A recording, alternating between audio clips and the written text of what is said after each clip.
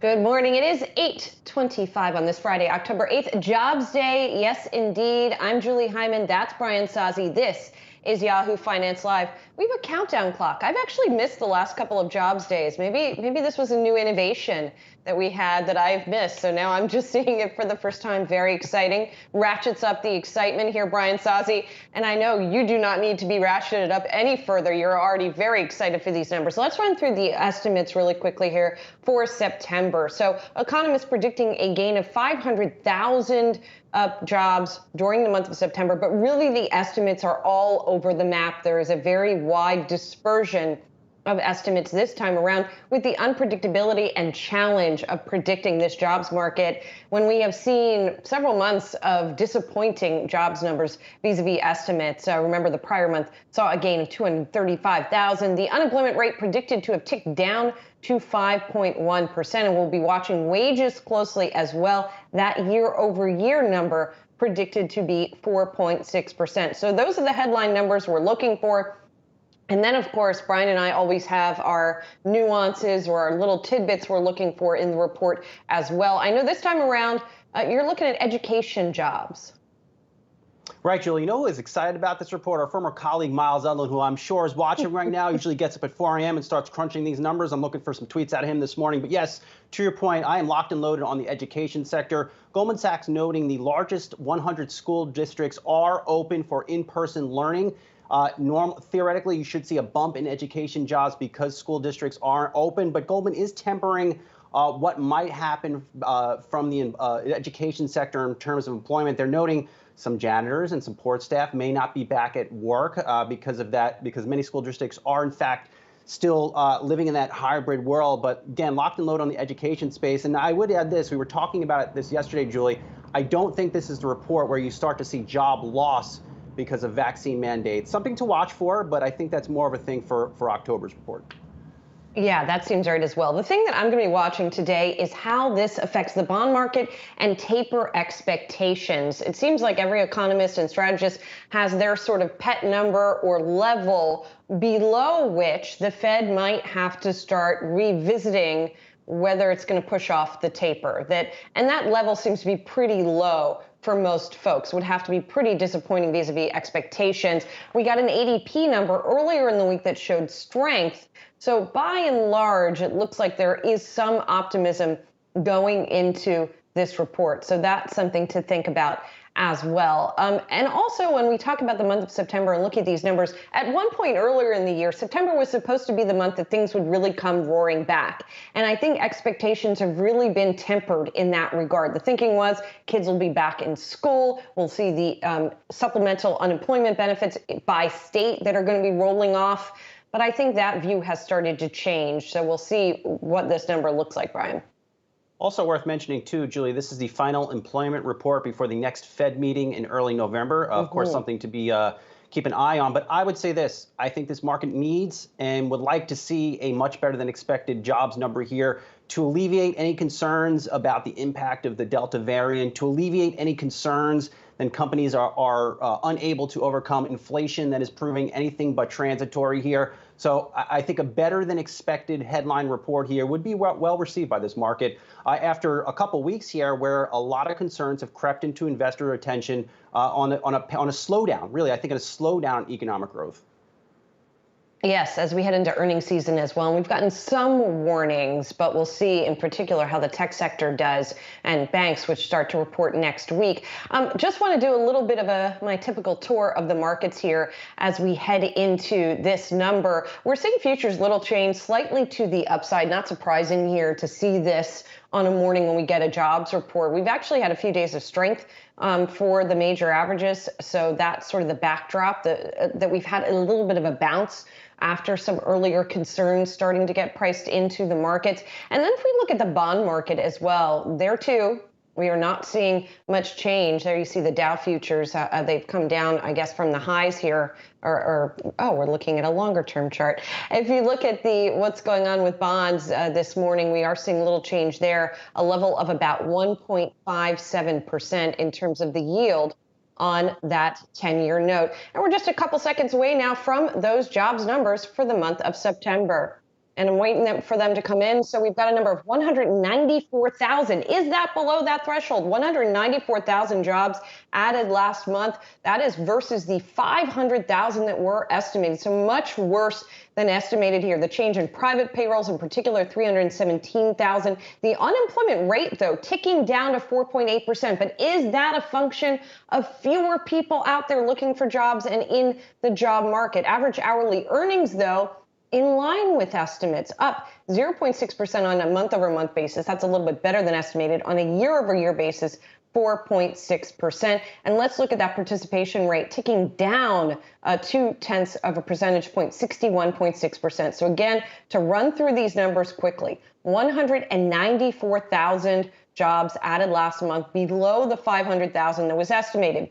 The prior month, August, revised upward to a gain of 366,000. Still, can't call that a wash because of the much lower than expected number this month.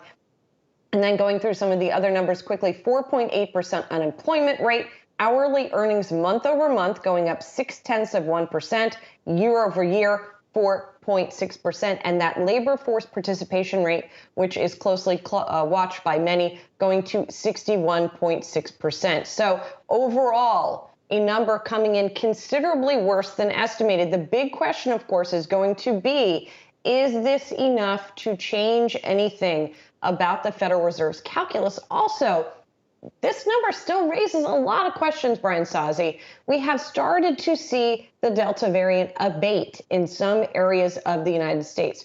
Why is this number still so stubbornly low? It's really a conundrum at this point.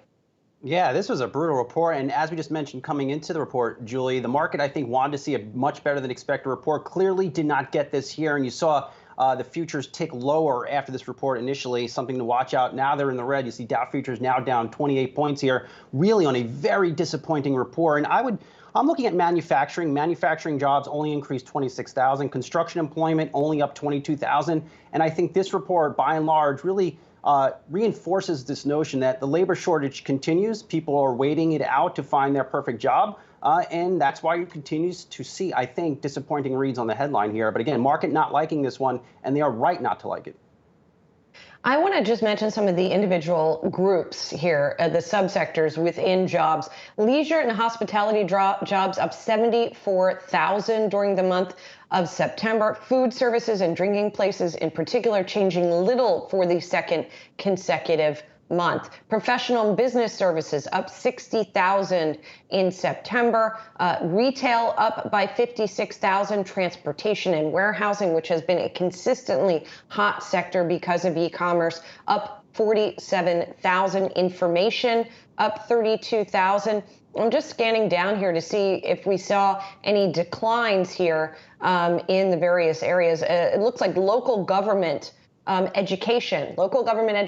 So there you have local education that you were pinpointing going into this number, down by 144,000. State government education down 17,000. Private education, it says little change, but that was a drop of 19,000. Little change in healthcare as well. So definitely some areas of weakness. Healthcare, that's going to be a really, really interesting one to continue to watch, Brian Sozzi, between healthcare workers that had vaccine mandates that perhaps did not get vaccinated, did not end up going back to work, and just continued shortages that were structural even before the pandemic in that industry, Brian. Yeah, absolutely. Something to continue to watch moving forward. Now, if there is a silver lining to this report, I would like to highlight the upward revisions. July and August saw some pretty solid upward revisions. Overall, 169,000 more jobs were created than previously reported. Silver lining, but still, it's going to be a lot. I think investors are going to take their cue off another straight consecutive whiff on the headline jobs number. And Julie, let's keep in mind what happened when August numbers were reported. That number of badly missed estimates marked a slowdown, and you saw the markets over the next month really trade off their highs. The S&P 500 peaked on September 2nd, and I can't imagine this report will do anything to just help push the S&P 500 back to that 52-week high on September 2nd. Yeah, I mean, you would have to see quite a revision to this 194 to really make a big difference, I think, in the perception of this number. Let's get a check on what's going on in markets here on the back of this now that we've had a few moments to digest what's going on. Our Jared Blickery manning the Wi-Fi Interactive. What are we seeing, Jared?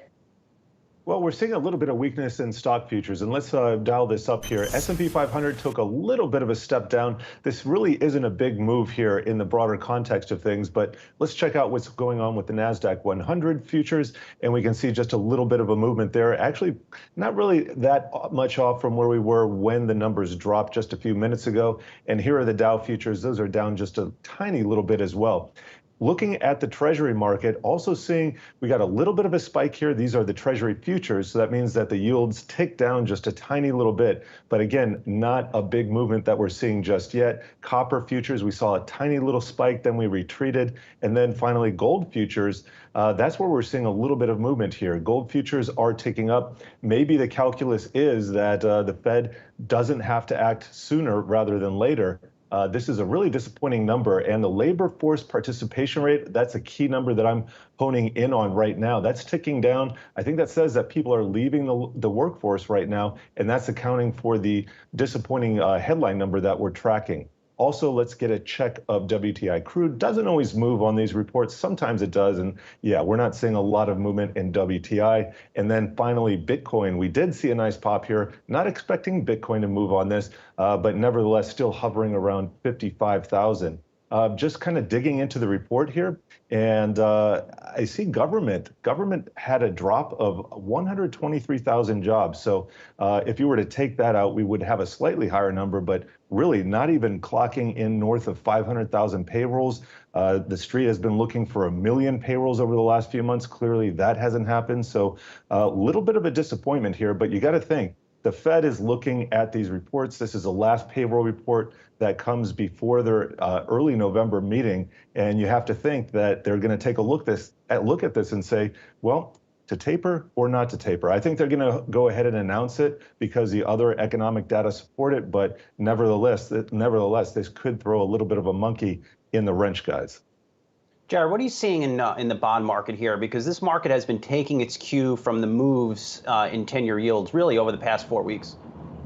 Yeah, we've seen a big spike up in yields. And let's go to the Wi-Fi Interactive one more time here. And this is an intraday chart. I'm going to dial this back to a 2-month. And again, these are the Treasury futures. So these move inversely with yields. Yields have been ticking up, and we can see over the last 2 months, the futures have been ticking down. And actually yesterday, we saw the lowest levels in the futures, the highest level in yields that we've seen in several months. So I'm going to put a year-to-date chart up here, and we can see we're ticking down to the levels that we saw earlier this year in April. So yields going higher generally means it's good for the economy. It's reflecting an economy that's expanding, where we see the value sector, such as financials, energy, those kind of sectors are outperforming. And while I have the interactive here, let me just get a check of the action that we have in the NASDAQ 100. So I have our intraday market quotes here. These are the aftermarket quotes. We have Apple up about 0.5%. That's building on gains. As you can see, they're up 91 basis points yesterday. Amazon's up as well, about 0.6%. Alphabet, Microsoft. And looking at the sector action right now, tech is in the forefront. So that would be concurrent with maybe a slight tick down in yields. We'll have to see how this all shakes out. Usually takes about 30 minutes or so to get a good direction of where things are going to happen or settle within the markets. And also keep in mind that we usually get a reversal of the initial move. So we saw an initial move down in stocks. A lot of times we'll see a back and fill to the upside. So really not going to be settled today until the close, and we're going to be tracking this throughout the day. But nevertheless, tech is the biggest recipient here of the overnight moves, along with healthcare, energy, and communication services. And let me do this. I have been tracking the S&P 500. I'm going to go back to the S&P 500 futures, and let's put this on a 2-month basis. Yesterday was fairly constructive. Now, we did get a sell-off. This high that we had yesterday was a 50-day moving average. Let me see if I can pull this up There we go. And that was resoundingly rejected yesterday. Also, we got a negative trend line rejection. So if we were to close above the 50-day moving average today, I would say that's very constructive, probably going to see a test, if not an eclipse, of those record highs that we saw earlier last month. But if we were to sell off here, probably going to see a return to these lows and a break of those lows. So the technicals are pointing to a breakout. We just don't know the direction just yet. And as you said, it's going to take a little time during the day for things to kind of settle out in terms of how people are reacting to this. Jared Blickery, thank you so much. We want to bring in Constance Hunter, KPMG Chief Economist, and Julian Emanuel, BTIG Chief Equity and Derivative Strategist. Reminder to both of you to please unmute in all of the excitement that we are getting here this morning. Constance, I want to start with you. And, you know, I think there's a lot to be said about the Fed implications here. But first, I have to start with, why is this number still so low? One reason, the Delta variant. It really caused a speed bump. And you know, it's funny, our initial forecast for this number was 185. And then, you know, we were looking at the home base data and thinking, oh, I think we have a freeze for Constance, unfortunately. Oh. Constance, are you there? Can you hear me? Yes, we got you. We got you back. Oh, okay. Sorry. The Delta variant really caused a speed bump. And we see this in a number of factors in the data. But if we look at the job reentrance, which I just tweeted out, right, you can see a slowing of the pace. We have 2 months of decline in temporary workers, temporary office workers. That is usually not a great sign. But again, it corresponds to what's happening with Delta. And so long as we can keep our case numbers down and really get a handle on the Delta variant, then I think it's just going to end up being a speed bump rather than a full-on derailment of the pace of the economy. And, you know, sadly, the Fed's not going to have a lot more data from the jobs perspective to go on and when they meet again. And that is really the key. I think it puts the question of taper, you know, certainly I think people were counting on it being November. And I think now that gives there's a percentage chance that it won't be November now as a result of this data. Julian, you saw Jared Blickery doing some magic work on the Wi-Fi Interactive here on the S&P 500. Is this report so disappointing that we can break below those lows we saw on the S&P 500 a couple sessions ago? Not quite yet, in our view. There's a ton of cross currents, and the first thing I want to say to my esteemed fellow guest and the rest of the economic profession, what's going on, what went on at 8:30 this morning, it just shows how incredibly difficult the pandemic and the after effects have been to get economic forecasting right. The range of estimates has been enormous. From our point of view, what's very key here is how do yields move. As long as yields don't move sharply higher or lower, and the reaction thus far has been rather muted towards slightly lower, we think that stocks will likely continue this sort of sideways trend until you see a greater resolution, perhaps, of events in Washington, a little bit more progress there. And, you know, a little bit more data.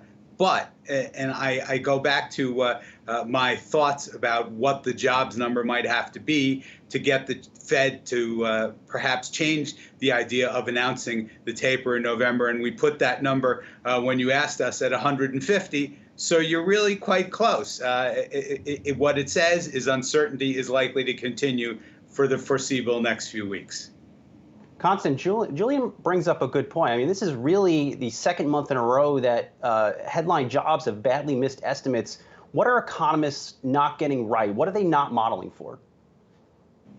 Well, first of all, the models don't help you in this situation where you have a shock, right? So the models are based on past trends, and we don't have a past trend really of an increase in cases unless you count last winter, sort of the November, December, January period. And so when we were modeling it, we were kind of going back to that time period. But then you're really, you know, forcing those models and doing a lot of overriding and judgment rather than just relying on the model itself. And so, whenever you have shocks, that's the thing that becomes very hard to model. And so you can use judgment to make an estimation. But this sort of strays away from the modeling. So the question is, do you stick with your model or do you override with judgment? Obviously, economists that are in the markets usually choose to override with judgment because there have to be, decisions that are made and positions that are put on. And again, I think we want to keep in mind the jobs data is a concurrent to lagging indicator. It is not a forward-looking indicator. And what we do is we parse through all the details of this jobs report to say what in here could tell us about the future, right? And it's very difficult because the future is really dependent on the path of the virus. And that has been the thing that has been extremely difficult to predict.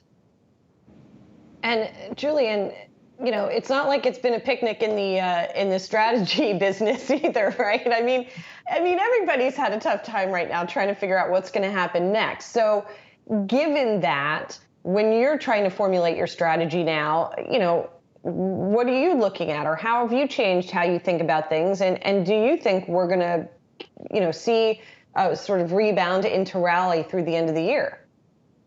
Well, Constance hit the nail right on the head in making the case that, formulas and spreadsheets and so on cannot possibly model what has happened the last 18 months. There's no precedence for it. From our point of view, what's very important when we think about the future course of stocks, long term, we're quite positive because if you think about it, the seeds for above trend growth. And let's all remember that prior to the pandemic, an unemployment rate with a 4 handle and a jobs creation number close to 200,000 would have been considered a very, very strong outcome. Obviously, the circumstances have changed. But when we think about that and we think about the monetary and fiscal policy that's been applied to the economy and the prospect of above trend growth in 2022 and frankly into 2023, that's the long-term case for stocks.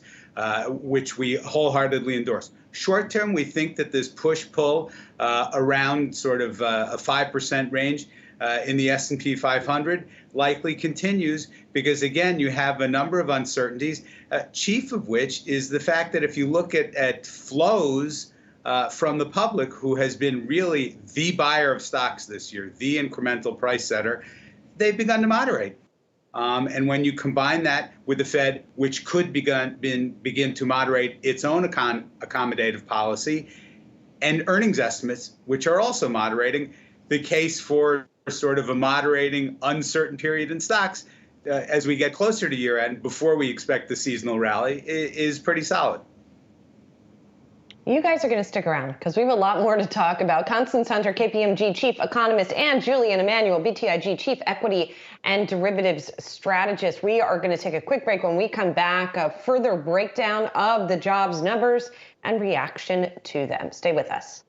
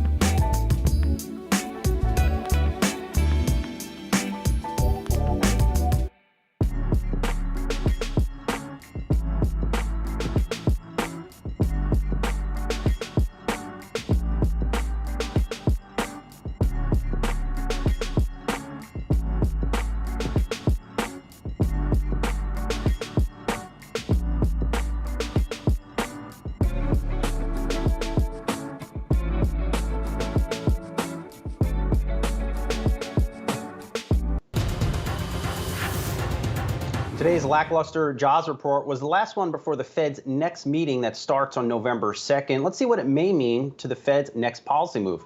Yahoo Finance Fed correspondent Brian Chung is here. Brian.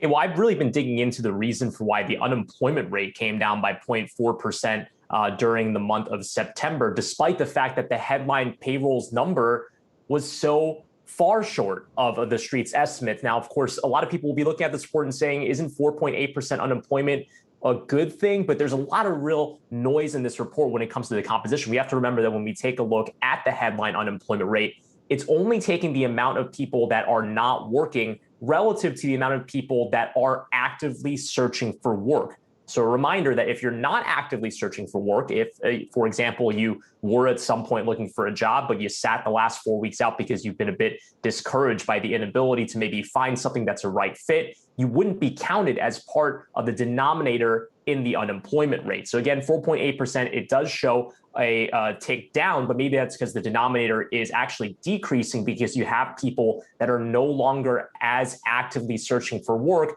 as they were in August. And here's one reason why. If you take a look specifically at the statistic of those that are marginally attached to the labor force, take a look, for example, the fact that during the month of September, it actually ticked up to 1.7 million compared to, it was actually 1.55 million, round that up to 1.6 million. But that shows that there could be over 100,000 people in the labor force that decided between August and September that they were no longer as actively searching for a job. So it's a very interesting compositional effect. But there's a little bit of a two-sided story here when you take a look at the employment to population ratio. Again, this is just taking a look, if you kind of take out all these elements of who's searching, who's not searching, and you just take the number of people that are working divided by the total number of the population, that statistic actually increased between August and September, 58.5 in August, 62.2 in September. That's a good sign. So very different stories from these two statistics. Of course, the big major question is what are the implications for the Federal Reserve? Consider that the Fed signaled in its last meeting that effectively it was ready to start tapering its asset purchase program as soon as the November meeting, again, referring to that $120 billion a month pace of asset purchases. Basically, as long as this number that we saw today was positive, seems like the green light is still there for the Federal Reserve to begin tapering, despite the fact that maybe the headline payroll gains number was a bit lower than expected. But consider that the 4.8% unemployment rate will definitely be a good sign from the view of the Federal Reserve officials, guys. Brian Chung, thanks so much. All right, we're still joined by Constance Hunter and Julian Emanuel. Guys, let me go to you first here. You know, this is really the last report before I would say the economy starts to feel the impact of the vaccine mandate, and workers either getting fired or leaving their jobs because of this mandate and mandates by their employer. How big a headwind is that to the economy moving forward? Oh, interesting. I would actually characterize that medium term as a tailwind, not a headwind, right? So I think a number of workers are hesitant to go back to work and be the ones enforcing among customers that they be vaccinated or that they wear masks, and are perhaps even afraid to expose themselves to other colleagues that may not have been vaccinated. So I think this could cut both ways. It could operate as a tailwind and a headwind. And certainly we've seen a lot of churn in the labor market as a result of the pandemic, people leaving jobs, reevaluating their lives. Some people saying, I really don't want to ever go back to the office, so if you make me, I'm going to quit. Others saying, actually, I really need to get out of the house. Please let me come back to the office, right? So we've seen a lot of churn. This might accelerate some of that churn, but overall, it should actually be a tailwind to returning to work and returning to growth. And I just want to point out, you know, some of the things that I'm seeing in this report as I look through the totality of it. And one of the things we're seeing is a tick up in hours worked. So what that suggests is that workers were still hard to come by in September. So those employers that wanted to hire had to rely on their existing workers and increasing their hours rather than adding new workers. Now, I think that as vaccine mandates come into play, you may find it's easier to hire new workers because hesitancy about exposing oneself to others that are not vaccinated would then dissipate. So I don't know. I will have to see how it shows in the data. But if we look across states and we look at the change in the unemployment rate from July of last year to now, what we see is a very positive correlation. The states with higher vaccination rates showed the most significant improvement in unemployment. So I would see this as a tailwind, not a headwind. One of the people who's in the office is Julian. I want to go to you, Julian. I mean, I think as important, maybe if not more important than this report today and the idea of economic growth is what's happening on the price side and what's happening on the inflation side in terms of stocks. And there, as I mentioned, we saw that average hourly earnings rise 4.6% year over year. We've had a number of companies come out in advance of earnings season to warn about rising costs. So what are you bracing for when we get into the thick of earnings season when it comes to inflation and the effect it's going to have on corporate bottom lines? So from our point of view, earnings season, literally almost the last 2 years, has been noisy and difficult to interpret. That is not going to be the case starting next week. What companies say about costs, what companies say about revenue forecast and visibility in 2022 is going to be extremely important to us. And frankly, it really does feel as if it's a potential mixed bag here. And that's reflected in the idea that if you look at the last couple months, earnings estimate trends for both 2021 and 2022, which have very closely tracked and sort of part and parcel the rise in the S&P 500, have, like the S&P itself, begun to plateau. So we're really going to be looking for company-specific commentary. Do they have supply chain issues under better control? Is the revenue stream as robust as it would appear that demand, which has largely been unsatiated because of these supply chain issues, there? Really a lot of questions will be answered, and we think it's going to make a big difference at the individual stock level. Julian, I have to admit, I'm very jealous of all the screens you have in that office. So when you get off with us and you go back to all those screens, what are you telling clients and those folks on your team? What sectors should they invest in? What companies, with the backdrop of really, I think, slowing growth because of the Delta variant, but high inflation? So from our point of view, we think the growth slowdown is likely temporary. Okay, it appears as if third quarter GDP is trending, perhaps as low as 2% or so. But when you look at the following year, 2022, to expect something in the high threes or the low fours is very reasonable, particularly when you think about the boost that we're going to get from the rest of the world reopening. They've lagged behind us in terms of vaccine administration. And Constance brought up a very good point about thinking about the vaccine mandates. It may be a short-term headwind, but near-term, it's, in our view, a decisive tailwind that brings the entire world closer to whatever that new normal is going to be. So for us, that means we want to maintain the cyclical bias towards financials, towards energy. We also like healthcare. And frankly, in a world where we think yields on the long end are going to continue to rise as the economy shows its strength, we want to stay away from the high multiple growth names, particularly in areas like communication services, where there are obviously lots of legislative issues, and consumer discretionary is a place which we think has done very, very well and likely to pause as the cyclical aspect begins to reaccelerate. Constance, 22nd, high threes, low fours GDP next year. Does that sound reasonable to you? Yeah, that's about where we are for next year. And as Jared pointed out earlier, we're looking for 2 years above trend GDP growth, which should be good for firms and for top line growth for companies. All right, a little silver lining here. I like ending it on that note. Constance Hunter, KPMG Chief Economist, and Julian Emanuel, BTIG Chief Equity and Derivative Strategist. Thanks to you both so much for helping us break down and make sense of this very important report this morning. Have a great day, you guys. We are going to take a quick break, but we are not going anywhere. We'll be right back with more on the jobs report and the reaction.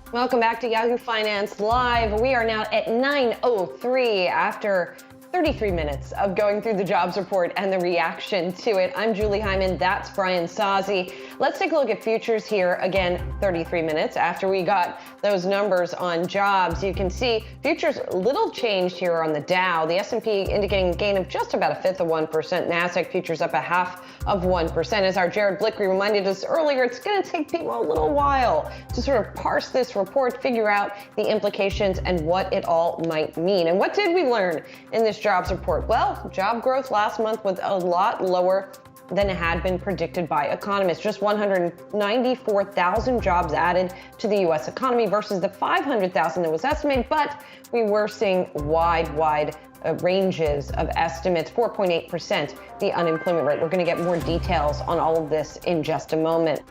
Hot chips. Taiwan Semiconductor and Samsung give updates on the torrid demand for their products. Taiwan Semiconductor's ADRs, or U.S. shares, I should say, trading higher just modestly in the pre-market. Samsung, also gave a prediction for its sales.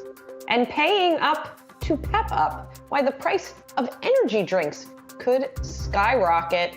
Brian Sozzi, who lives on the things, is going to tell us why we could see prices go up. But first, let's get to our Emily McCormick, who has been going through the jobs numbers to give us a synopsis and some of the important details from the report. Emily.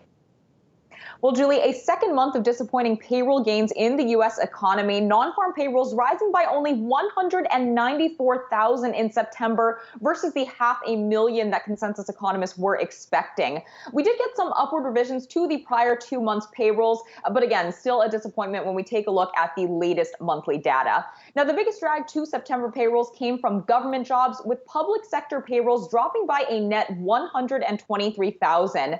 Now, local government education jobs specifically fell by 144,000. And the Labor Department did say in its report this morning that this drop does to some degree reflect distortions caused by seasonal adjustments in hiring for back to school season, since that did come in lower than expected this year versus previous years. Now, other areas of the report were slightly less bleak when it came to hiring trends. We saw that leisure and hospitality employment rose by 74,000 last month. That was nearly double the gain that we saw from August, although still weaker compared to some reports that we got previously earlier on this year.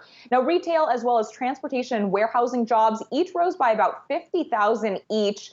And then taking a look elsewhere in this report, I want to highlight that the unemployment rate did fall more than expected to 4.8%, although this positive development came alongside a disappointing drop in the labor force participation rate to 61.6% versus the 61.7% that we saw in August. Now, the size of the civilian labor force also actually contracted in September, whereas many economists had been expecting that to expand as more individuals were expected to come back into the workforce and seek jobs as Delta variant related cases retreated from a summer peak.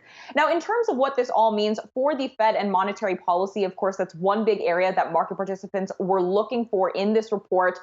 For that, I do want to read one comment that I got from Andrew Hunter at Capital Economics this morning, who wrote, quote, "The disappointing gain in non-farm payrolls in September probably still counts as decent enough for the Fed to begin tapering its asset purchases next month. But alongside signs that activity growth is slowing sharply at the same time as worsening labor shortages are putting serious upward pressure on wage growth, it looks set to leave Fed officials in an uncomfortable position over the coming months."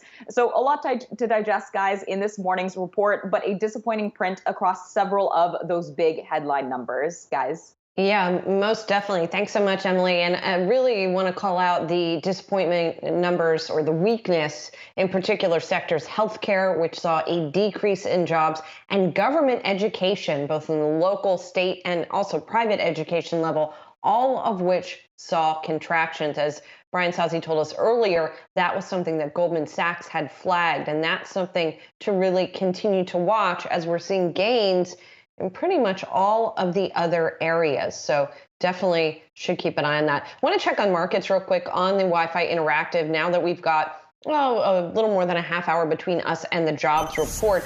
S&P futures, if you look at the intraday level, you can see on the right side of your screen, obviously, all of the toing and froing in futures as people are trying to figure out exactly what to make of these numbers. It is not necessarily an easy thing to do, as really they're trying to game out what all of this is going to mean for the Fed. If you look at the dollar index, we are seeing some declines from the earlier highs of the session. That is something that we have been watching because we have been seeing more consistent strength in the US dollar. So we'll see what people make of that. And then also we're watching, of course, the 10-year yield now at 1.58%, a little bit of volatility here too, of course, in the wake of those jobs numbers. Elsewhere, in terms of what we're watching this morning, I'd love to check on Bitcoin as well, because we have been watching that push back up towards 55,000. It hit that level earlier and now is back, still up 1.7%,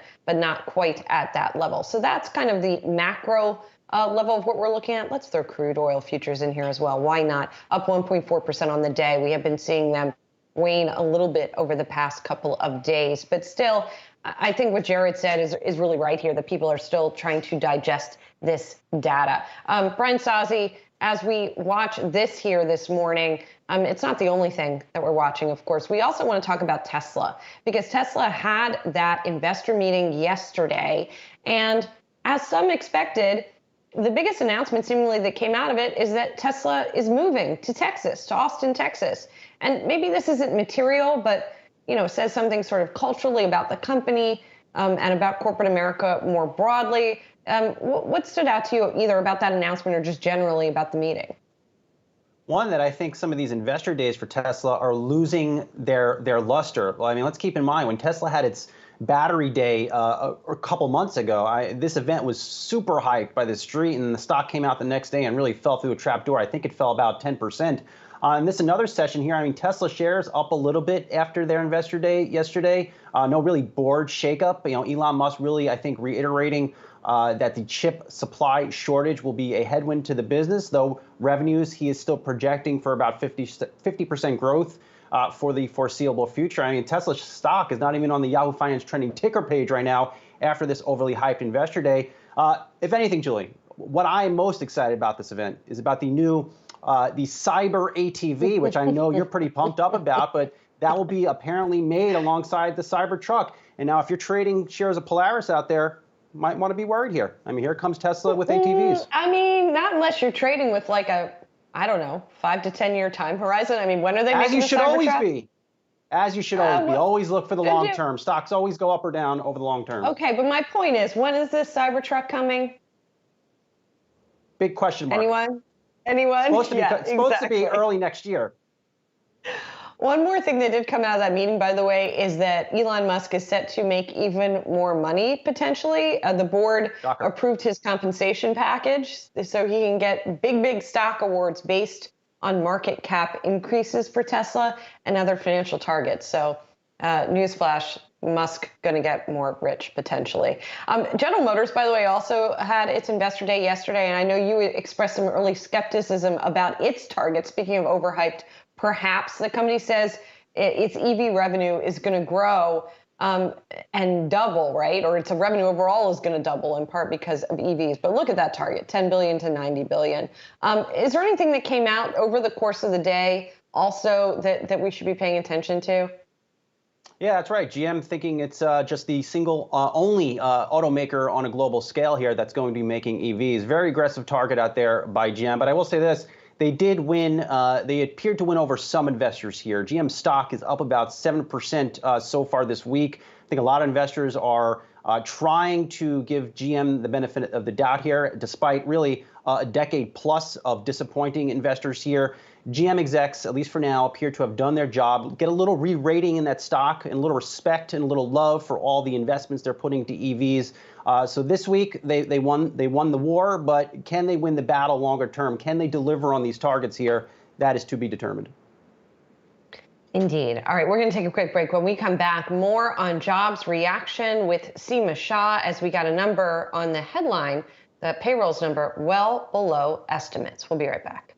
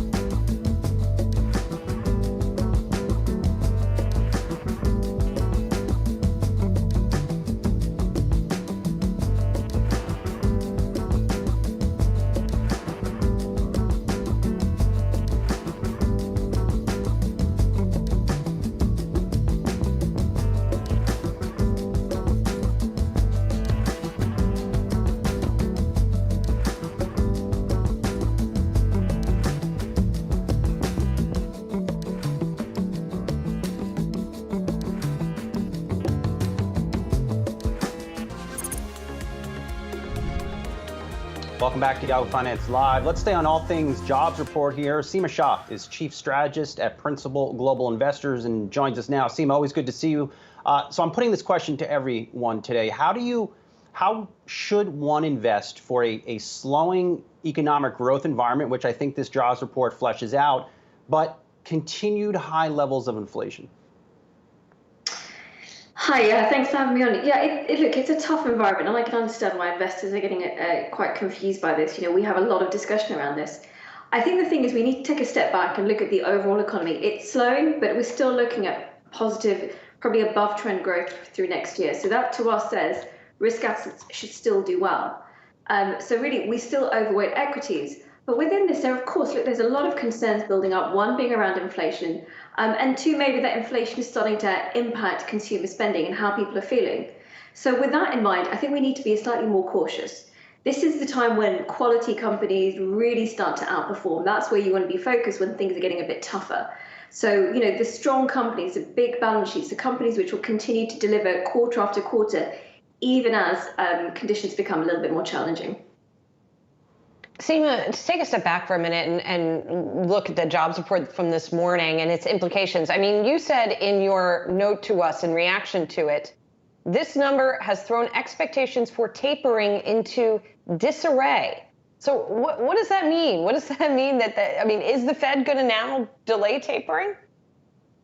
So look, I think it's very difficult to know. We came into this week, and I think everyone was of the assumption that we didn't need much to convince the Fed that it was the right thing to do to start tapering in November. This number it's definitely weaker than expected, and I think more worrying than actually that headline number is the fact that the participation rate has fallen. We should have been seeing it increase. We should see people returning to the labour market as you see the expiration of benefits, you see the return to in-person schooling and general COVID confidence.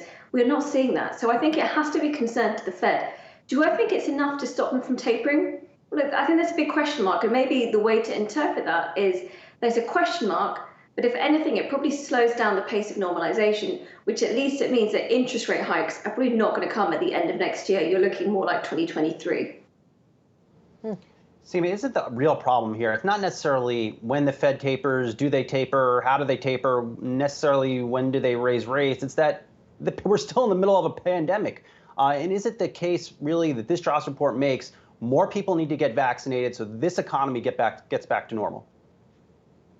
I think there's certainly that case, and I think you're right. I mean, look, investing during a pandemic, as an investor, or certainly even as a central bank trying to think about how to conduct policy when the environment is still so uncertain. And I think this jobs report really shows that in a very clear light. It is probably true that as vaccinations increase, there'll be more confidence about returning to the market, and just about generally going out and spending money, kind of mobility should increase. So I think that is a dynamic that we would hopefully continue to see in the US. There has been a bit of a slowdown in vaccination numbers, which hasn't helped the economic recovery. But, you know, hopefully over the winter months, we should see some continuation. But as I said before, the key thing is that even with a slowing growth rate, it's still a growth rate which is above trend. So you still have a fundamental strength in the economy, but investors have to be that much more selective now. So let's go back to investing in companies with robust balance sheets who are going to be sort of resistant here. A lot of those are in the sort of tech and communications sectors, but there obviously has been a lot of concern around those sectors that with rising rates, we are going to see their PE multiples squeezed. Is that in particular an area you would look at or avoid, or do it on a sort of case-by-case basis, as you were talking about? Well, we do still really like big tech, and again, you have to be selective within big tech. You know, just you have to pick out the strong ones. We have been fans of big tech for a while, and that hasn't changed now. I think today's report again is reminding us that normalization from central banks is going to be very slow, very gradual. So with that in mind, the rise in rates, look, there is a bias to the upside, but it shouldn't be too sharp a move, and we're probably nearing that ceiling at this stage. So, you know, the last 2 weeks have been difficult for big tech, but we think a lot of that the kind of challenging conditions are starting to wind down now. And this, as I said, is the strong balance sheets, positive cash flow, companies that as margins potentially get pressured by rising costs. You want the companies that can withstand that kind of pressure. And that's one of the key reasons why we continue to like big tech. Seema, I hear what you're saying on tech. I mean, big tech has been just really beat down the past month and a half with the rise in yields. But, when someone sees the extent of the jobs report missed today, does it argue that one should raise a little cash, perhaps go to consumer staple stocks, other dividend payers that are a little more safer in what could be a volatile environment into year end? Well, so I agree that there's probably cause for more caution than there was maybe 3 or 4 months ago, absolutely. But in terms of going to cash, I don't think we need to get to that point because, you still have got a point where earnings growth will continue to be positive and quite impressive. It's about positioning within risk assets, so equities within credit, but to a slightly safer environment. And that's one of the reasons why this idea of moving towards quality should do better in this kind of environment than what you would have from your typical cyclical space, which is going to be more exposed to some of the headwinds that we may see from the economy and certainly from the labor market. Great insights as always. Seema Shah, Chief Strategist at Principal Global Investors. Have a great weekend. All right, today's Yahoo Finance stat of the day is one of me teasing the stock market bulls out there. Sorry, bulls. The S&P 500 has gone 23 trading days without setting a new high. Its longest stretch in over 200 days and the second longest in history. That is according to the folks at Sundial Capital Research. Sorry, bulls, but not really sorry at all. Straight ahead, Julie has all the details on a new cannabis merger that really makes all sort of sense. More on that in 90 seconds.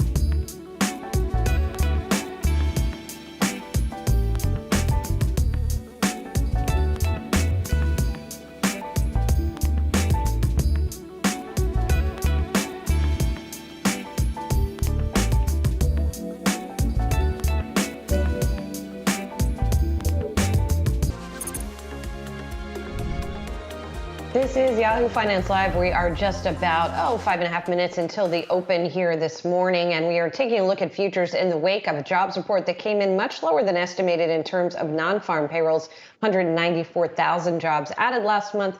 500,000 is what was estimated as the unemployment rate ticked down to 4.8%. All of that equaling a little bit of upside in stocks here this morning. Let's take a look at some individual stocks as well. We had some news on the chip front, not from here in the United States. However, important implications perhaps for the chip industry writ large.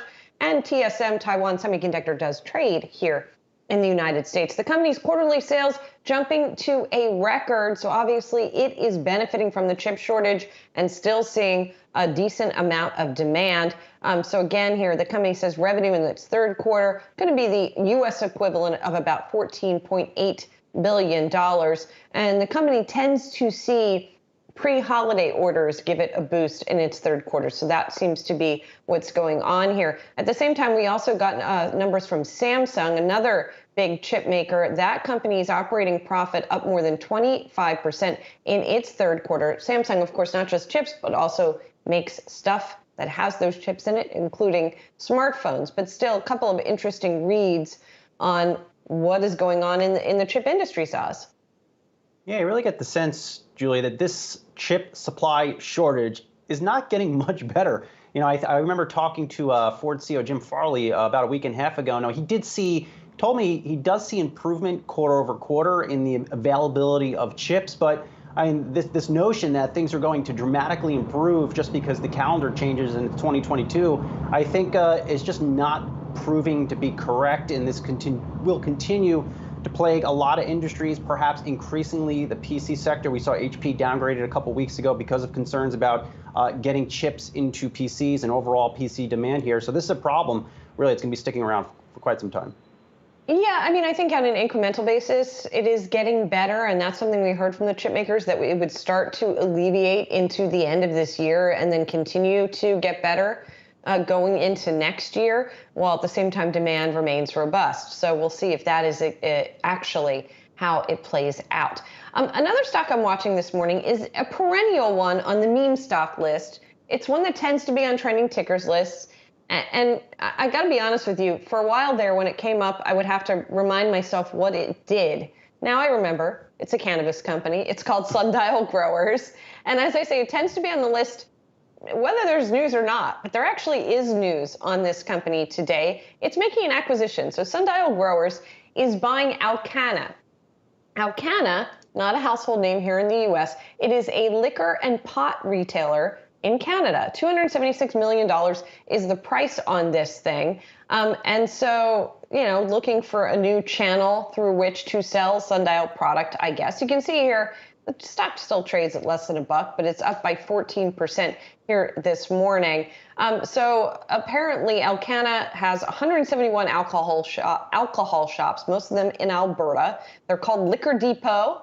And then they have a cannabis retail chain as well that was a separate company. They spun off into a separate company called Nova Cannabis, but they still own a 63% stake in Nova Cannabis. So a little bit of a complicated corporate structure there, but bringing together another attempt to bring together alcohol and weed under one umbrella.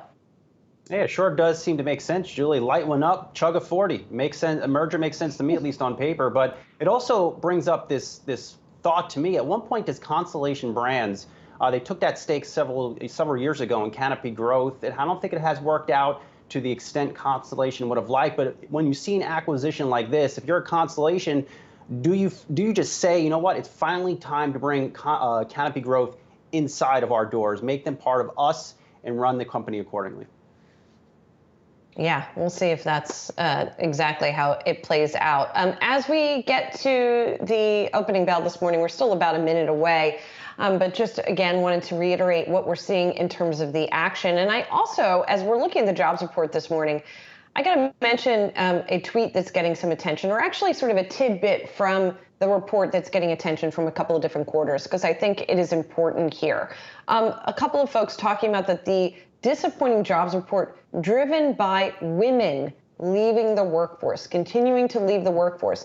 And Saz, this is interesting because kids are back in school, and there was this expectation that once kids were back in school, more women would go back to work. But school day is not, you know, it's not the full work day.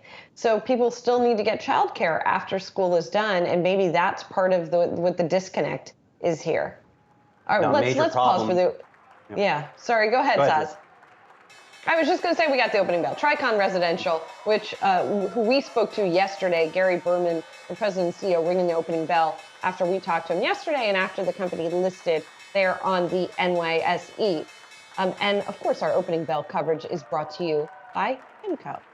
Brian Sozzi, So talk to me here. What do you think? What are your thoughts on women leaving the workforce?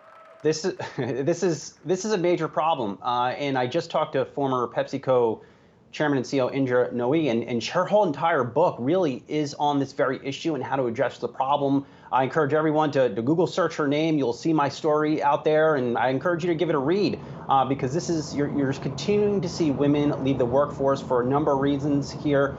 There has been a lot of studies out there recently on this, and it is a major problem that really, Julie, is holding back, I think, these jobs reports.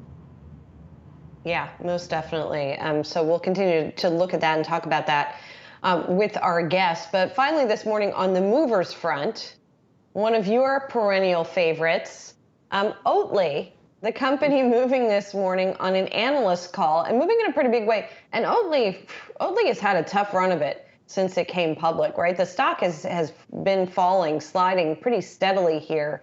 But I believe it's going in the opposite direction this morning. Oh, and how? It's up about 9%, Saz. What's up? Investors are drinking up this research note, Julie, from my man, Ked Goldman, JP Morgan, really one of the best names on the street in terms of food and consumer staples coverage. He is noting this, and to your point, Oatly shares are down 49% from their June 11th peak. So it has been a tough go. And now Goldman really lays out some of the concerns here. He doesn't hide them or bury them on page 97. One, there is concern among investors about inflation and how Oatly tackles that. Also noting that Oatly continues to be on sale a good bit. I know our producer Val Caval is very excited about that. Avid Oatly consumer. Now she can go get it on sale at a good price and help her out there and help her budget out. And also third quarter sales, when they report in a couple weeks, might slightly miss estimates. Now, having said all that, this main call by Goldman really is on valuation. It says really Oatly shares are just too cheap to ignore at current levels, looking for a 43% upside in Oatly shares over the next 12 months or overweight rating. I do find this one interesting too. At the bottom of the report, Julie, Goldman mentions it might be good to get long Oatly or what they call a pair trade. So get long Oatly and get more concerned on Beyond Meat. Expectations for Beyond Meat might be a little too high as sales growth has slowed down a little bit in recent months. Very interesting. So plant-based milk over plant-based meat. Food. Mm-hmm. At least for the moment. All right, we'll see how that trade plays out. But right now we're going to take a quick break, and when we come back, we'll be checking with Jared Blickery on the floor of the New York Stock Exchange for more on that jobs report reaction.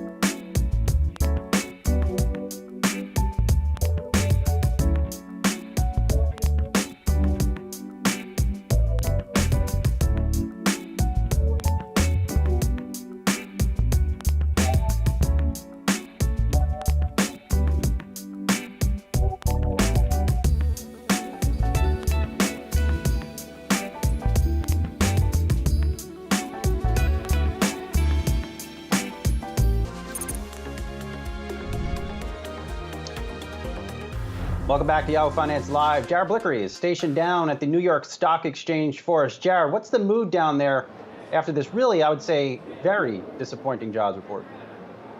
Well, I would say on a Friday morning, the mood is as you would expect here. Not too happy, not too ebullient.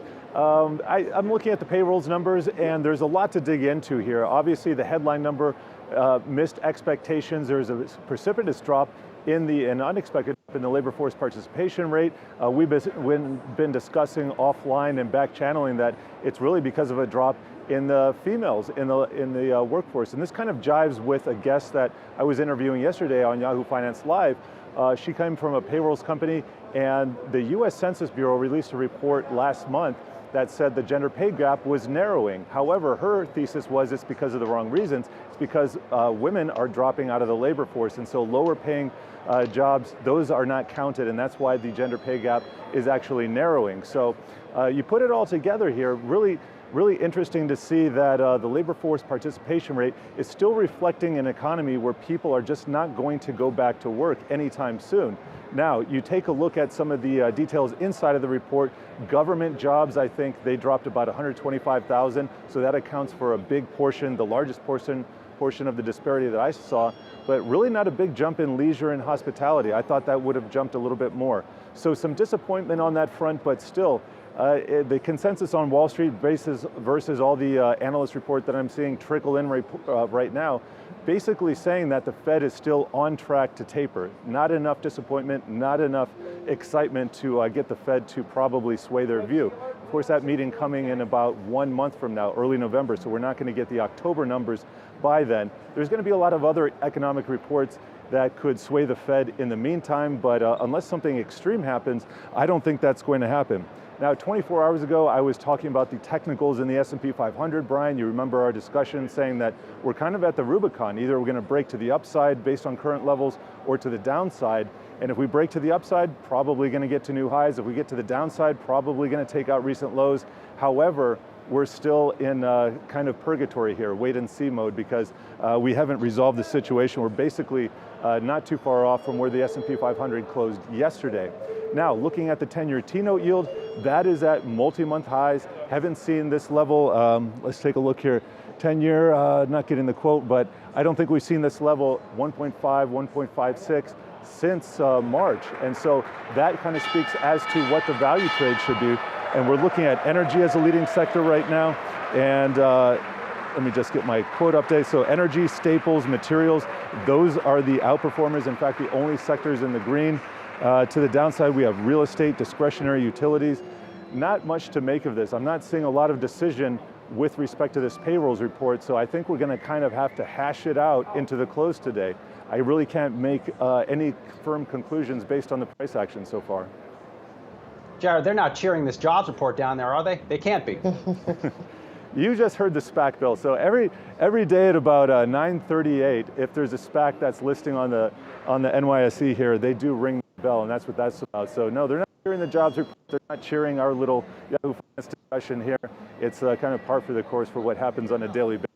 I will say, you can kind of set your clock to the way things happen down here. I come in about the same time every morning, see the same people pass by me at the same time every day, same thing at the close, and see something out of the normal, it does pique my interest. So I did see a couple of people here I hadn't seen in a while coming back to the office, coming back to the floor. They're going to be back here for a while. They had been gone the entire summer, so it's nice to see some fresh new faces here that I hadn't seen in a few months. Other than that, guys, I don't have a lot to report on. All right, well, nonetheless, we will still check back with you later. Jared Blickery, thanks so much. All right, coming up, LinkedIn's chief economist joins us for an inside look at the future of work on this jobs report Friday. Stay tuned.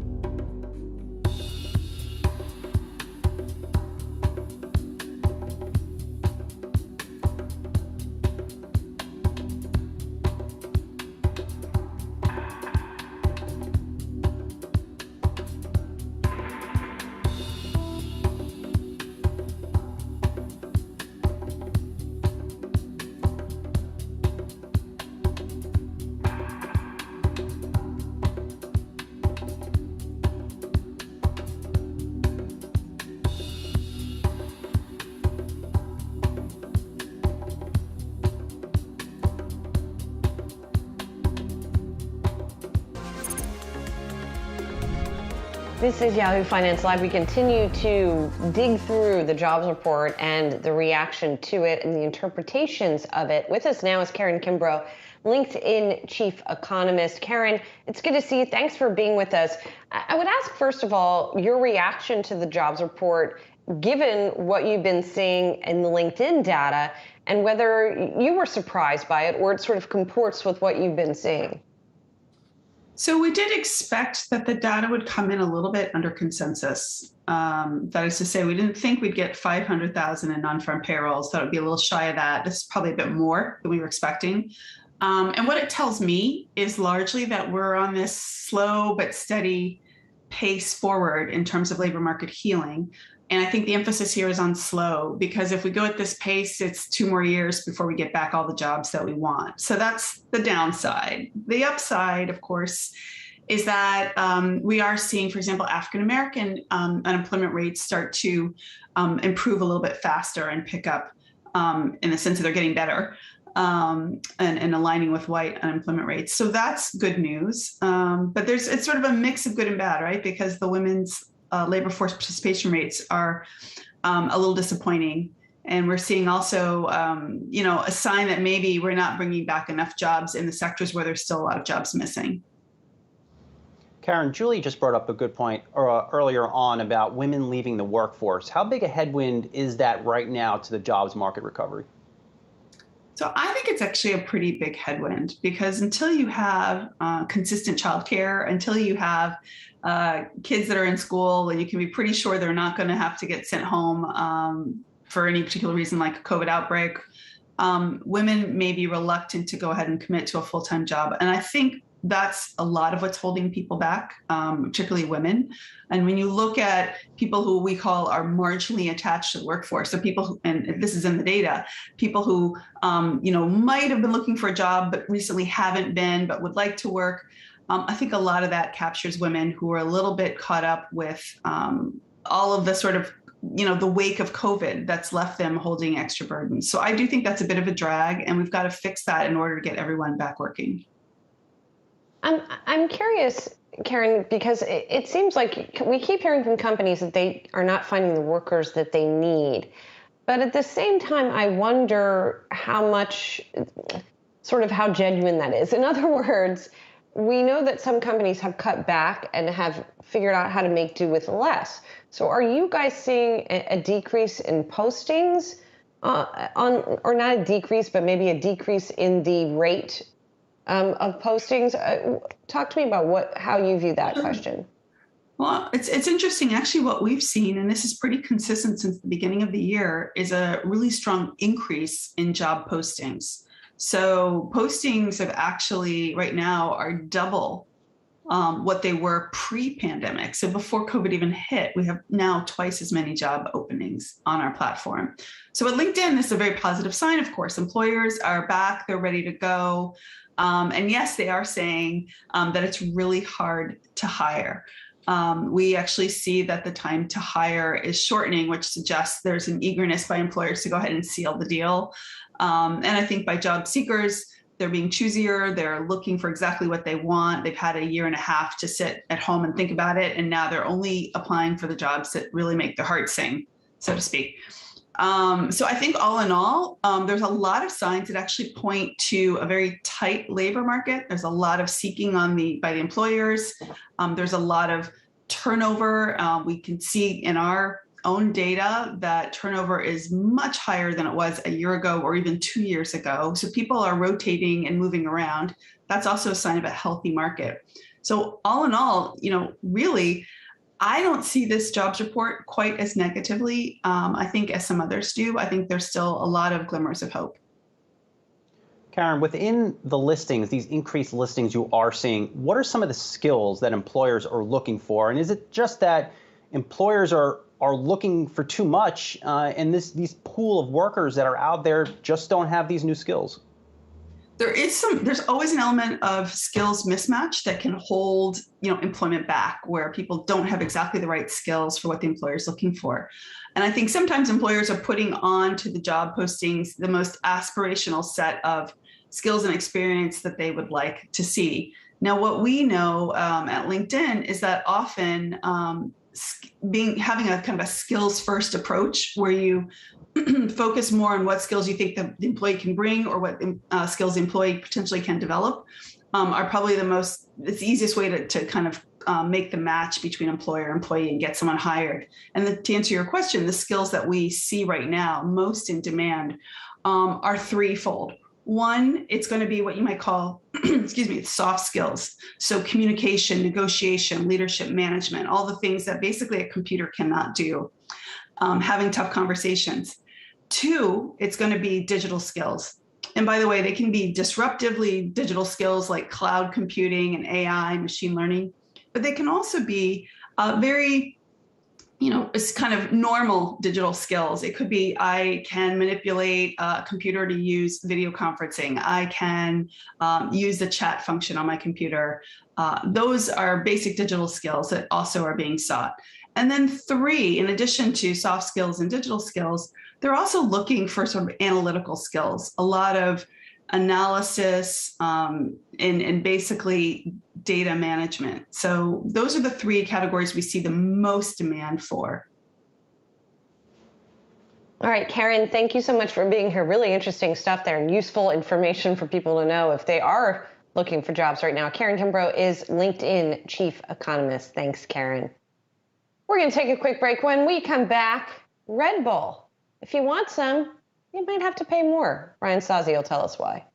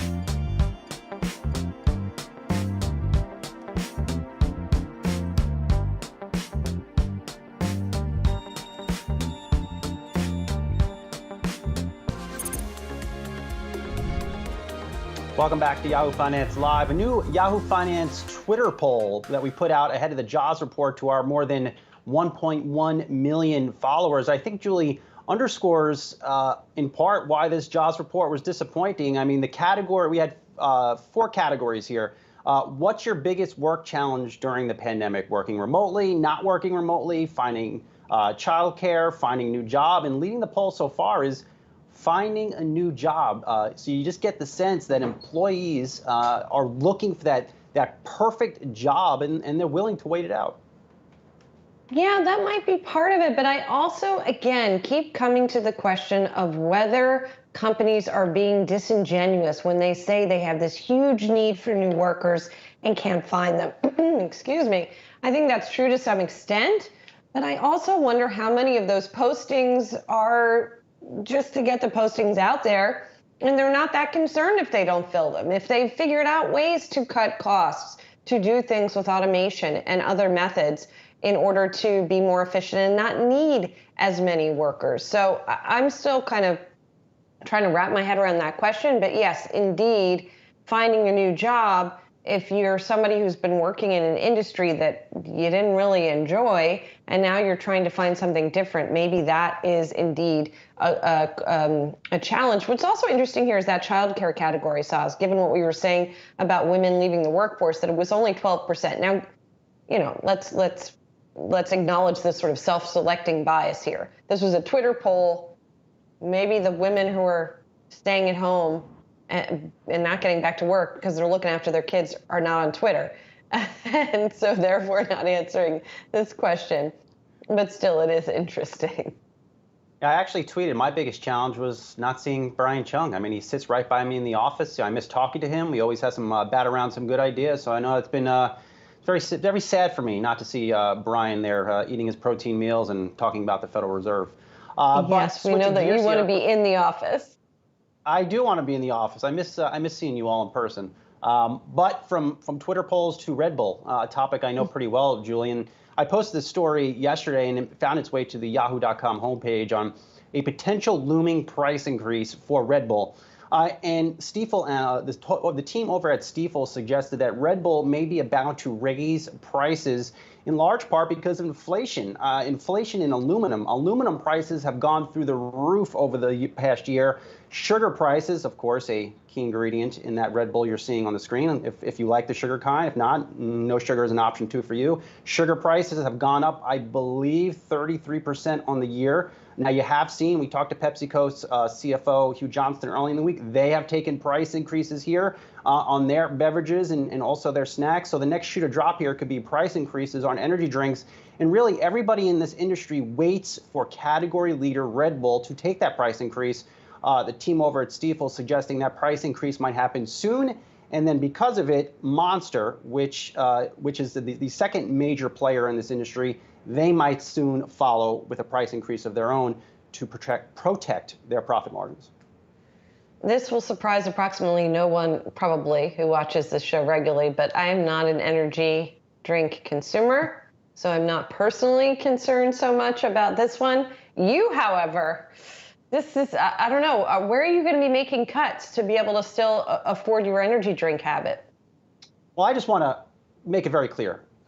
In my advancing age, I have gone away from energy drinks. So I am really, only caffeine I'm having now today is really 18 ounces of coffee, whether I make it here or I meet our producer Val at Starbucks. It's really one of those two, you know. So this is natural high energy SAWs. You know, I don't need those energy drinks anymore to bring you the productivity, Julie.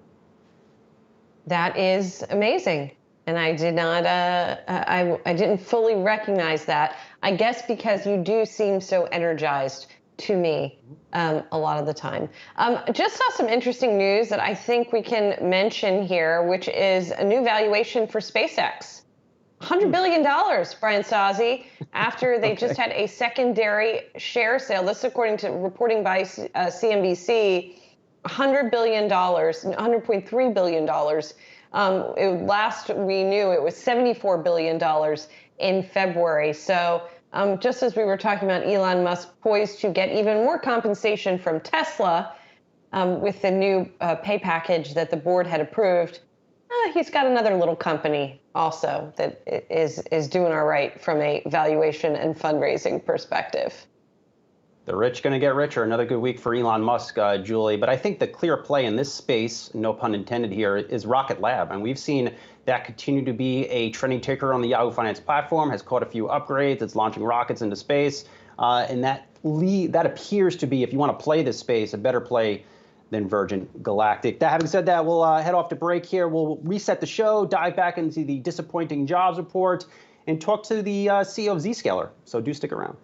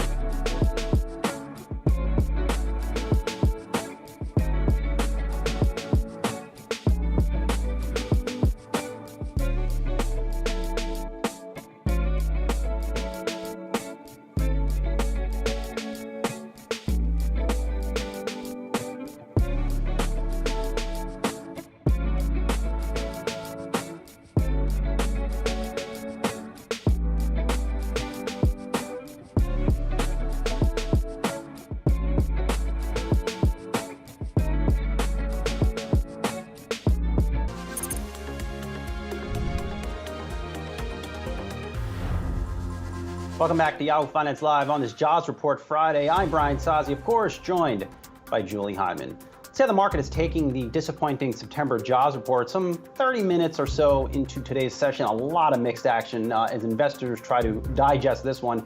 The Dow is slightly in the green, the S&P 500 flirting between gains and losses, and the Nasdaq is just straight up on in the red. As for crypto, the bullish bid remains. Bitcoin is flirting with $55,000 and at the highest level since mid-May. Shiba Inu, for all you fans of that cryptocurrency out there, has been on fire this week, up about 170%. Now, here are a few things we are watching for you at this moment in time. The September employment report badly missed estimates. Non-farm payrolls rose 194,000 in the month compared to estimates for 500,000 or so, while July and August saw upward revisions tallying 169,000 jobs. No doubt about it, there's a lot to digest in this report, and we, of course, will get right into it. We are keeping a close eye on the Yahoo Finance trending ticker page. As always, Oatly, a fan favorite here, is putting in another strong session this week after JP Morgan upgraded the stock to overweight from neutral. Ken Goldman, his price target on Oatly now assumes 43% upside. Meanwhile, Ford has also been a hot ticker on the Yahoo Finance platform as investors continue to digest its big electric vehicle plans.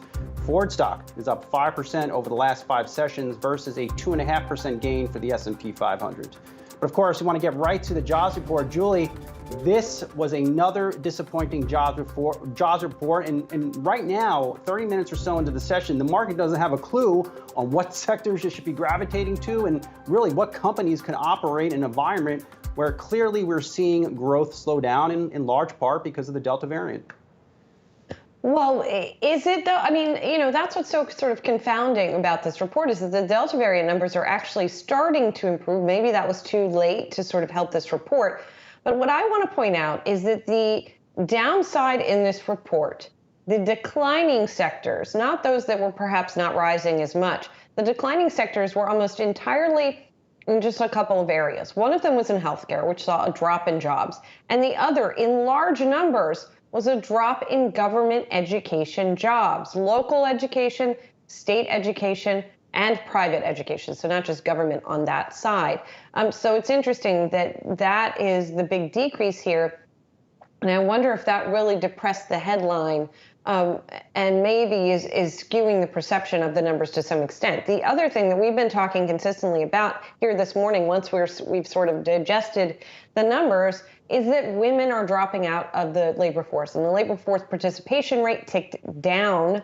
We saw the unemployment rate tick down as well, perhaps because fewer people are in the workforce. So these are some of the nuances that we're really focusing on here now, about 90 minutes after the report, as we've had a chance to go through it more. We've seen more analysis of it by various economists. And one of those economists, by the way, is Betsy Stevenson, who was tweeting about it this morning. And one of the folks who really highlighted that shortfall that we are seeing in female workers in particular. Betsy Stevenson was a former member of President Obama's Council of Economic Advisors, and now she's an academic economist. So she was talking about what's going on with women in the and the fact that that is one of the shortfalls. There you have her tweet here this morning. Women's employment growth has driven every recovery, and it's women's employment growth that has nearly ground to a halt and has slowed our recovery. So that's something, Brian, to continue to really focus on here. Very important tweet. Very glad you found that one, Julie. But let's say on all things jobs here, obviously. The September jobs report was yet another one that showed the difficulty of businesses to attract talent in such a competitive environment. One company is finding a good bit of success on the hiring front, though. That is cloud security company Zscaler. Jay Chaudhry is the founder and CEO of Zscaler and joins us now. Jay, good to see you again here. Remarkable stat for you guys over at Zscaler. You have been able to hire 1/3 of your employees over the past 12 months. What is the secret sauce? That's right, Brian. There are 500,000 job openings in the security segment. And Zscaler has become a top destination for top talent because we are at the intersection of cloud, security, and mobility, the three kind of areas of expertise people look for. And we have a great environment. If you look at a Glassdoor rating, employees love us. And we're growing rapidly. So we do need to hire these employees. while it has become a little bit harder to hire in the past 12 months, we've done very well, very pleased with it. Jay, it's Julie here. Where are you finding these folks? In other words, are you saying to people, well, you don't have to move anywhere. You can move remotely, work remotely. Are you saying we'll train you how to do the job if you're not necessarily qualified? Like, how, are you casting a wider net? Because we're hearing from so many companies that they're having so much trouble. It is harder to hire today than it was 12 months ago. And we are doing multiple things, including some of the things you mentioned. Work from anywhere is playing a big role. And for Zscaler, which is really the company that was founded with the notion that employees should be work from anywhere. So we actually practice that. Now we are doing more and more hiring in any part of the world. That's number one. Number two, a active training program for people who may not have the perfect skill set, but have the potential to get trained and come up to speed is a big source. Number three, college grads. We are hiring more college grads and get them up to speed. Number four, not concentrating in the valley for too many jobs is helpful. Being able to go around the country, but wherever we need hubs. For example, Raleigh has become an important hub for us. Atlanta is important, Vancouver, and all over the world. We are a very global company, and being able to hire anywhere provides a big advantage, and that's helping us. And Jay, are your offices open at this point? The offices that are open, are you doing vaccination mandates? Offices are open, but by and large, if the local regulatory body allows us to do it. But how many people show up and don't show up is a different question. We don't require people to show up. Many of our employees want to get out of the home and be in the office, maybe for a day or two or three. So people are coming to offices, for example, our headquarters, San Jose. San Jose requires vaccination. So depending upon the city, we allow people in the office with vaccination, or if it's not required, then making sure it's all positive. Employee health is very important for us. But most of our people are still working from home. Jay, just given how competitive it is out there, especially in tech land, how much more are you having to pay these workers? It's higher compensation today than it was a year ago. But what attracts employees at Zscaler is also equity, because we've done well as a company, our stock has done well. So employees, they look for upside from Zscaler equity, and that is probably the biggest factor that's attracting us. Though I'll say there has been an uptick on the compensation side, but being a high growth company has helped us tremendously. Let's talk about high growth company, Jay, and move away from jobs for just a second. How are things going for you guys? We have seen some signs of slowing growth, or at the very least rising costs, as you were just talking about with higher compensation. How is demand holding up at this point in the cycle? Demand is very solid. Okay, because of COVID, digital transformation accelerated because CIOs needed to make sure the employees could work from anywhere. They needed collaboration tools. They needed to go direct to applications, and that's the kind of situation Zscaler was designed in. And then came some of these attacks, cyber threats, like SolarWinds. Microsoft had an issue with Exchange. Then we had Colonial Pipeline on the world. And then CIOs and CISOs realized that they need zero trust architecture because the current castle and moat security, which is built around firewalls and VPNs, is not really relevant. So since we're accelerating that change, even Biden administrations came with an EO that said government need to really deploy zero trust architecture. So we are very busy. We are growing rapidly. Our ARR, annual recurring revenue, is approaching $1 billion and still being able to grow at 55 to 60% year over year is pretty commendable. But I really think that's because of the market need for transformation.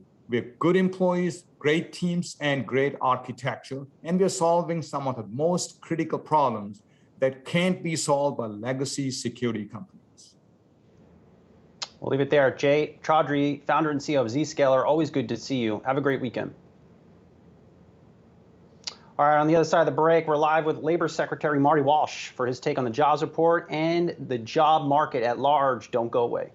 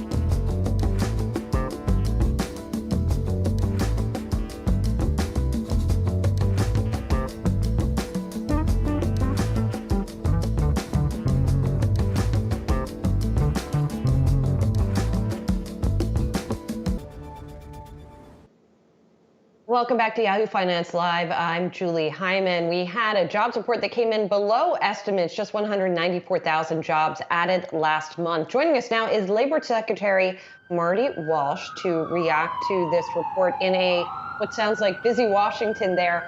Secretary Walsh, it's always great to see you and talk to you and get your perspective on this report. What's missing here, do you think, still? What is still holding back more jobs being added? You know, I find that this report that we're looking at today is a complex report, and I don't think it's as bad as what everyone's reporting. We look at the sectors. Obviously, we had 194,000 jobs, 317,000 in the private sector. We saw gains in manufacturing and retail that are good to see.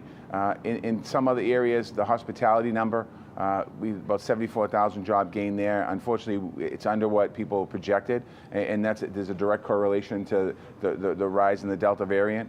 Also, in the educational sector, there's something going on there that we have to do some more research on, and particularly the educational public sector number. I think a lot of people expected with school starting that would see that number a lot higher, and certainly that's the number was in some cases not as I'll say it was disappointing. Yeah, that's what I wanted to dig into with you a little bit. That decrease of 144,000 in local government education, 17,000 in state government education. You said you guys want to do a little bit more research on that. I mean, what does that look like? What steps do you take to try to figure out what happened there? Well, I think just at first glance, looking at it, I think what we're seeing in the rest of the job market with the amount of jobs that are open and not having as much participation in the job market as would like, some of those folks that are not in the job market right now looking for work are part of those folks that would be working in the school department. You know, so I think that we have some work to do there, no question about it. Also, I mean, when we think about the times that we're living in, that we've added 5 million jobs, roughly 5 million jobs since President Biden has taken over. The unemployment rate is under 5%. If you compare it, which I know it's not a comparison, but you compare it to the Great Recession, it took us till 2016 to get under 5% in the Great Recession. In this particular case, the president and the administration, we've done it in about 19, 20 months. So there's definitely we have work to do there. Also, on some bright sides, I mean, 3 months ago I was on the show with you talking about women participation, concerned about women coming back into the workforce. Today, the women unemployment rate is 4.2%, which is low. The black women unemployment rate is 7.3%, which is good. I mean, so we're seeing in areas that I had concerns about several months ago, we're seeing some of those sectors opening up and bringing more people on. But there's no question about it. There's still work to do here. And the issue that we're dealing with here today, what we're talking about, this is all over the world. I mean, this is other economies all over the world. They have the same situations, people not participating, people not coming back to work. So we still have some work to do here.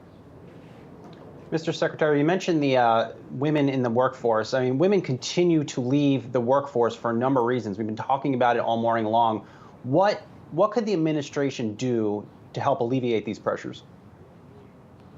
Well, I think one of the things that the president did in the American Rescue Plan is make an investment in childcare. I think that's a big issue here in our country, and lack of childcare.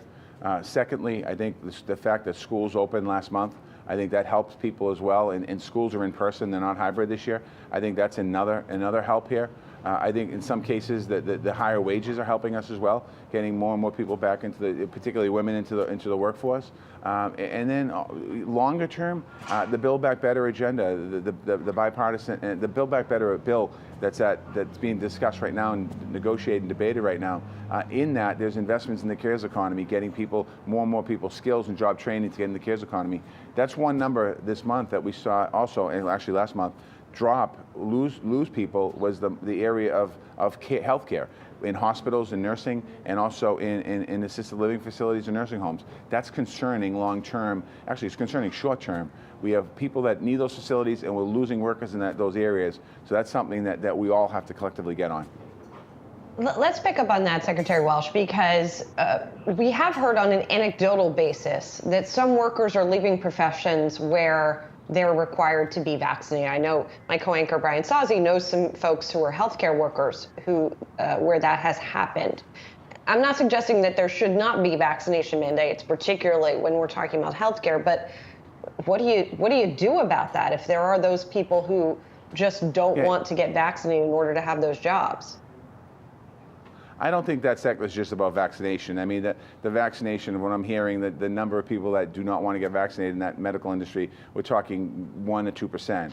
I think that what people have gone through this last year and a half has really opened a lot of people's eyes. I had 2 conversations, very important conversations over the last 2 months. One was in Arizona. I met with some hospital CEOs and the mayor of Phoenix, Arizona, and we were talking about the need for bringing more nurses on, the shortage we have. And I was talking to a doctor the other night who's taking care of my mother from Mass General Hospital, and said, again, the nursing shortage. We have 60,000 people in this country that are on waiting lists to get into nursing programs. We need to alleviate that burden. We need to create pathways and get more programs open for nursing programs in our country, and also mental health services. In the Build Back Better agenda, there's a major investment in community colleges. We have an opportunity to partner community colleges with those waiting lists to create a pipeline of nurses and medical professionals in a very short period of time into an industry that needs it. Yeah, that's a great point about the pipeline. Speaking of pathways, there's one other question I wanted to ask you about second chance workers. This is an area I've been exploring as of late. That is people who have criminal records, and both removing the stigma and the legal barriers to getting those folks back in the workforce and helping them fill some of these jobs. What do you think the federal government should and can do on that front? Well, I think I'm going to say it to you right now. I mean, as a former mayor of Boston, A lot of the people that I brought working to meet with me in City Hall were people that were formerly incarcerated or struggling with addiction or struggling with substance use disorder. I'm asking employers to take a look at these folks, give them an opportunity, give them a chance, because some of the folks that we brought on City Hall, and I created some programs as mayor, the best workers you could ever have, because people want to rebuild their life, they want an opportunity. The problem is they don't have that opportunity, so I'm asking people to do that. Secondly, in the Build Back Better infrastructure bill that we're debating right now, or that's being debated right now on Capitol Hill, right over my shoulder, there is money, job force training money in that for second chance programs and reentry programs. And we really, if we don't help people that are formerly incarcerated or incarcerated when they come out, you know what's going to happen? They don't have any opportunities. They go right back to the corner they came on, and they end up right back in jail. And if you ask any one of them and you say, what do you need? They need a chance. They need a job. So I'm asking people to help them. Yeah, and that is definitely what I heard from workers who had gotten opportunities and were able to go back to work. Secretary Walsh, great to get some time with you this morning. As always, Secretary Marty Walsh of the Labor Department. Really appreciate it. All right, we are going to take a break. When we come back, we're going to hit some of the top business headlines and trending tickers on Yahoo Finance. We'll be back in 2 minutes.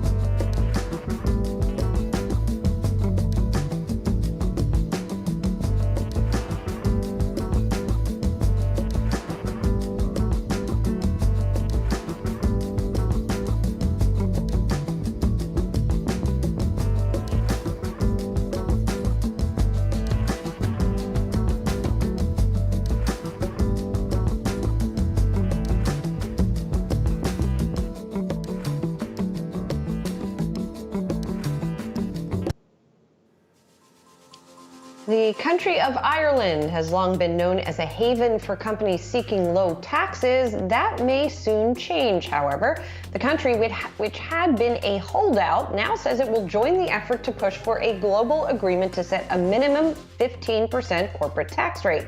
Representatives from 140 governments and jurisdictions are meeting today to discuss that plan, which they may target for implementation in 2023. This would be the most sweeping change in international taxation in a century. Google is taking steps to remove support for climate change denialism on its platforms. The company will no longer allow ads to run alongside YouTube videos and other content that, quote, contradicts well-established scientific consensus around the existence and causes of climate change. That new policy goes into effect next month and will be enforced by a combination of algorithms and human moderation. An outspoken cryptocurrency bull in Congress just disclosed a recent Bitcoin purchase. Senator Cynthia Lummis, Republican of Wyoming, bought between $50,001 and $100,000 worth of Bitcoin on August 16th. That's according to a filing. They have to give a range. However, the disclosure was made outside of the 45-day reporting period required by the Stock Act. Remember, that's the Stop Trading on Congressional Knowledge Act, which the senator's staff said was an oversight. Lummis had previously told CNBC she started buying Bitcoin in 2013. She and two Senate colleagues recently tried to introduce an amendment into the infrastructure bill that would limit who qualified as a crypto broker. Saz? Well, I hope the senator has the Yahoo Finance app downloaded to check her Bitcoin prices. That said, let's get a check of the markets with Inez Ferre, brought to you by PIMCO. Inez. And Brian, taking a look at the markets right now, we are looking at the major averages, which are relatively flat right now. If you take a look at our Wi-Fi interactive board, I do want to point out the 10-year at 1.61%. Looking at the sector action right now, we are seeing that energy and financials, technology slightly in the green. We're taking a look at the NASDAQ 100 here. You can see Facebook up more than 1%. We are checking out Tesla because Tesla had its annual meeting yesterday. Some notes from Wall Street with Needham saying that the sales goal of Tesla of 20 million cars a year by 2030 seems ambitious. That's because of the manufacturing footprint that's needed. Then you have Dan Ives that said that moving Tesla's headquarters to Austin is a smart move. And you have Adam Jonas from Morgan Stanley saying that moving the headquarters will improve margins significantly. And Tesla's long-term strategy, he's saying, will overlap well with the commercial ambitions of SpaceX. And speaking of SpaceX, SpaceX has reached a $100 billion valuation after a share sale by Insider. SpaceX, of course, the CEO of SpaceX being Elon Musk. He's also the CEO of Tesla. Taking a look also at what's happening with the Chinese stocks, because we have been watching these over the last couple of sessions. You can see that yesterday, some of these names were up today. They're up again. You're looking at Alibaba up more than 3%, JD.com and Baidu also higher today. And I do want to make one note of oil because WTI just hit $80 a barrel for the first time since 2014, November of 2014. Crude futures, by the way, guys, are on track for a gain of more than 4% this week. Wow, maybe it is time for me to go out and buy an electric car with those oil prices there. Inez Ferre, thanks so much. Straight ahead, we're live with the CEO of a digital payments company that you probably haven't heard of yet, but you should really, really know. Stick around.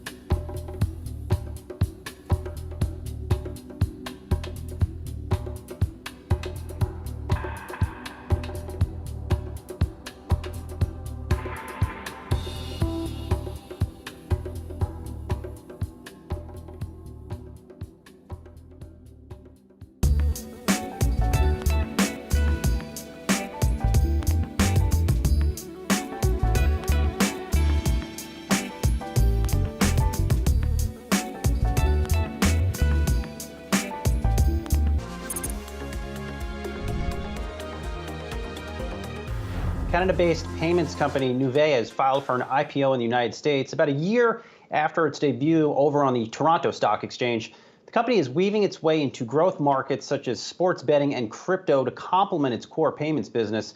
For more on the IPO, we are joined by Nuvei CEO Philip Fayer. Philip, good to see you here on this morning. For those not familiar with your company, what do you do and how do you do it? We make the world a local marketplace. We provide payment technology to help our customers connect with their customers in all four corners of the world, regardless of where the customer is located, in the currency which they would choose to pay in, and more importantly, the modality in which they mean to pay in. And we help merchants not only accept payments on the way in, reconcile them on the way out, and we provide value-added services like fraud management, currency management, new things like issuing and even crypto acceptance so that our customers can focus on what's important to them, growing their business. And so, Philip, just to sort of ask this a different way, who would be your main competitor or competitors as a sort of frame of reference for investors to think about you guys? You know, it's interesting when you look at payment acceptance around the world, you have many regional players that have, a great footprint within the markets that they service. But the minute merchants need to start looking at going either north or south of the border, their options become more limited. So, a great competitor to Nuvei would be, for example, an Adyen. And highly differentiating from Nuvei to Adyen is that we focus on very specific verticals, and those verticals are, as you mentioned, complicated, oftentimes regulated, that have real industry tailwinds and that require a single platform as they continue growing their business globally. Philip, you recently made a push or an acquisition into the crypto space. Take us through that. Mm-hmm. Yeah, we acquired Simplex, a AI-powered solution, really that helps fiat purchases that drive instant fulfillment on the digital asset perspective. And it's not just crypto; it could be NFT or other digital assets. If you think about the complexities that you're paying with fiat that can have fraud or can have returns, and you're driving and receiving a digital asset in real time, Simplex has this fraudless solution where, based on AI, they guarantee the transaction and they make it seamless for people to purchase digital assets. It's a company that we're really excited about, not just for its capabilities in digital assets, but really across the board so that we can provide risk-free purchasing for our customers to enable their global expansion.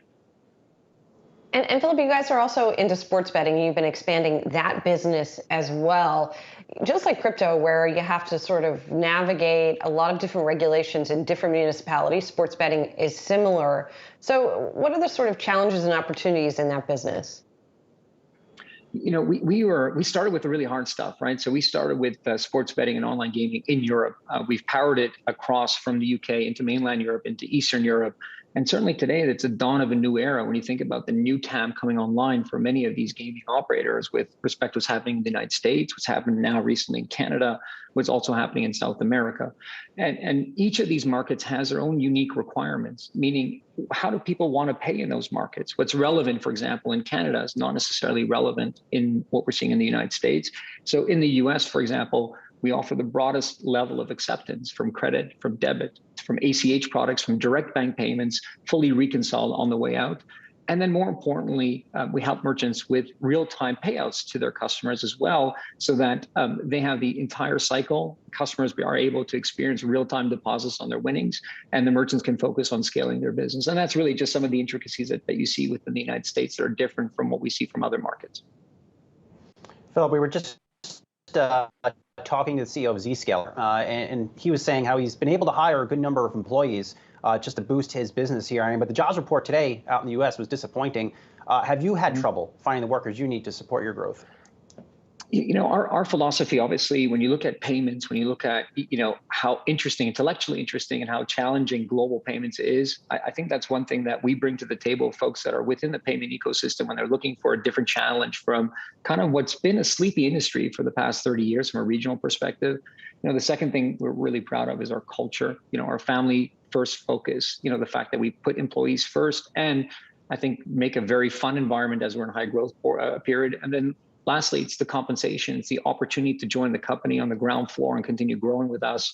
To highlight, at the time of our Canadian IPO last year, we offered every one of our 800 plus employees $100,000 of stock option. And these are life-changing events that we've been able to provide our employees as a platform. And we still think we're very much on the ground floor. So there's a lot of upside. So from that perspective, we're fortunate that Nuvei is an interesting opportunity to build a career, if we're fortunate enough for folks that want to join us.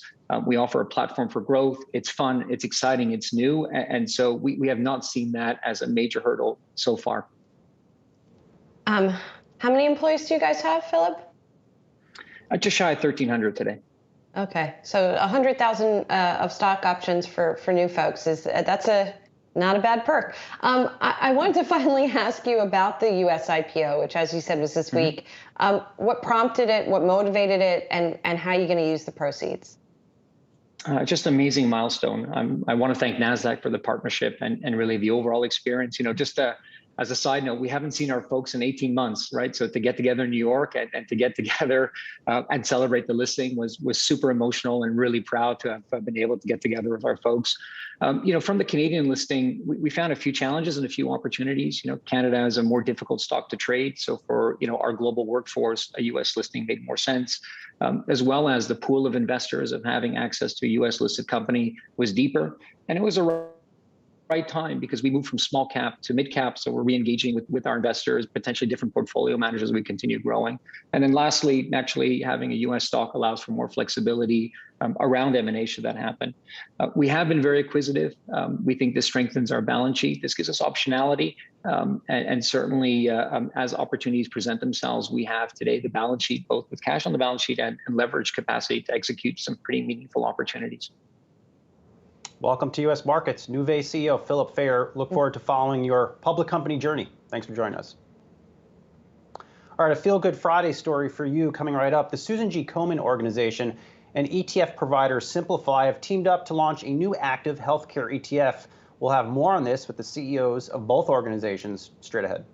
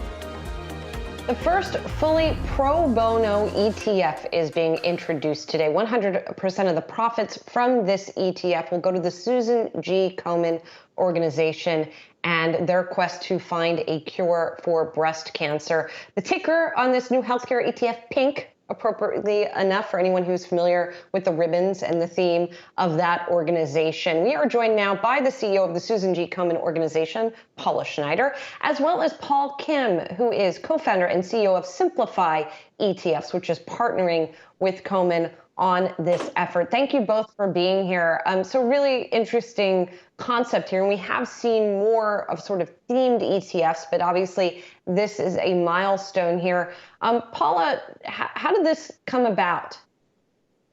It actually came about through one of my board members who mentioned that he had a relationship with Paul. And then Paul and I had the opportunity to speak, and it evolved, and it went along very quickly. And we're so excited to be here. And it's a brand new way of fundraising and a wonderful opportunity to give back to the community. And Paul, what about from your perspective? You guys are a fairly young ETF company. You have a suite of specialized ETFs. I think you're up to 14 now, if I'm not mistaken. What was appealing to you about doing this kind of effort, especially at your sort of stage in the life cycle of your company? I don't think there's any one particular stage that is best or worst. I think this ETF is sort of that idiom of doing well by doing good. And in this case, we hope to make an ETF that does well and does good at the same time in terms of performance. And so by returning strong performance and providing a really attractive underlying exposure, we want this ETF to get really big. So every year we could hand over a large donation to a great cause. And from our perspective, it's just personal. I think all of us have different stories. Personally, for me, at a relatively young age, at the age of 66, my grandmother passed away with cancer. And I just remember she never told me about it. She was so quick to share her love and sort of all the positives in her life. And she never once told me about cancer. I found out 3 months later when she passed away. And so, those type of stories are heartbreaking. And to the extent that we could do anything to sort of minimize or at least mitigate some of those tragedies, we want to do our part. Paul, I haven't talked to you since pre-pandemic. What's the state of the organization? What is it right now during the pandemic?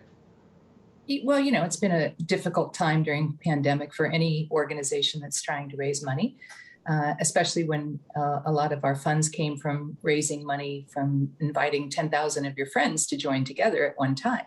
But we pivoted. We've gone virtual with many of our race walks. We have a lot of our race walks that are coming back in person this fall. And we're very, very stable, which is great, thank God. And because no one would be here to pick up the pieces if we weren't around. So I'm really inspired by new forms of fundraising. And this opportunity came with Paul and his wonderful team. And we've done a really nice job of collaborating on, how this should look and what it's about. And I think it's a wonderful way to start new thought processes around fundraising. Yeah, definitely. Paul, tell us about the composition of the ETF. What does this look like? I know it has a healthcare theme.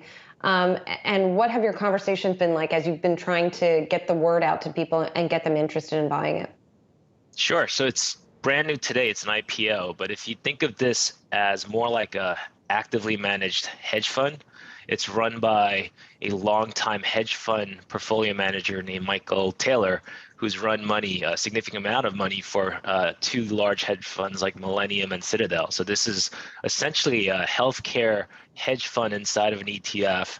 And all of us are doing this pro bono to, again, create a very successful investment vehicle to generate as much of an annual donation to Susan G as we can. Paul, this is just darn good stuff. Hat tip to you both. Do you have other organizations like Susan G. Komen reaching out to you to perhaps do something similar to this?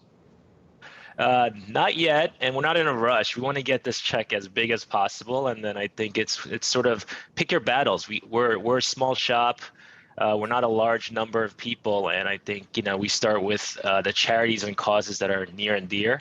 And again, for our company, this is very, very personal for many of us, and we were just so excited to sort of do something different and do something so impactful to our personal careers and lives. Paula, over the past 18 months, not only have perhaps the people been distracted by coronavirus in terms of donations, but also in terms of research, right? You know, there's been so much focus on developing vaccines and developing treatments for COVID. People with cancer are not going anywhere, unfortunately. Are there developments that you're particularly excited about right now, or are there promising treatments that where you guys are focusing a lot of your attention? Well, first of all, cancer isn't canceled, right? It doesn't matter whether there's a pandemic or not. The same amount of people are getting cancer. As a matter of fact, I think there's going to be a pretty significant cancer boom because a lot of women did not get their screenings during the course of COVID. So I think that that's going to be a bit of a challenge moving forward. So for you ladies out there, put your big girl panties on and go, because you need to make sure that you are getting screened appropriately, because the other side of that, if you have a finding and you've waited too long, doesn't look good. So I do think that there's opportunities for us in so many different ways to make sure that we are doing the right thing and continuing on in our quest.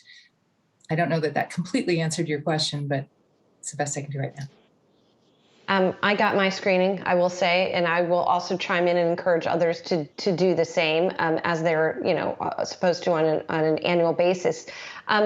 So then I guess I would end by sort of, Paula, what's your priority right now? What are you focusing on as we come out of this pandemic? You make this partnership, and you're moving into the next phase. Yeah, we do have in our research portfolio, we have about 254 active grants that are going in research, and most of them are on metastatic cancer or wide cancer metastasizes.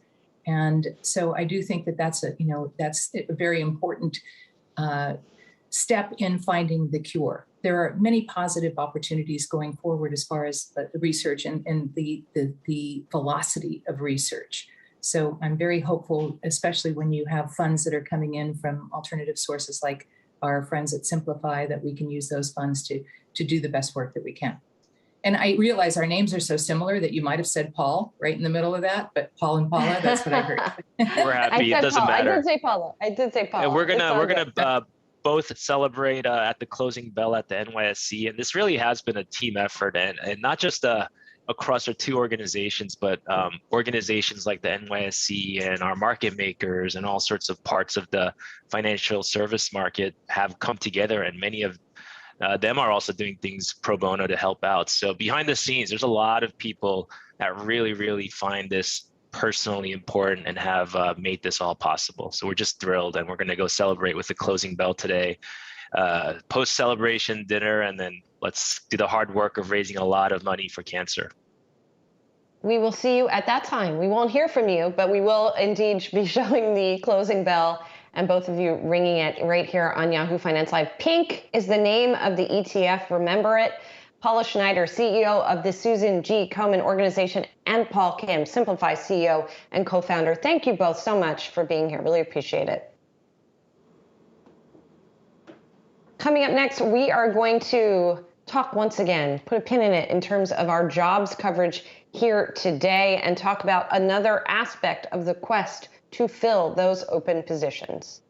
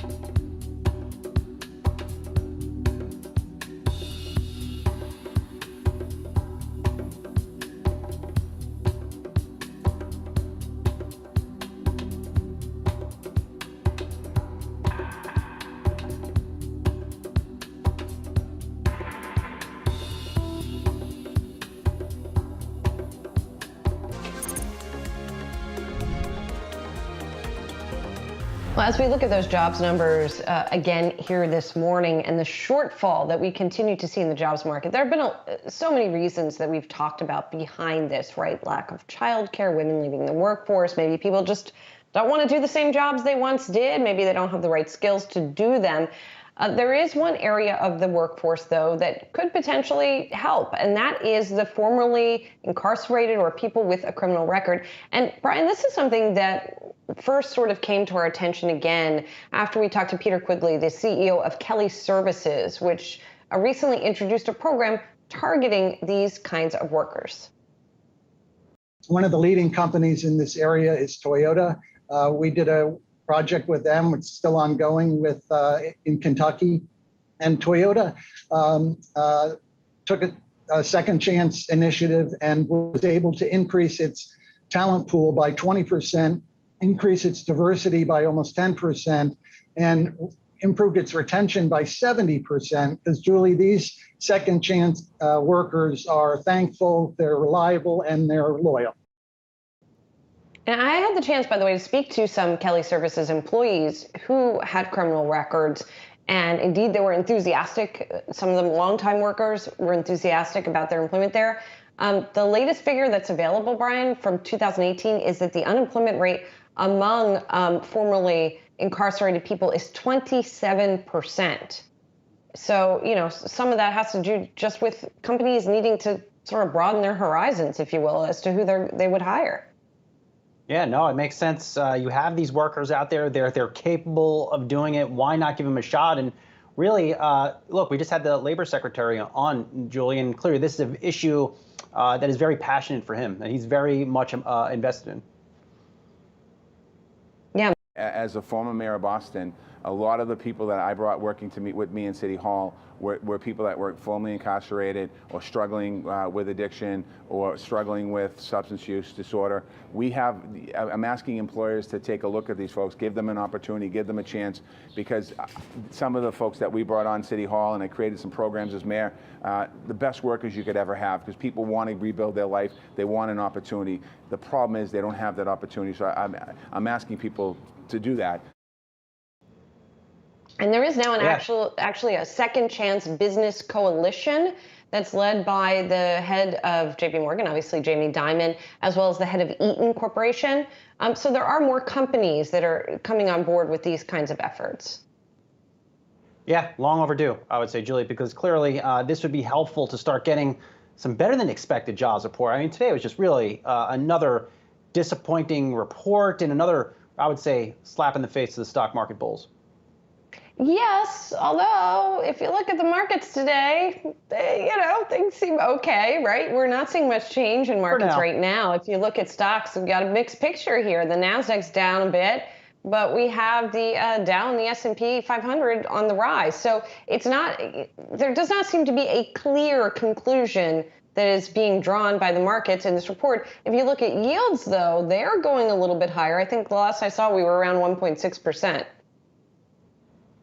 Yeah, you know what's lower too? I'm also watching, I love our trending ticker page. I think it's the coolest thing really on our site among many other things. But Tesla, Julie, big investor today, a lot of hype going into this thing. Tesla shares are down almost 2% right now. And really the week that has gone to GM. GM shares up about more than 7%, laid out a bunch of electric vehicle plans. Tesla tried to drive a little hype yesterday. Elon Musk saying he would move his headquarters. Sales might continue to grow 50%. Market doesn't care. Well, if you're looking at the longer term chart of those two companies, only one of those companies and CEOs is laughing his way to the bank, especially with SpaceX reportedly receiving a $100 billion valuation as well here today. One other thing I want to mention in the markets is what we're seeing in oil prices, which I know you have been watching very closely recently because the effect on corporate margins and the implications for what we're going to hear from companies going into this earnings season, which really kicks off in earnest next week. And that is crude oil prices, WTI, hitting $80 a barrel for the first time going back to 2014. Now, it looks like they've gone back below that level for now, but they definitely have been flirting with that level, and that is something that companies are going to continue to grapple with. I did see some research this morning showing that sort of the amount of household budgets that goes towards something like gasoline is much lower than it used to be. So that's something to consider as well. All right, we're going to leave it there on this jobs day, and our marathon together is at a close for now. Brian Sozzi, we'll see you back here on Monday morning, 9 a.m. sharp. Keep it right here, though, on Yahoo Finance Live for much more coverage of jobs and more.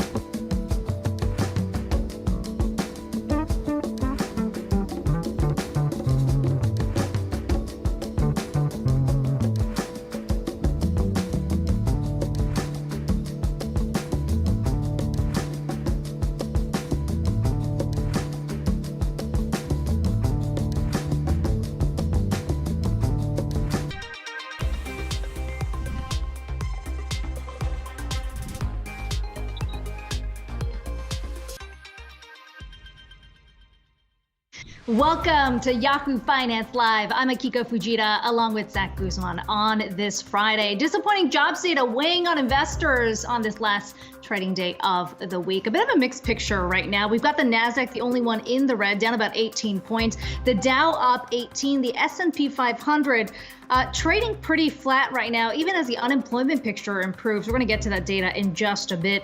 The yield on the 10-year Treasury note nearing its highest level since June, while U.S. crude oil futures hitting $80 a barrel for the first time since November 2014. The debt limit deal heads to the House as the Senate agrees to a short-term extension of the debt ceiling. Lawmakers now looking at a December deadline to avert a crisis. And don't mess with Tesla. Elon Musk moves the electric car maker's headquarters from California to Texas to curb costs, while Musk says he is still expanding his footprint in the Golden State.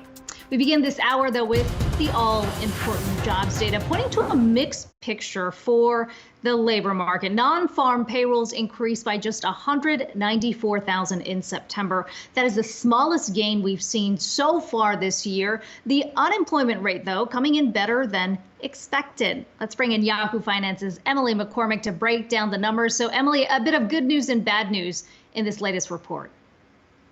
That's right, Akiko. But I'll start off with the bad news. And that, of course, was that second straight month of sharp, disappointing miss to the downside here on that non-farm payrolls report.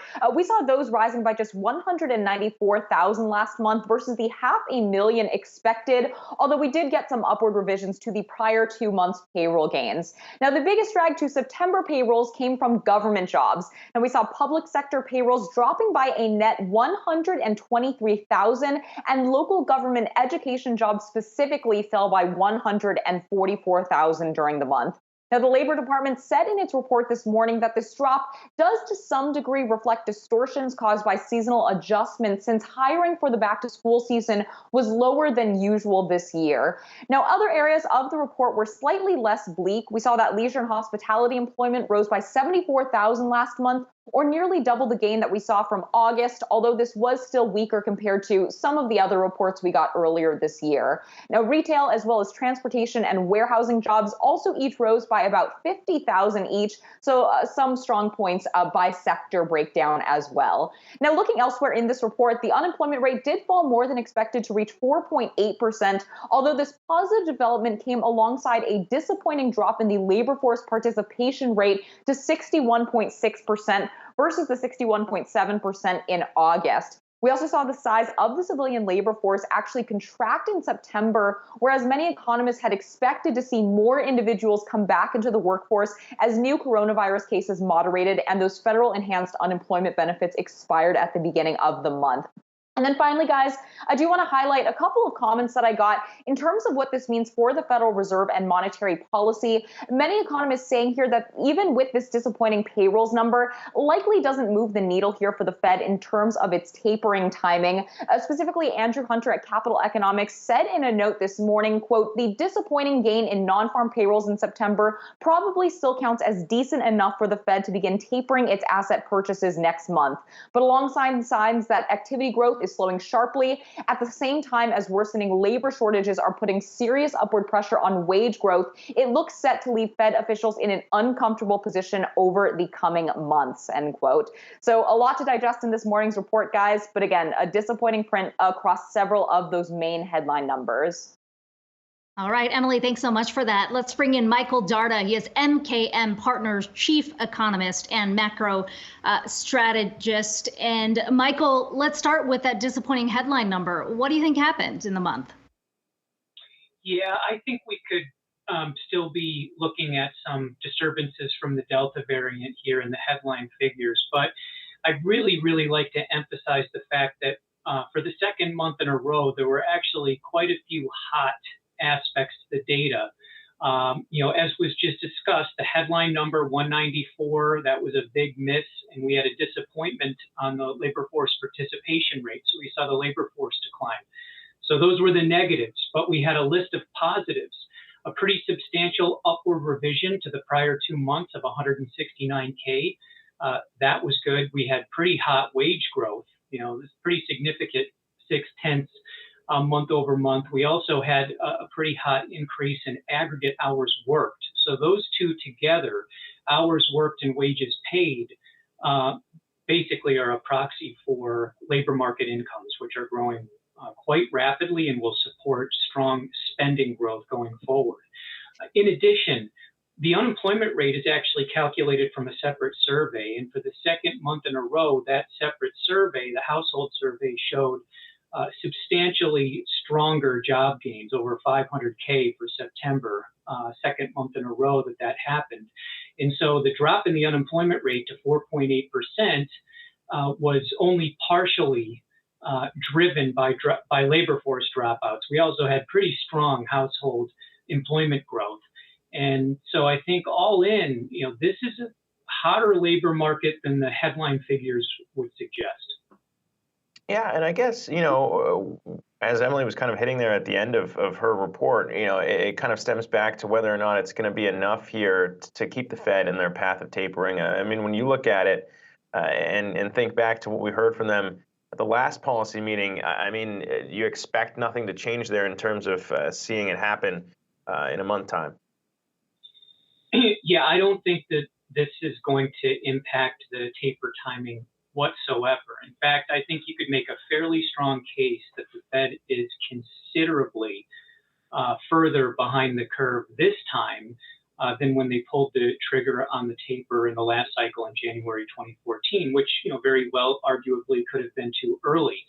Back then, the unemployment rate was 6.6% and dropping very gradually.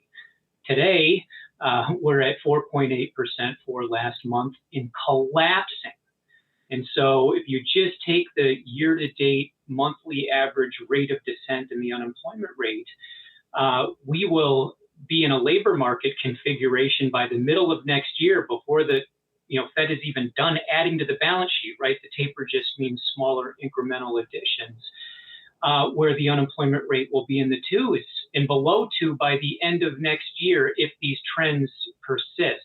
Now, even if the labor market recovery slows dramatically, thinking about the unemployment rate again, if the rate of descent decelerates by 50%, we still have a situation by the end of next year where the unemployment rate would be below the trough of the last cycle before the Fed's even expected to lift off of 0. So this is a setup, in my opinion, for overheating risks in a way that we did not see during the last cycle.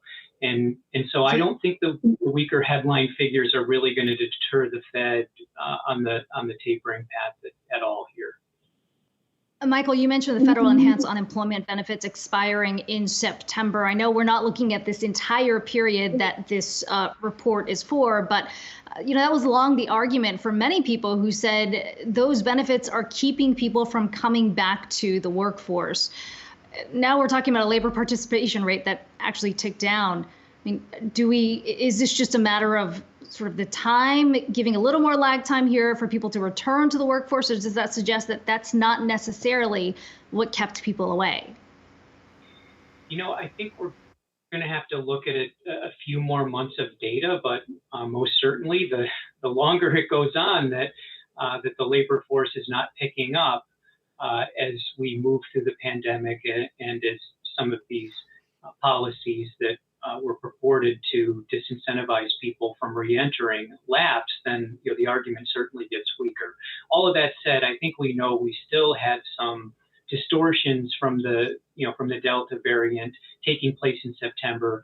The reference week crisscrossed with jobless claims jumping up a bit, and so I'd say for a really clean read on that, I think we're going to have to look at October, November, December, because it's not just the unemployment benefits. You also have schools reopening now, but the Delta wave certainly did disrupt things. So I don't think we have a perfectly clean read on September, but I think as time goes on, we should probably have a bit more humility in terms of how many folks left the labor force that may return. It's really been fairly steady since the fall of last year.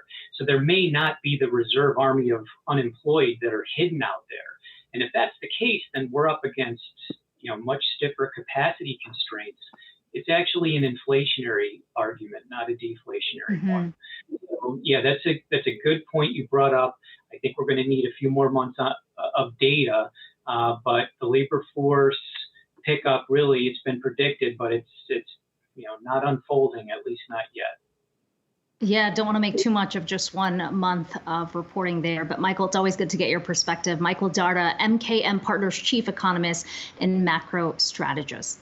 Let's turn our attention to what's playing out over in Washington. Senators have agreed to a short-term deal to keep the government open, but both parties voting to raise the debt limit by $480 billion yesterday. The deal heads to the House next week, but we could be having this discussion all over again in a few months. Let's bring in our very own Rick Newman for the very latest on this.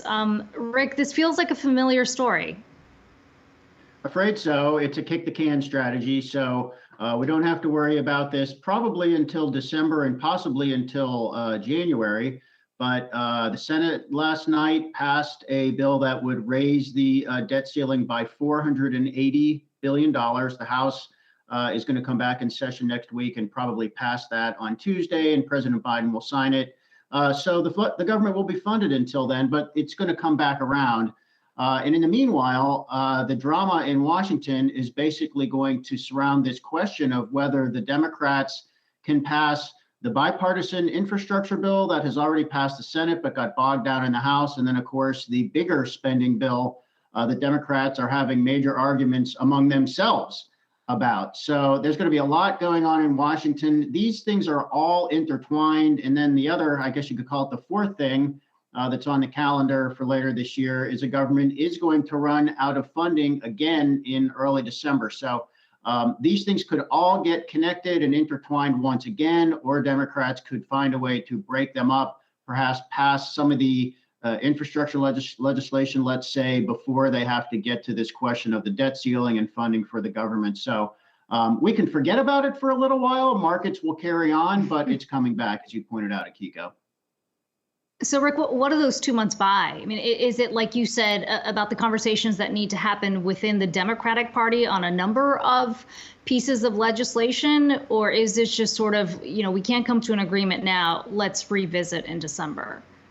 I think you have to break apart these different pieces of legislation to figure out the rationale for what's going on. So with the debt ceiling, every time this comes up, this is a fake man-made crisis that does not have to happen. But the reason that it happens is Democrats and Republicans each want to play this game of brinkmanship to see how much they can damage the other party. That's entirely what it's about. It's who can gain political leverage by being able to tar the other party either as completely irresponsible and willing to wreck the whole government, or completely fiscally reckless and willing to borrow ungodly amounts of money. That's all it's about. It's not about anything real. It's just about gaining political advantage.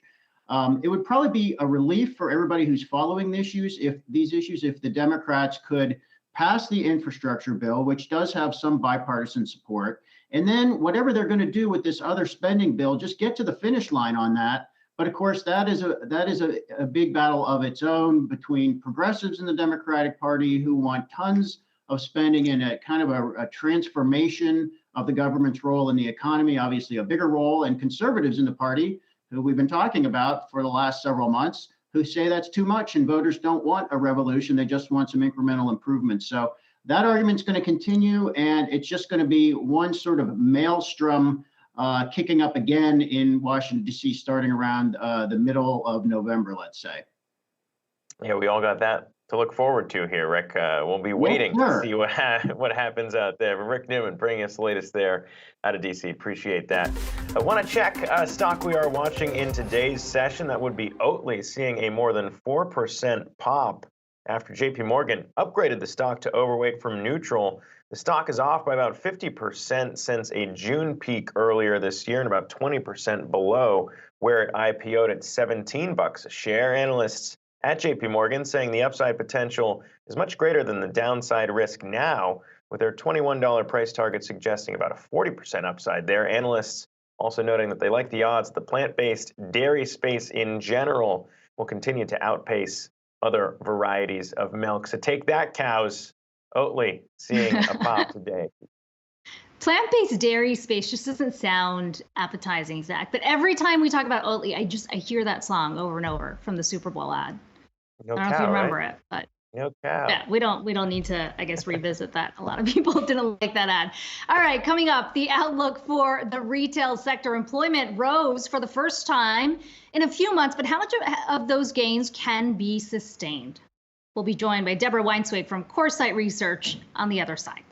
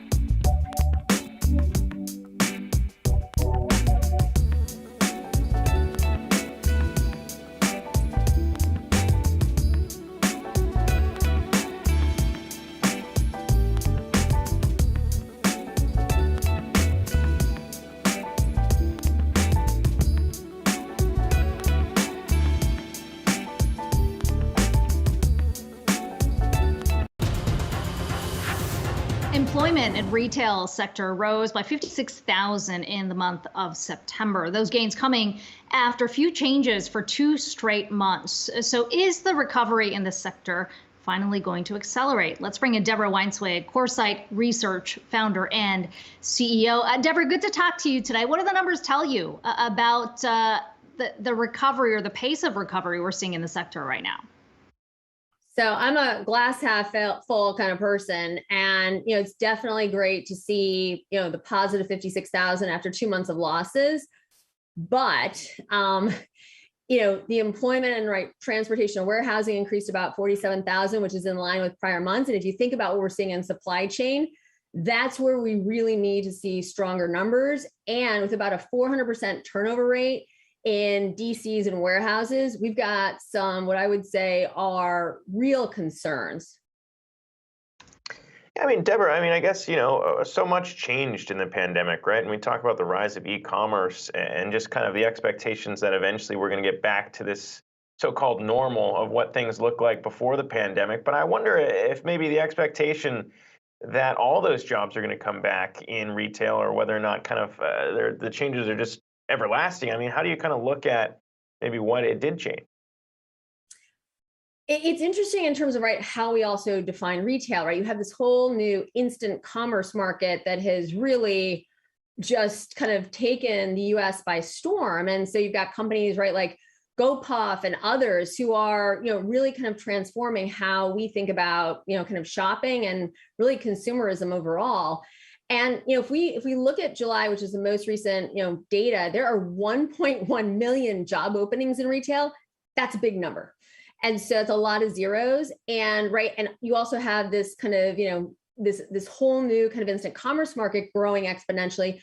But I think what's really interesting as well, is we have live streaming, live commerce growing. So you also have a whole nother kind of profession that's popping up in retail, which I think will lead to changes, probably in the near and long term, in terms of how we think about stores. Are they more than stores? It feels like there are so many bottlenecks leading up to the actual store. I mean, you mentioned the lack of hiring in the warehouses. Obviously, that's one step. We've also heard a lot about the shipping delays that are happening. I mean, essentially, if you don't have the product to sell in the stores, it's tough to get the recovery going. How concerned are you going into the holiday season that this could get worse? It's really interesting that you bring that up. We're in our second year now of this 10/10 Global Shopping Festival, which is this Sunday. And we had many retailers who had to pull out at the last minute, or who are very thin on inventory, We're going to, and everyone, everyone expects a deal, We all want 50, 60, 70% off when we shop for, kind of the holiday season. This year, I'm going to say the new 50, 60, 70 is kind of 25, 30. So I would personally predict we're going to see the highest margins ever in retail. We are going to see a, kind of a new way to approach kind of shopping, because we're pulling the holiday season much, much earlier.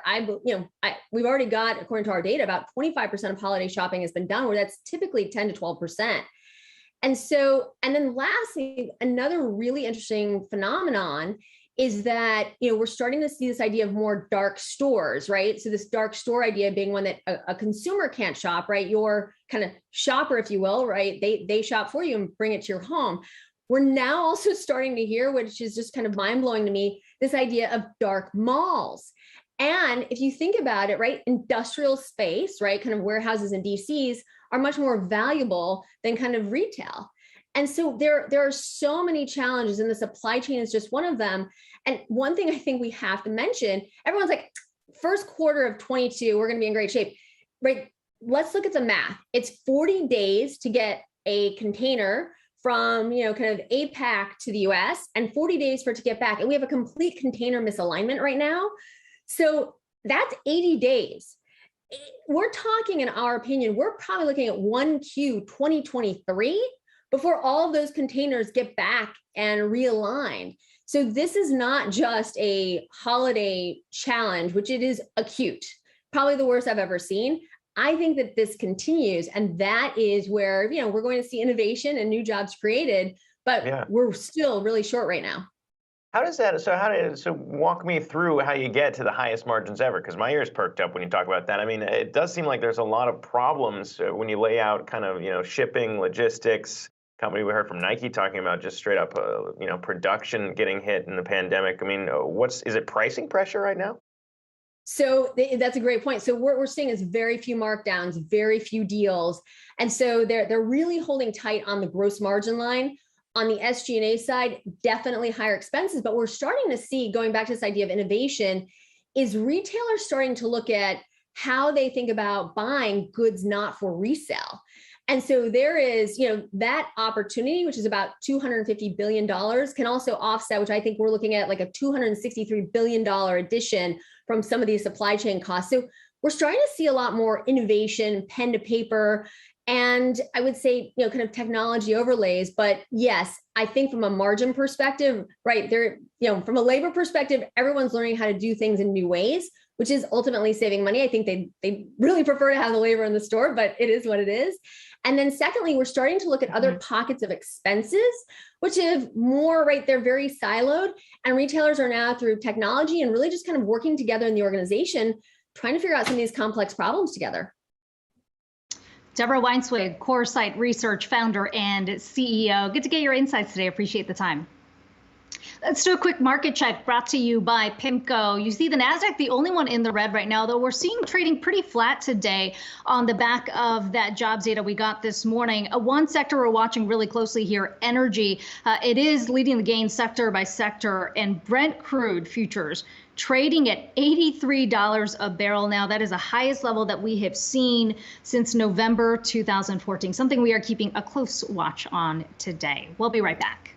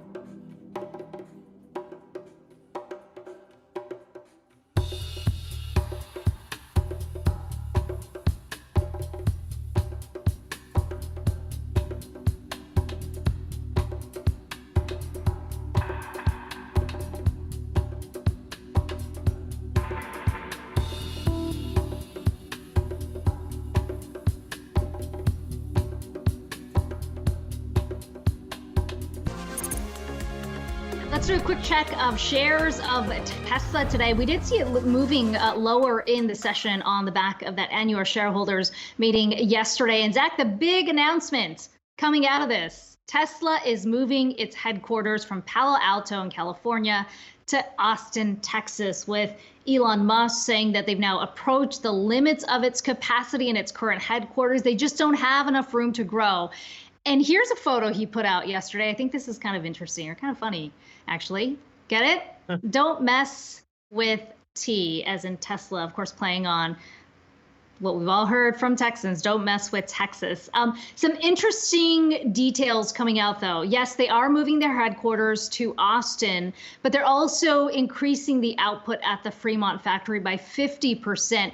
So, we have seen Elon Musk moving over to Austin during the pandemic. He has talked a lot about what he sees as restrictive policies for companies coming out of California. But really, I think you put the picture together and it points to a company that is in high growth, and they've got a huge space in Austin. They've already got the factory going there, and they're looking to expand in a big way while still keeping that presence in California.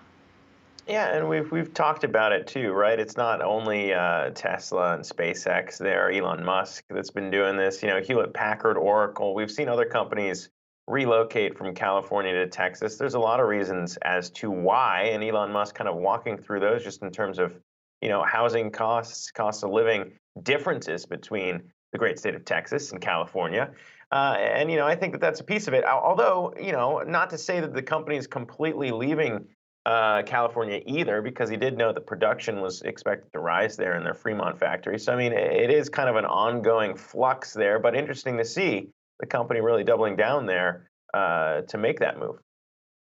Yeah, and Elon Musk talks specifically about how their headquarters have been operating. And we've heard so many companies, to your point, Zach, that have talked about the tax policies in California, for example, one of the reasons for leaving the state. But he did talk about how, when they initially built the headquarters in Palo Alto, it's 350,000 square feet. They were envisioning a place where they could have hundreds of employees, but now they can't build beyond that. Employees are having problems trying to find parking, which is something I think both of us know, having been from California. But there's just not enough space in the Bay Area, as he describes it, to grow the company in the way he wants to. So, I realize in California, you're probably going to get a lot of lawmakers who are sort of defending the state's policies, but it feels like in this case, there's a bit of a mixed picture here.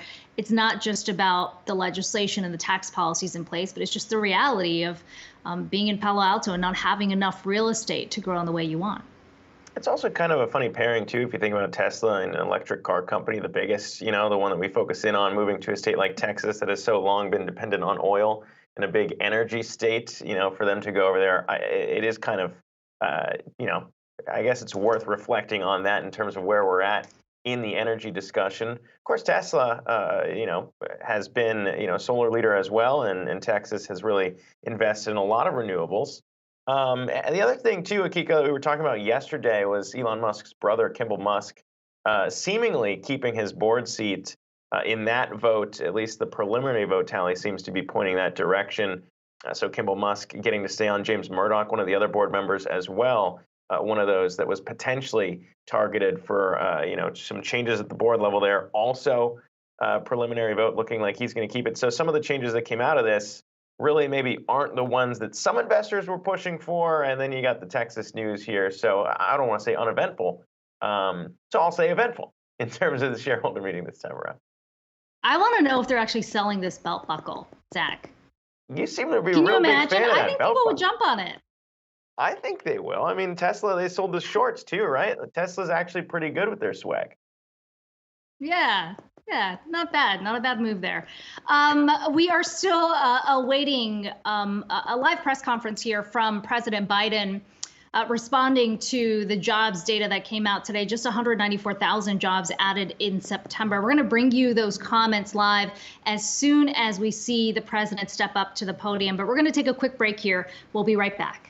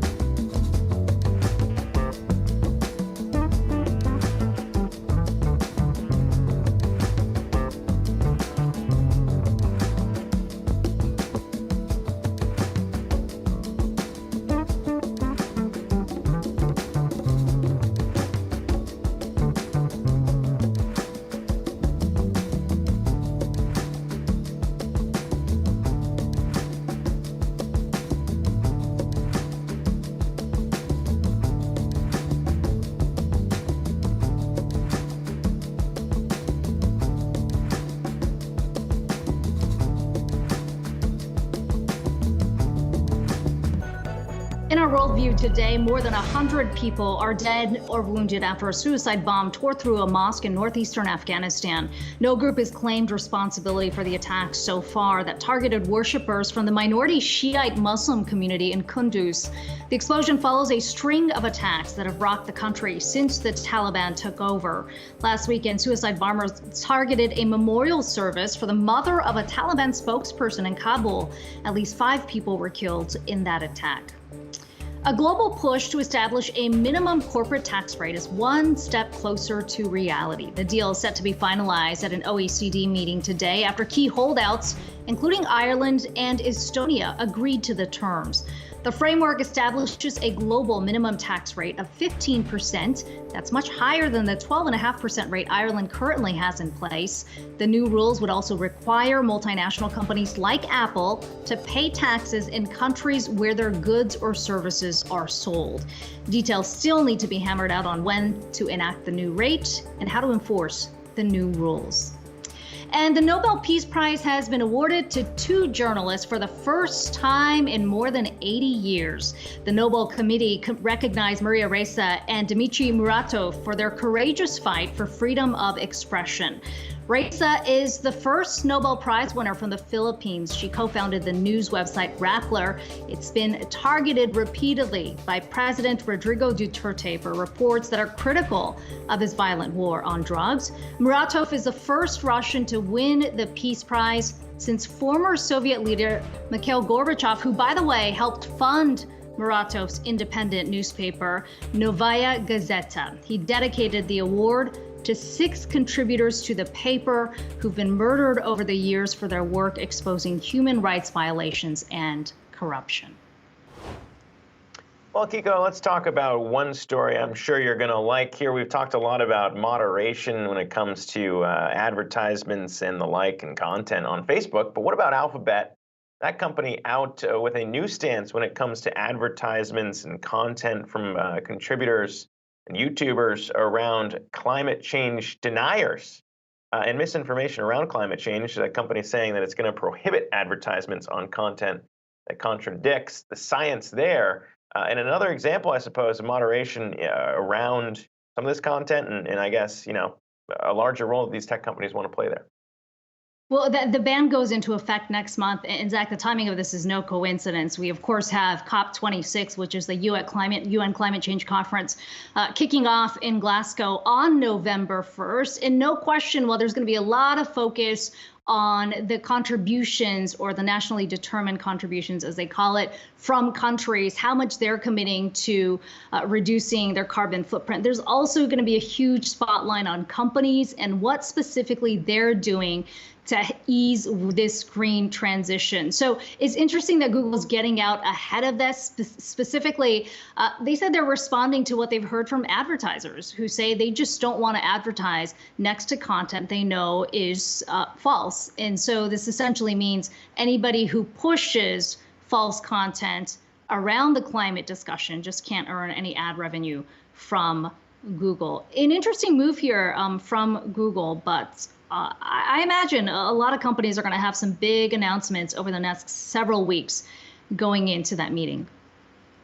Yeah, I mean, I guess it is kind of interesting. You wouldn't expect that this push may have come from advertisers, but that's what they said in that statement, that advertisers don't want their ads playing before climate change deniers or any content attached to that. And we've seen that kind of issue pop up before. As I said, Facebook kind of one of those ones that had to deal with that around some of the misinformation on its platform, didn't want advertisers showing up there. Of course, you know, the material impacts from these changes, though, I mean, when you think about the financials of these companies, seems small. There's the same thing around political ads for Facebook. It doesn't really dent kind of what these companies do in terms of where their ad spend comes from.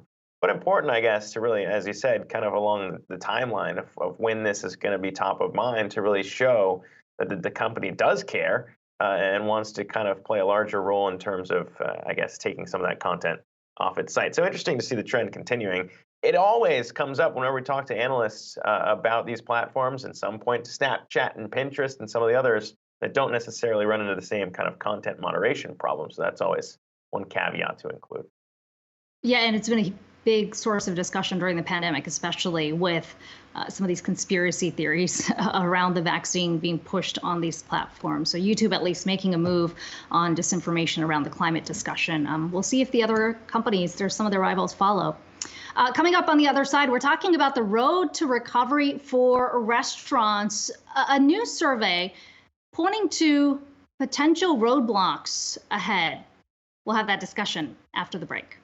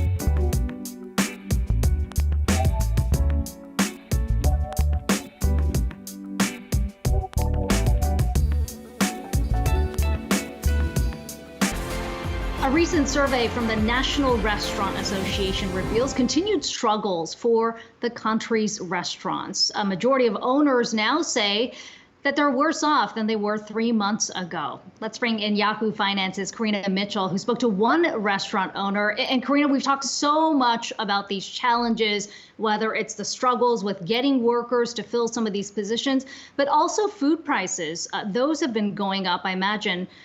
That's created a huge hurdle for these restaurants too. Absolutely. And Chef Michael Lamonaco is no stranger, right, to the New York dining scene. He's a mastermind behind such restaurants as Windows on the World, 21 Club, Porterhouse as well. So I recently had the chance to sit down with him and hear from him firsthand describe some of the restaurant challenges that he's faced on the road to recovery. Take a listen. Behind these closed doors is something celebrity chef and Epicurean Michael Lamonaco has been craving. Just a little bit. I guess the dust, just the dust. Yeah. To be back in the kitchen at his newly reopened Hudson Yards Grill after it was shuttered for 18 months due to COVID. And to be hands-on once again, delivering that magic touch diners have come to expect. And you get a little smoke on it, and it's quite tasty. The native New Yorker who grew up in Brooklyn revealed he was heartbroken when he had to lay off hundreds of staff at the start of the pandemic. And while he was determined to reopen at Hudson Yards, he says obstacles still remain. Here you have the restaurant industry with everyone reopening at the same time. We've never seen that before, where 10,000 restaurants open within the same short period of time and have to hire staffing. We're always looking for staffing. But never has everyone else been looking at the same time. Lamonaco is thrilled to have his key team back in place, but says COVID has literally plagued the path to pre-pandemic profitability. Besides understaffing, he believes spiking food costs and supply shortages are near-term ongoing challenges, and customer demand remains muted as Hudson Yards still deals with limitations, including attraction and store closures. Lamonaco remains resilient, however, believing in one key ingredient to survival. It starts with positivity, knowing that you can make it again, that you can do it again, that you can start the day fresh and give yourself an opportunity to succeed. Now, despite all of that optimism, the chef says that there are challenges ahead of him. And the National Restaurant Association says 51% of restaurants in September could not pay their full rent. And they expect demand in the final quarter to weaken. So definitely challenges ahead. I do like that optimism, though. So that's important to see. I mean, you mentioned prices rising both on the food costs, also on the labor front. I mean, has he dealt with kind of what we've heard in this sector when it comes to labor shortages as well? Yeah, absolutely. So he discussed that a little bit in the package. And he's let go of staff that he's had for years. Some of them he's brought back. Some of them are just gone. They've relocated to different states as well. So he's dealing with that, but he's also dealing with other challenges. So he said, for example, when he opened his other restaurant, Porterhouse, back up in May, when things just started to percolate, he was dealing with huge supply challenges. He couldn't get fresh produce. He couldn't get fresh seafood. He couldn't get meat. Now, all of that, he said, has subsided. But, he says those are continuing issues. And now the big thing that he says is, though ingredients are available, the cost of the prices are just skyrocketing. What's concerning to him is that he doesn't see an end in sight. So he's having to make alterations on his side of things as far as reducing menu items. He's also having to push some of the cost onto consumers. So, menu items costing a little bit more while he's trying to absorb as much as he can as well. Yeah, good reminder that the road to recovery is still a very long one for a lot of these restaurants. Karina Mitchell, thanks so much for bringing us that story. We are still waiting word from President Biden. He is expected to give a live address within the hour, or at least that's what was expected, in response to that disappointing jobs number that we got this morning, which is 194,000 jobs being added in September. We're going to bring that to you live as soon as we see the president take the podium. Before we go to break, though, step up your investment strategy with a free 14-day trial for Yahoo Finance Plus. Get expert research reports, actionable investment ideas, advanced portfolio tools, and more in a sleek, ad-light experience. Check it out today at yahoofinance.com/plus. We'll be right back.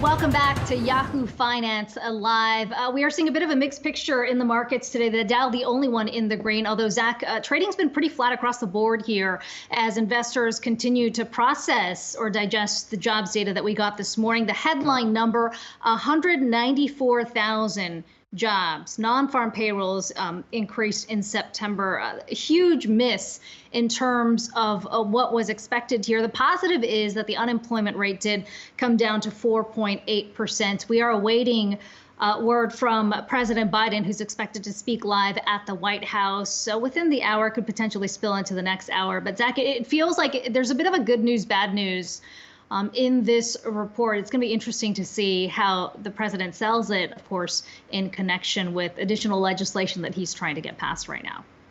Yeah, how the president sells it, and I guess, you know, as we've been discussing, how the Fed's going to react to all this as well. And those two are intertwined, because you got President Biden still trying to figure out what he wants to do with Jay Powell and whether or not he wants to keep him in the role as Fed chair. And, you know, the Fed's looking at these numbers, I'm sure, right now and saying, look, you know, it wasn't nearly what it was expected here. It's still moving in the right direction, but weaker than a lot of people wanted to see. And what's that going to do to their timeline to begin, you know, tapering and coming off their accommodative stance here in asset purchases? And as we've discussed, inflation's still kind of running pretty hot. So you got those two things when it comes to, you know, the dual mandate there at the Fed to kind of grapple with. And it doesn't make their decision here, I'm sure, any easier. You know, if they had seen at least meeting expectations are coming just a little bit closer here, not missing by half, then it might have been an easier policy meeting. But, you know, it's something that I think the market's going to continue to react to up until we get that final decision. Yeah, still a lot of questions, Zach, about what's actually held back workers from coming back into the labor force. Remember, we've been speaking for months with guests who say that part of it was the federal enhanced unemployment benefits that were keeping workers from coming back to the workforce.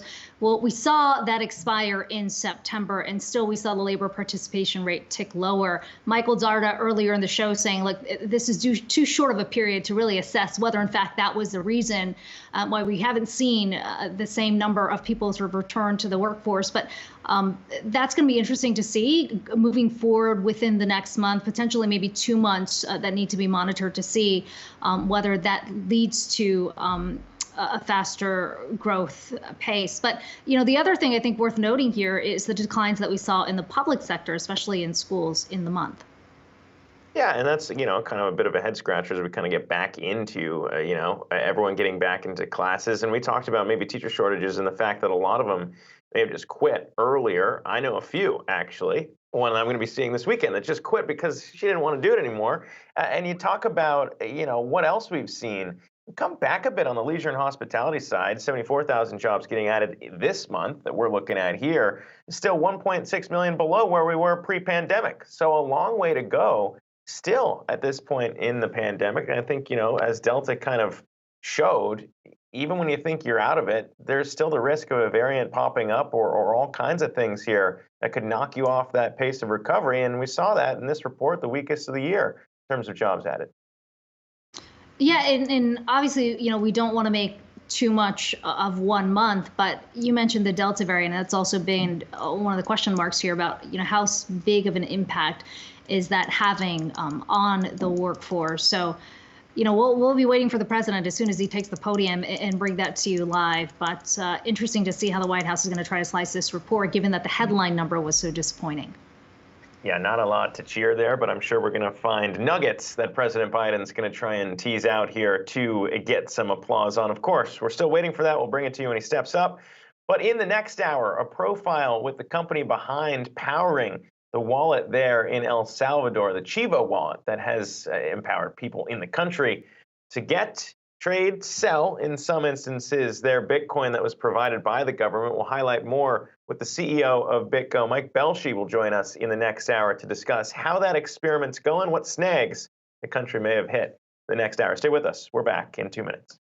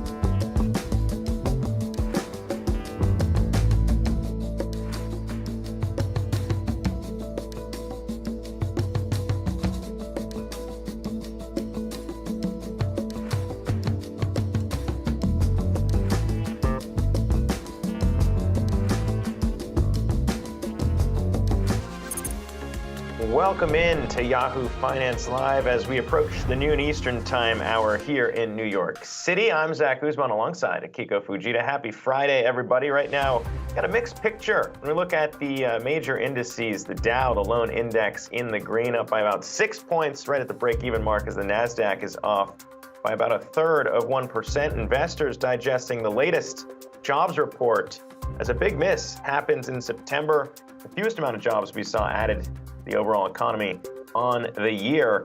Plus, Bitcoin rounding out the week at a more than 10% gain, a big boost for El Salvador as the country forges forward in its experiment to accept the crypto as legal tender. We're going to chat with the CEO of BitGo, the company behind the country's crypto wallet, for more on how that's gone. And Daniel Craig's final installment as James Bond, finally hitting theaters after a nearly 2-year COVID delay. We'll spotlight how big that release is for AMC and the other theater chains desperate for reasons to claw back moviegoers. But first, we're awaiting a conference here from President Biden on that jobs report. Of course, Akiko, the report coming in a bit weaker than expected in terms of the jobs added for the month of September. It has big implications for what the Fed's going to do around their tapering timeline. And just the numbers, 194,000 jobs added. That was well below the expectations of about 500,000. And for more on all of that, I want to bring on Yahoo Finance's Brian Chung to kick us off here in the back half of the show with a closer look at that one, Brian. Hey, Zach. Yeah, well, I saw one commentary on Twitter saying the question was really the amount of O's to add to the oof in response to this jobs report coming very short of the street's estimates. Again, the street estimating about 500,000 jobs added in September. The real number that we got was something around 194,000, although there were some upward revisions to prior months. If you take a look at the unemployment rate, though, that's showing the headline number actually ticking down from 5.1% as expected to actually coming in at 4.8%. That's a 0.4% decrease from the month of August. Average hourly wages are hot, 4.6%, clocking in just around what Wall Street had expected in terms of average hourly wages on a year-over-year basis. Now, when you take a look at the composition of who was getting hired over the course of September, no surprise to see that leisure and hospitality was a big driver of all of this as restaurants continue to try to staff up. 74,000 added for that category. Construction, manufacturing, and retail also getting some boost, although one space that's worth highlighting is healthcare decreased by about 18,000 in the month of September. Labor force participation rate coming in at 61.6%. That is extending the sideways movement that we've seen in labor force participation. Interesting to see whether or not the economy has permanently declined in terms of its ability to hire people and get people back into the labor force relative to the overall population. And it's interesting to see this specific compositional effect when you take a look at the change in labor force participation when you're looking at August to September. The labor force participation rate for men was unchanged for August, although for women it actually decreased by 0.3%. So you can see how there might be some more kind of structural issues that are keeping women from re-entering the labor force at least at the same rate that men are through this recovery. Again, still millions out of the labor force compared to pre-pandemic levels. And the interesting thing, guys, as we look at the months to come is whether or not the Federal Reserve can continue to keep its easy money policies, even if it does start to taper, which it signaled it will likely still do, even if the employment report came short for this particular month, which was certainly the case. But again, a lot of work still to be done in the labor force side of things as inflationary pressures continue to test the Federal Reserve's resolve, guys. Yeah, Brian, following up on that, how do you think the numbers today influences the Fed's thinking, even if they stick to that timeline or the expected timeline of beginning tapering in November?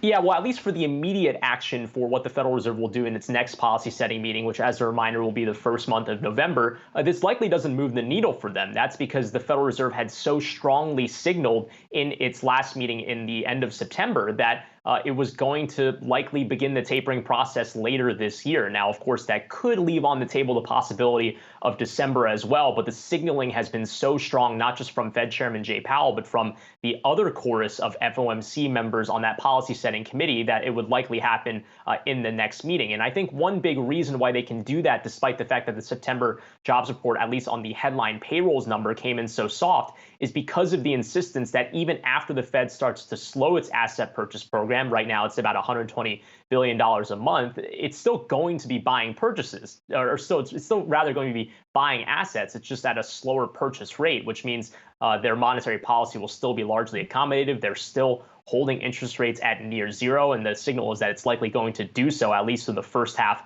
of next year. So it seems like even though the jobs report came in weak, they might not tie any sort of asset purchases to improvement in the labor market anyway, especially with easy money through zero interest rates continuing to be the name of the game for the central bank. Yeah, it's getting down to decision time here, though, as we're kind of putting all these data points together to see what the Fed's going to want to do to come off that stance. Brian Chung breaking down that report for us. Appreciate it. I want to broaden out the discussion a little bit here in terms of that give and take that we are discussing between wage pressures, inflation, and a slowing pace of hiring there as is clear. We didn't hit the numbers that a lot of people were expecting. And for more on that, I want to bring in Beth Ann Bovino, S&P Global Ratings U.S. Chief Economist, joins us now. And Beth, I mean, you're just listening to Brian kind of walk through the numbers we got in this report, but a lot of questions around whether or not the economy's recovery is strong enough, I suppose, for the Fed to be coming off of their accommodative stance to start tapering in November. What's your take about what we heard in this report and I guess where we're at in the recovery? I guess my take is that I don't think there's any time to sound the alarms that the recovery is weakening. I don't think this is about the risk of recession increasing. In fact, we have a very low risk of recession at 10 to 15%. Maybe it'll go up a little bit, but not by much. I think what's really driving this are supply chain disruptions, and that's also in the jobs market. When you look at, and I also agree with your colleague that I don't think this is going to slow the Fed anytime soon. You're looking at a jobs market that has job openings at multi-year record highs. You have, this came also on the top of the ADP report, which was rather strong, and what was already mentioned, the unemployment rate also dropped pretty significantly. So right now I see this as more just a kind of the mismatch that the US economy and the rest of the world for that matter is facing in terms of bringing supply to the businesses in need. Beth, it may not be time to sound the alarm, but I'm looking at your notes before the report. You were expecting 600,000 jobs added in the month. And specifically, you said with schools returning to in-person learning, as well as the expiration of the enhanced unemployment benefits, you expected labor participation to go up significantly. What happened there? Yeah, that was probably, I'm glad you brought that up, because the one thing that I was expecting, I was expecting a nice reading, and part of it was that we were seeing some earlier indication that the numbers were going to be strong. Initial jobless claims were rather healthy. All these other factors that suggested that there was going to be a good reading. And I was also thinking that there's a lot of people that were sitting on the sideline, people who had extended unemployment benefits that ran out in September, thought maybe this is time to get back and start looking for work. The other factor was that you're seeing many schools that have now opened in person, and that also would signal that a lot of people often, a lot of parents, particularly women, would come back to the workforce now that they don't have to chaperone their children during a hybrid schooling. This didn't happen, and that to me is one concern. I'm going to keep, this is 1 month. This 1 month doesn't make a trend, but I'm certainly keeping an eye on what happens with that labor participation rate. And that one mention that somebody said about the structural change, that's something that we certainly need to keep an eye on. Yeah, I mean, there was no shortage of people who were in your camp, too, expecting a stronger reading than what we got here in this report. That was kind of consensus. And I mean, I guess it does kind of raise questions as to why maybe it didn't happen. If, you're laying it all out, we saw that. And of course, Delta kind of maybe undid some of that, stop-start in terms of a full return back to normal that a lot of people were hoping would happen. But I guess, it's also the time when you were seeing the roll off of all those benefits, it was also expected to really give a boost to people going back to work. So, I mean, I wonder what it signals to you in terms of maybe some of this lingering effect here that might spill over into next year. Well, I think one thing that we would take into account, first of all, the Delta variant, fortunately, we're starting to see cases and also hospitalizations drop, and that's a real positive. So maybe the Delta variant will be behind us at some point in the near future. But I do think that there's a factor that's at play here, and maybe something that my team and other economists across and markets for that matter might have not taken into account. The fear effect from the Delta variant is one thing at play. Another thing at play is that still we knew this was going to take some time, but it might take a lot longer than we thought. The location mismatch that many people left. Many people left the cities. Many people left the places where those jobs are. Have they come back? Is it going to take a lot longer than we had thought? And this is a big signal for what the Fed will do. Now, we do think that the Fed will continue to move with tapering, but could they maybe push it out a month, maybe two? That's certainly something that I'm sure they're going to discuss at the next meeting. What would be the case to push it out? Well, I think right now our expectation is that the Fed will continue to I think that my expectation is that the Fed will continue to announce Fed tapering in November, and that they will start the process at the end of this year, as they had signaled. Could they move it further? I think that these two numbers wouldn't be enough. But if they start to see more weakness, yeah, I guess they could say, why don't we hold off? I think there's more reason for them to continue on the path, that course, though, particularly when we look at those wage gains that were significantly high, and basically inflation is picking up, and that's another thing that's on their mind. Yeah, I guess there is kind of one question to ask too around, we've talked so much about Main Street and Wall Street and kind of the market expectations around tapering, and then the health of the consumer. And that's one thing that had held steady earlier in the pandemic, but kind of starting to see signs of some issues there in terms of confidence numbers and just, the inflation pieces that we've been putting together here, particularly on the energy front, I suppose, as well. I mean, when you put those things together, has the case changed maybe that, Main Street's been holding up fine, the consumer's been holding up fine, the longer that this drags on with some of those benefits maybe starting to roll off? Well, I think in terms of the health of the consumer, certainly when you have sticker shock when you go to the gas pump. Prices are a lot higher. Now, keep in mind, there's nowhere near what many of us had faced when we've had Middle East. When we've had crises in the Middle East, which push prices up incredibly high. But that is something that people will notice. But I also want to note on the flip side that household balance sheets are very healthy for that matter. We do something called a financial fragility index, and we look at households and businesses. And in both cases, they are looking at a healthy balance sheet, healthier than over the last 10 years. That's one factor. Households are sitting on a lot of cash as well. You have basically the savings for the average household is about 2.5 trillion over what it was in 2019. So I do think that they're sitting on a lot of cash, and that might be one reason why they're not rushing to the jobs market at this point in time. Yeah, I think it's going to matter a little bit more too once we hit earnings season to wrap up the year, what companies are seeing in terms of demand across all these sectors in regards to the consumer here. But very interesting to see this report come in weaker than expected. Beth Ann Bovino, appreciate you coming on here to chat today. S&P Global Ratings U.S. Chief Economist. Thanks again for the time. Going to take another quick break here on the show, but when we return, digging into the big push down in El Salvador to get their citizens up and running on their Chivo wallet, which gave citizens a chunk of Bitcoin earlier in the year. We're going to chat with the company that's powering the back end, the rails in that digital wallet, BitGo. Their CEO and co-founder, Mike Belshue, is going to join us on the other side of the break. Stay with us.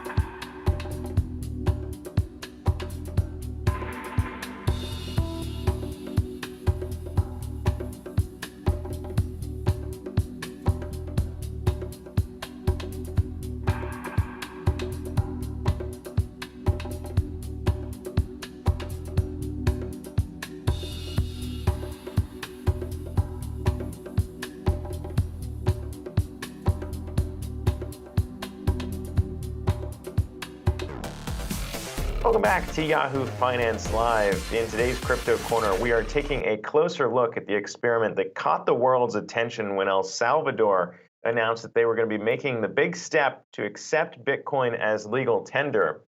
In that push, the country rolled out their digital wallet, Chivo, and actually paid citizens to sign up and gave them Bitcoin in those wallets. It's very interesting. And of course, pushed forward with the mandate that merchants accept Bitcoin at point of sale if El Salvador citizens wanted to pay that route. And all of it's being done through the Chivo wallet. Very interesting to see that rollout take place. There have been some issues maybe around that wallet as people get caught up to speed with it. But the company helping out in that effort, building the rails behind the off-chain between blockchain, Bitcoin, and the Chivo wallet is BitGo. And their CEO and co-founder, Mike Belshie, joins us right now to chat a little bit more about how the rollout's gone. And Mike, I mean, this is big. It's hard for people maybe who are here in the U.S. to understand what really is going on here. But you have a country that had a lot of people who were unbanked, all of a sudden now more of them using the Chivo wallet. So it's a pretty big undertaking here. But talking about what you've seen as you've helped in rolling it all out.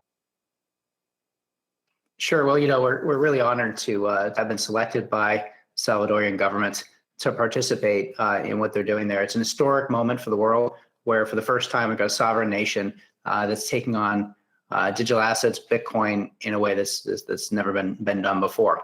So rolling out a single app to all of your citizens, 6 million people, is nothing less than a huge endeavor. They're about 50% penetrated today, about 3 million have signed up. They've got more inflows of additional Bitcoin from their users than outflows. So things have been growing pretty well. I think sometimes you hear that maybe there were some glitches. To be honest, I think given the size of what they have taken on, I think it's gone incredibly smoothly. And I give credit to the El Salvadoran government for having done a superb job on that. Yeah, I mean, I guess there's an education piece to this too, right? And it's something that would have happened here in the U.S., where maybe some people who had never heard of Bitcoin, never knew how cryptocurrencies worked before, to kind of use these things. I mean, in that rollout, I guess, what have you seen in terms of the actual usage? Because I mean, signing up to use the wallet and getting free Bitcoin is something that I don't think a lot of people might need convincing for. But to use it instead of dollars, or not sell it immediately to get dollars, I mean, that's kind of a tougher temptation to resist in El Salvador, I'm sure. Well, let's see, a couple of things. You mentioned education, and everybody that comes into the digital asset or Bitcoin space, first thing is, it's like, wow, this is very different from anything I've seen before. How does it work? How do I use it? What does it mean? So those questions have been coming up in droves, and it started out, there were minor protests in El Salvador itself, from some people that weren't sure what that meant. There are questions about what does it mean to accept payment. And then, of course, there's finally deployment of this app, which is unlike anything that they've seen before. You've got a combination of people that have never used banking apps because they've been unbanked, and a combination of and people that have used banking apps, which just operate very differently. So a lot of work to be done there in terms of people coming up to speed. But the net result is all pretty positive. So I think we're going to continue to measure up into the right types of metrics in terms of users, in terms of transactions. The El Salvadoran government will share those rather than me. But so far, like, all the signs are positive. Yeah, we can confirm that. Yeah, Mike, let me push back on that a bit. I realize we're only a month into this experiment, so it's too short of a period to say, well, this is exactly how it's going to be used. But it's largely still been used for remittances. And even with remittances, it's not a significant part. And then you look at businesses, more than 90% of businesses who said they had 0 transactions on Bitcoin. So what's the benefit? Well, let's see, a couple of things. You identified remittances, and as you know, El Salvador receives a tremendous amount of relative to its GDP, in remittances. It's got a number of citizens that are abroad, and they're sending money back constantly. I wouldn't expect a 30-day window to suddenly open that up to the Bitcoin, but we will see it increase. Just a data point, which is not El Salvador, but it's BitGo itself. We've offered to our clients the ability to pay our bills in either dollars or Bitcoin for quite some time. And for our clients that operate abroad, they largely choose to pay in Bitcoin because it's simply much easier to send those payments than it is to use the banking system. So I'm confident the remittances will start to pick up over time. The second question about payments is one that's really open-ended for Bitcoin and things. As you know, Bitcoin's a very volatile asset. And frankly, volatile assets usually don't make great payment systems. Now, it's volatile today because it's early. It's volatile today because it's not connected efficiently to the markets around the globe. That's what we're working on at BitGo, trying to institutionalize the space and make the market structure right. As we are successful in that, and it's been growing, pretty much every bank on the planet has a Bitcoin initiative in the works right now. So as that becomes more successful, the pipes get plumbed around the globe, the volatility will go down, and then we'll start to see payment applications really increase. So El Salvador might be a little bit ahead of their time on payments, but I think we're going to continue to see Bitcoin used in ways that's never been used before because it's the first time that's been rolled out to an entire citizenry. Yeah, and I mean, there's the payments aspect, and then I suppose there's also the unbanked aspect there in El Salvador. And you talk particularly about the rural citizens out there who may not have had access to banks. This opening the door there. I mean, is that kind of it's tough to tease out whether or not it was transactions or more so that other piece there that really was the driving factor here. And I'm not sure in terms of what the data there would say around the Chivo take-up rate. Well, for sure. Look, the unbanked have not had access to any banking infrastructure, and the Chivo app gives them a first point there. I think that this is, again, still kind of early. As you point out, there's not a lot of payments going on in it necessarily yet. As that increases, more of the economy will move on to it. It won't happen in a 30-day window, but it'll happen over time. And I think as we look back at it kind of year over year, we will see that it will continue to meet its goals. You mentioned the education part of this, and so much of it is just kind of familiarizing people who aren't as familiar with Bitcoin to actually how this can be used. And a lot of that also comes down to trust, I imagine, in terms of adoption. There's been a lot of these reports of people who said, look, they tried to withdraw cash from their Chivo wallet and they couldn't. I realize it's a large rollout, but how much of those technical issues that were reported early on have already been resolved? Well, I guess I don't know the answer to that question. I don't know how widespread those were. It's difficult to sometimes tease apart anecdotal evidence from actual trends. I think that there's probably been plenty of anecdotes, but on a trend-wise, those will be fixed and soon will be ancient history. Maybe another way to think about this, though, is look at WeChat-based payment adoption, in Asia or other electronic payments, which are similar, where you can be at a farmer's market and you can now pay electronically. Now, those are backed usually by the actual banking system. But here you've got the same user interface now showing up in the Chivo app, where it's actually cash that you control. No one can take it away from you. It's your private key. I think there is education required to get there, but the fact that it's been overcome in Asia at such a large scale indicates the education will happen pretty quickly. And I think we'll see positive news in the short term. Well, back here stateside and elsewhere, I suppose, as that's going on down there in El Salvador, there's a big push in DeFi and everything else. And BitGo, you guys partnering up with MetaMask, the big kind of widely used wallet there to kind of access all these DeFi pieces. Talk to me about that partnership and kind of, I guess, the growth, because I'm always wondering, I mean, MetaMask is a big step up. Maybe you buy Bitcoin and Coinbase, that's one entry point, but then you step up to MetaMask and you're using Ethereum, you're paying gas fees. You're in the next chapter of your crypto evolution here. So talk to me about that partnership and what you've seen in terms of people using it now. Right, well, this is all just part of the fantastic innovation that comes when you start using software across an industry. And the financial services industry is being invaded with this blockchain-based software. So the use case that we're talking about first with El Salvador is around Bitcoin. It's around store of value payments. But what's happening with DeFi is we're unlocking a whole new set of use cases where it's about borrowing, it's around lending, it's about generating yield, it's about insurance, a number of things. Now, DeFi is early stages. It's far less mature than where kind of Bitcoin Core is, but it's growing, and I think it's proving that there's clear demand for these types of use cases, and it's going to continue to evolve. So our partnership with MetaMask, very excited about that. Make sure that the BitGo wallets are able to seamlessly interact with those DeFi markets, and it is the next wave of future financial services. It's been fascinating to watch and interesting to see that partnership come together. But Mike Belshie, BitGo's CEO and co-founder, thanks again for the time, for keeping us posted on all the things happening down there in El Salvador. Be well. Going to take another quick break here on the show, but when we return, the final installment for Daniel Craig in the James Bond franchise. That movie finally making its way to theaters after a nearly 2-year delay in the pandemic.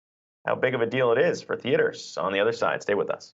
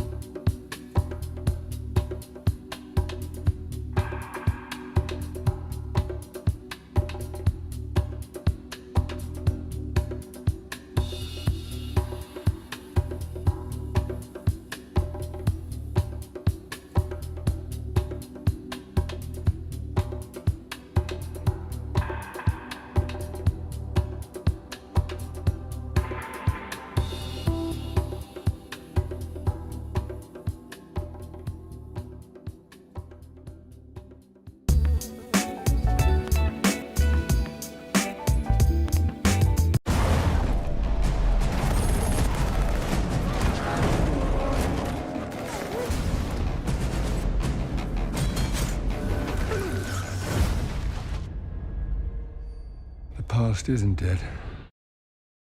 Oh, that's right, ladies and gents. That's Daniel Craig in No Time to Die, his final stint as 007 James Bond. And theaters are really hoping a lot of you out there are as excited as I am. Booties in seats is what they're hoping for. And for more on those expectations, I want to bring on Yahoo Finance's Alexander Canal in this week's Fame and Fortune with a closer look at that. Because, Ali, we've been waiting almost 2 years for that release, and now finally here.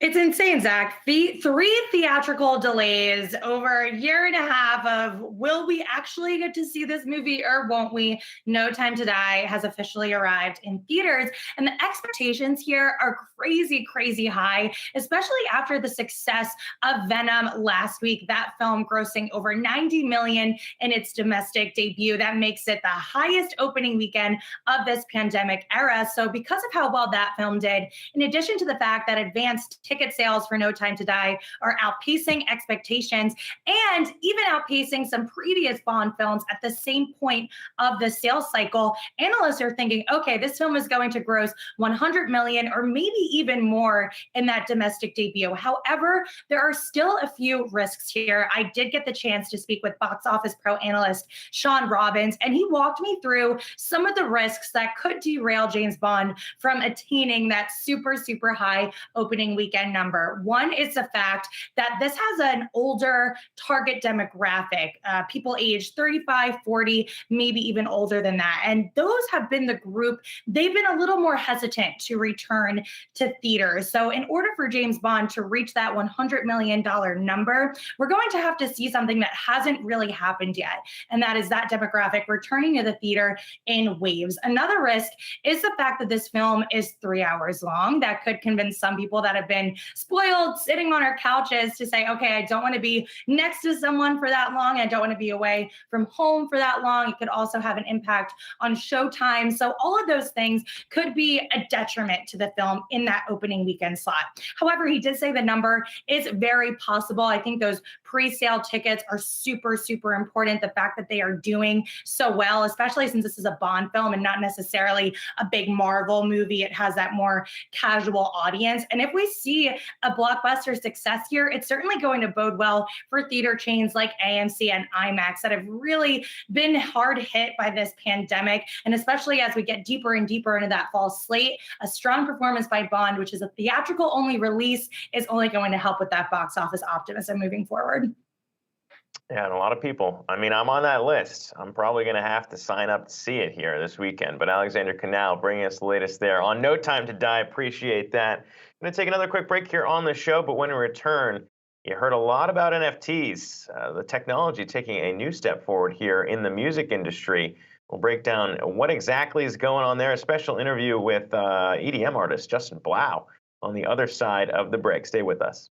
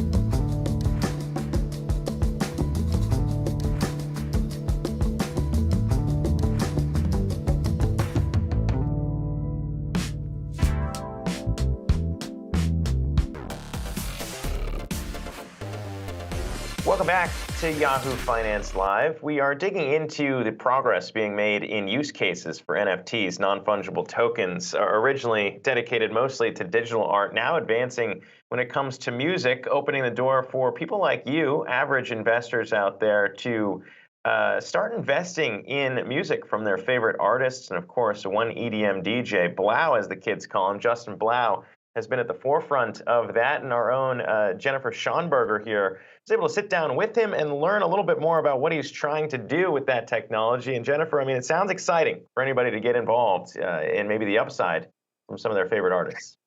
Hi, Zach. Yeah, absolutely. It is exciting. For years, if you wanted to invest in music, you had to fork over millions of dollars to purchase an artist's catalog in order to reap the income that every time you get a song is played. Now, one new artist, as you mentioned, Justin Blau, an EDM artist, is trying to change that by making investing in music available to everyone using blockchain technology. He is launching a brand new platform called Royal later this month, which will sell rights to songs through NFTs.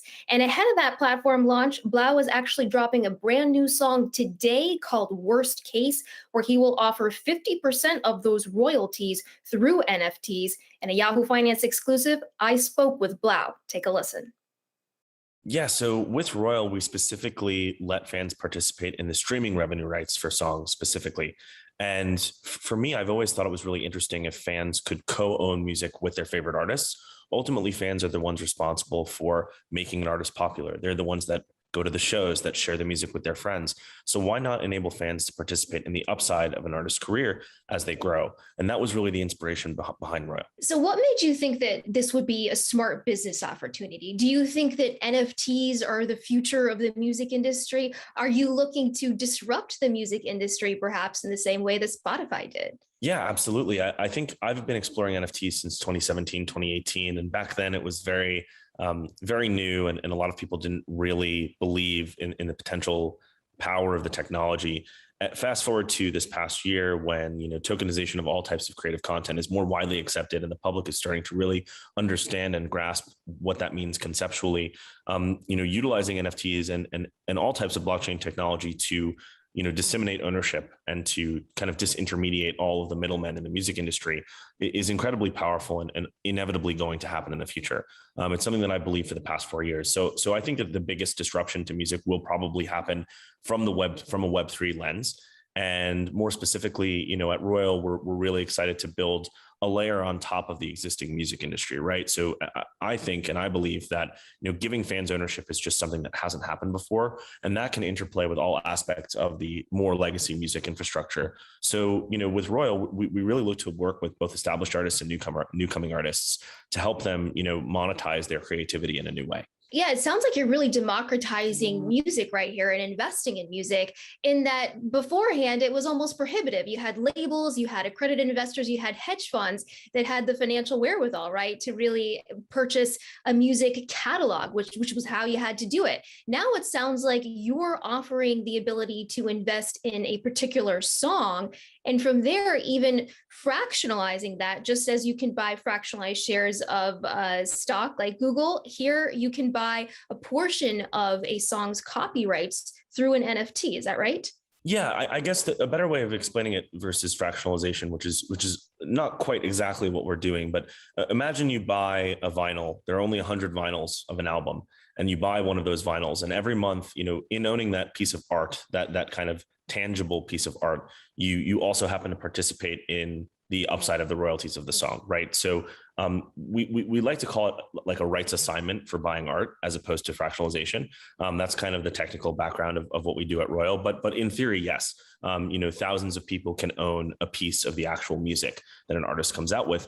And like you said, historically, the most successful startups take something that really wealthy people like to do and democratize it for the public using technology. Right? You take Uber, Airbnb, all these companies. I think that the ideal world for Royal is, instead of having this small group of people who have access to investing in music rights, you expand that to the entire public. And there's a lot of demand for that, especially like from the surveys we've taken and from responses to some of my tweets. So it's kind of inevitable that the public wants to invest in music. They just haven't had the means to.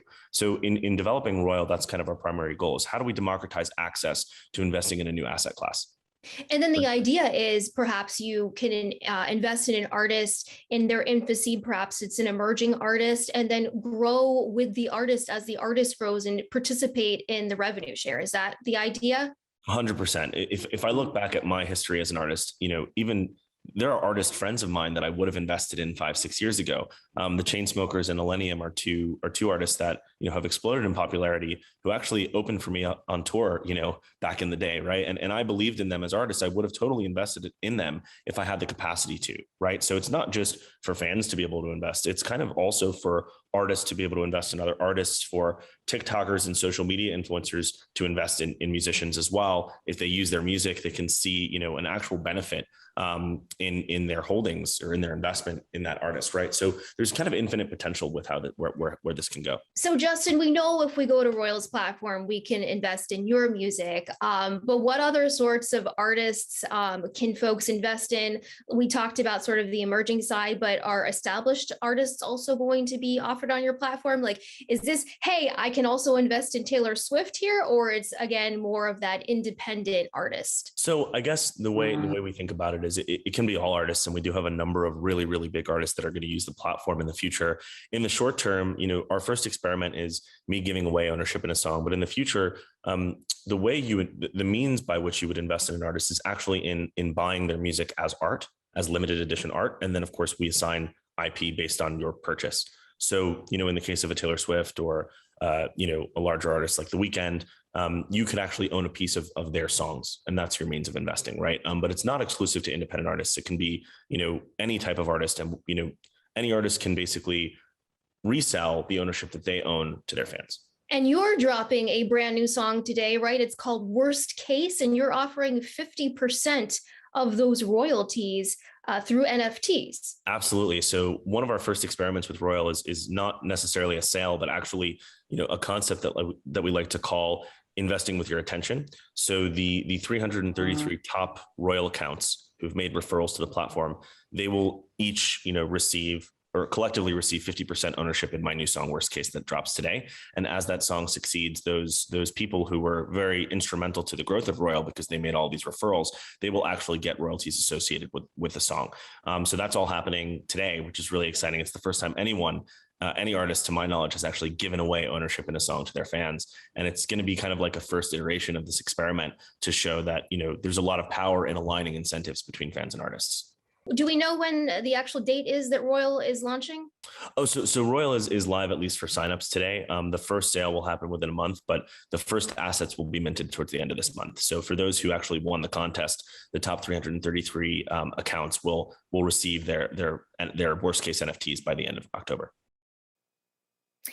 And Royal is tentatively targeting a launch of October 21st. You can read more about it and watch the full interview on yahoofinance.com/presents. Zach, I have to tell you, as a singer-songwriter on the side, this could be a game changer for music. Whoa, singer-songwriter, eh? Interesting. All right, Jennifer Schonberger bringing us the latest there. Appreciate that. Kiko, as we're waiting to hear from President Biden off this jobs report, maybe we just highlight once again, as we did earlier in the show here, the big miss that we got out this morning, just because there was such expectation that we were going to see at least some continued strength there and a big steep fall off. So it's going to be tough to see how President Biden stresses some positives in this report, because the headline number, 194,000 jobs added for the month of September, was the weakest that we've seen all year. A clear tapering of the progress, as you could spin it, in this recovery. A big miss from the 500,000 jobs that economists were expecting, and a big step down even from the 366,000 we saw in August. So that's not great. The unemployment rate came down to 4.8%.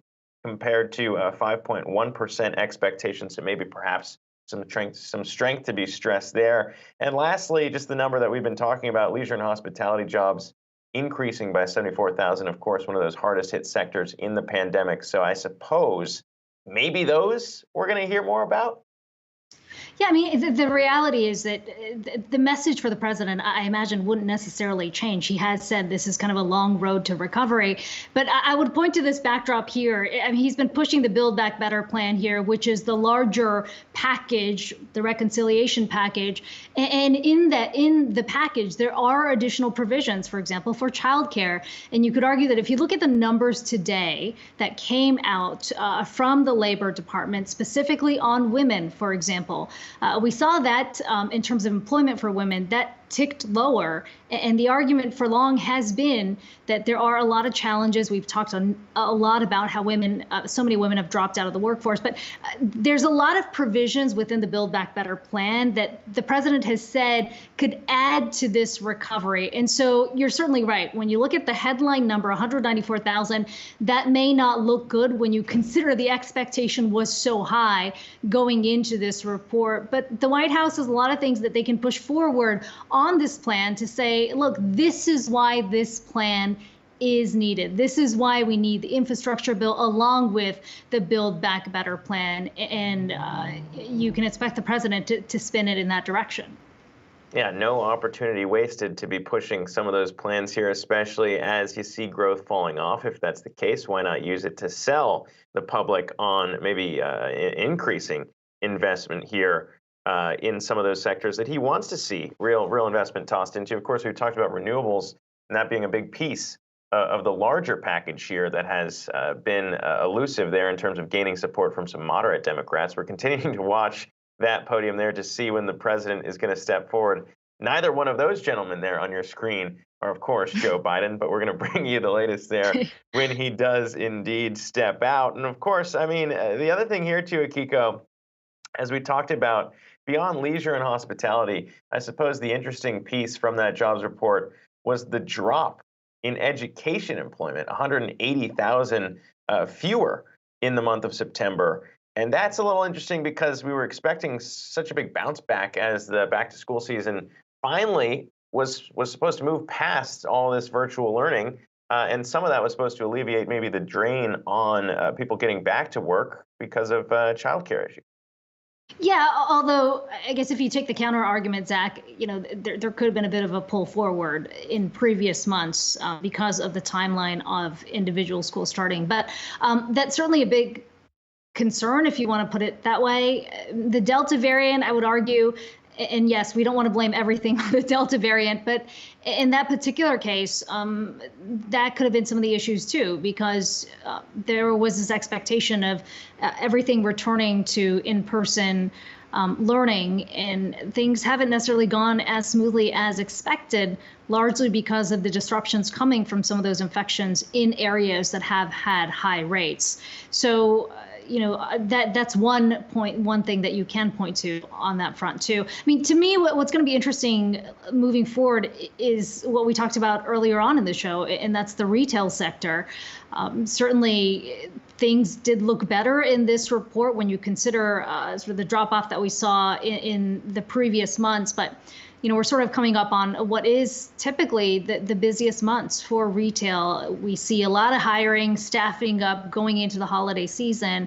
If there are challenges right now in filling some of those positions, you have to wonder whether the bottlenecks that we're seeing, those concerns around staffing, are only going to get worse going into year end.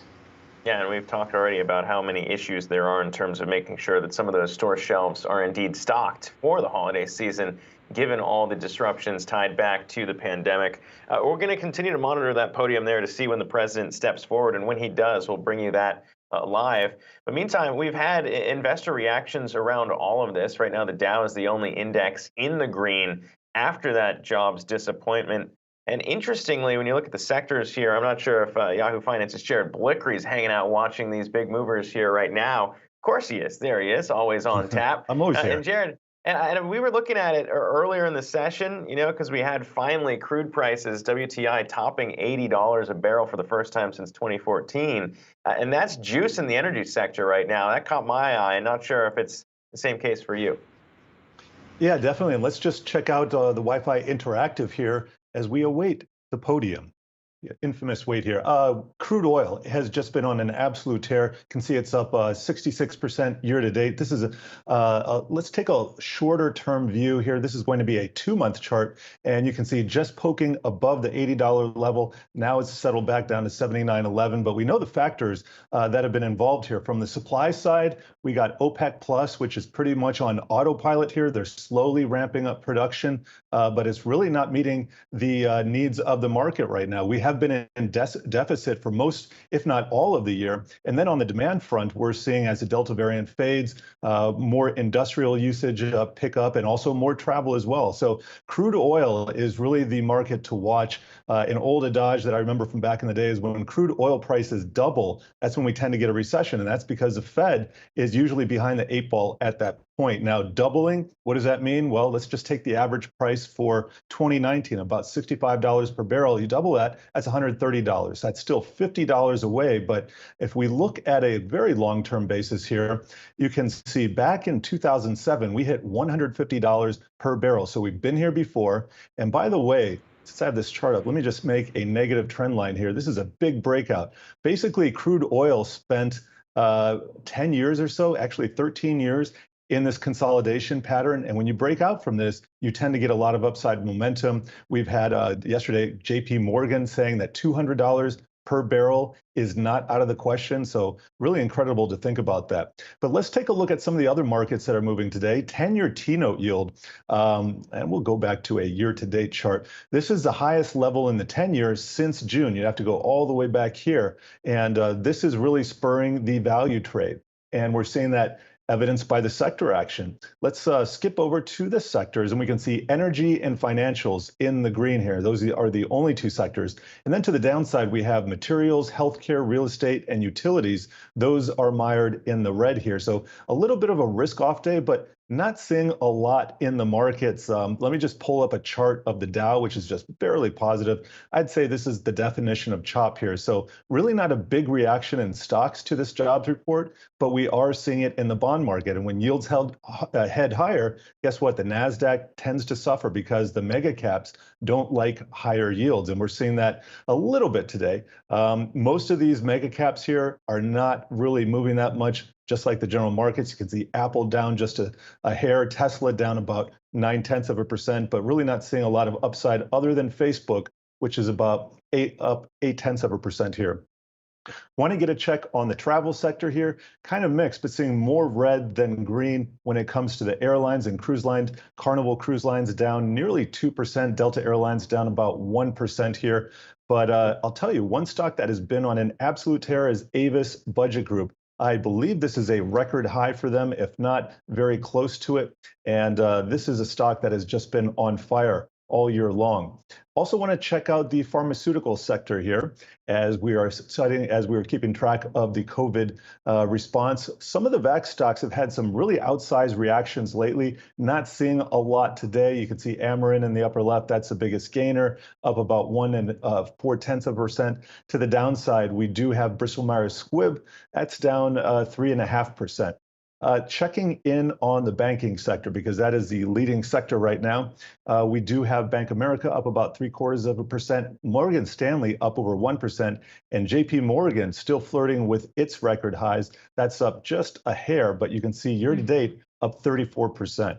And finally, I just want to check in on the Dow. More green than red here, but a mixed bag. You can see Chevron's up about 2%, Merck's down 1%, Home Depot down 1%. All in all, not putting a lot of meaning in today's price action. I think we're going to resume next week. Traders don't seem to be that concerned about these payroll numbers today, guys. And Jared, we want to remind our viewers that we are awaiting President Biden to take the podium there to address the jobs number that we got today. As we've been saying throughout our hours, a disappointing number, at least on the headline number, 194,000 jobs added, well below the expectation. Some positive here in that unemployment rate coming down to 4.8%. Jared, going back to the market action, you talked about oil. Certainly that's in focus given some of those, I mean, I would argue, pretty alarming numbers that some has said, we could see oil reach, well above $100 a barrel. We had those comments from Energy Secretary Jennifer Granholm a few days ago, who said specifically that they would consider, they as in the administration would consider tapping into the oil reserves if that's what it came down to. It felt like things eased back, at least the jitters eased back just a little on those comments.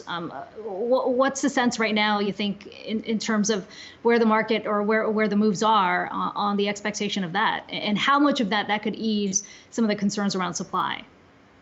Yeah, we did see crude oil take a hit earlier in the week when it was suggested, there was an idea floated that the Strategic Petroleum Reserve, which holds over 700 million barrels in the U.S., that could be tapped. Also, there was the possibility floated that Biden could restrict exports of crude oil, and that would have a very negative supply shock for basically the entire world. However, those statements were walked back yesterday. I believe it was the Department of Energy that confirmed that they are not going to go ahead with that. And so that is bullish for the price of crude here. You're looking at the energy heat map for today. Exxon, Chevron, both up more than 2%. And looking at some of the bigger winners, Apache's up over 5%. And if we take a look at what's happening in the Permian Basin here, let me see if I can find Occidental Petroleum. If I can't find that, I'll find another one. Here we go. Oxy's up about 3%. And this is a stock that had been beaten down. Oh, look, Jared might there have we to, go. There's might have to Biden. cut you off there because it looks like President Biden's finally stepping to the podium. Let's listen in here. For the first time since March of 2020, the American unemployment rate is below 5%. In just 8 months since I became president, in the midst of a grave public health and economic crisis, the unemployment rate is now down below 5% at 4.8%. Let me just repeat that. Today's report has the unemployment rate down to 4.8%, a significant improvement from when I took office and a sign that our recovery is moving forward, even in the face of a COVID pandemic. That improvement was widespread. Unemployment for Hispanic workers was down, and the unemployment rate for African Americans fell almost a full percent, and it's now below 8% for the first time in 17 months. A drop of 496,000 in long-term unemployment is the second largest single-month drop since we started keeping records. The largest was in July. So in the past 3 months, we've seen a drop of 1.3 million long-term unemployed. That's the largest 3 months fall in long-term unemployment since we started keeping records in 1948. More to do, but great progress. And working Americans are seeing their paychecks go up as well. In September, we saw one of the largest increases in average wages paid to workers, working Americans on record. Today's report comes one day after the Labor Department found, in the third quarter of this year, the number of layoffs and job reductions was the lowest in this country since 1997. Overall, the unemployment report shows almost 200,000 jobs were created last month, over 300,000 in the private sector and 26,000 in manufacturing, offset by some seasonal adjustments in education hiring. The monthly totals bounce around, but if you take a look at the trend, it's solid. On average, 600,000 new jobs created every month since I took office. And in 3 months before I got there, that was 1/10 what was being created. It's 60 to 60,000 as opposed to 600,000 jobs a month. In total, the job creation in the first 8 months of my administration is nearly 5 million jobs. Jobs up, wages up, unemployment down. That's progress. And it's a tribute to the hard work and resilience of the American people who are battling through this pandemic, working to keep their businesses afloat. Remember, today's report is based on a survey that was taken during the week of September the 13th. Not today, September the 13th, when COVID cases were averaging more than 150,000 per day. Since then, we've seen the daily cases fall by more than 1/3, and they're continuing to trend down. We're continuing to make progress. Right now, things in Washington, as you all know, are awfully noisy. Turn on the news, and every conversation is a confrontation. Every disagreement is a crisis. But when you take a step back and look at what's happening, we're actually making real progress. Maybe it doesn't seem fast enough. I'd like to see it faster, and we're going to make it faster. But maybe it doesn't appear dramatic enough. But I, too, like to, as I said, move it faster. We're making consistent, steady progress, though. And thanks to bipartisan agreements, we're making progress on funding the government and raising the debt limit so people continue to get their Social Security checks, the military continues to get paid, and so much more. We're making real progress on COVID-19 as well. More than 186 million Americans are now fully vaccinated. More than 75% of eligible Americans have gotten at least one shot. And COVID cases are down 40% in the past month. Hospitalizations are down over 25%. In July, when I announced the first vaccination requirement, about 95 million eligible Americans still had not been vaccinated. Today, we reduced that from 95 to 67 million eligible Americans that haven't been vaccinated. That's still much too much. There's more work to do, including getting more people vaccinated. But we continue to make progress. And the American Rescue Plan, which we passed shortly after I was elected, we made progress providing rent and mortgage relief to help keep roofs over people's heads. We provided checks in pockets and other benefits so families can put food on the table for their families. Hundreds of thousands of loans to help small businesses stay open and keep employees on a job getting paid. Today, towns and cities and states that were at risk of losing hundreds of thousands of jobs before because they didn't have the budget to pay, we helped make their payroll for them so they could keep teachers, police officers, firefighters, essential workers on the job. Helping schools stay open with the equipment and resources needed to keep students and educators safe. And we finally gave a tax break, I've been looking at this for a long time, to families with children, which as I speak is providing monthly checks for more families for 60 million children. $300 per month for every child under the age of 7, $250 per month for every child under the age of 17. Keeping the tax cut. It's a tax cut for these people, and cutting child poverty nearly in half, over 40%. We're making progress protecting our air and water as well and our natural lands. Much more to do. And I'll have more to say about that later today. The jobs numbers also remind us that we have important work ahead of us and important investments we need to make. America is still the largest economy in the world. We still have the most productive workers and the most innovative minds in the world. But we risk losing our edge as a nation if we don't move. Our infrastructure used to be the best in the world. Today, according to the World Economic Forum, the United States of America ranks 13th in the world, 13th, on infrastructure, roads, bridges, ports, etc. We're among the first in the world to guarantee access to universal education back at the turn of the 20th century.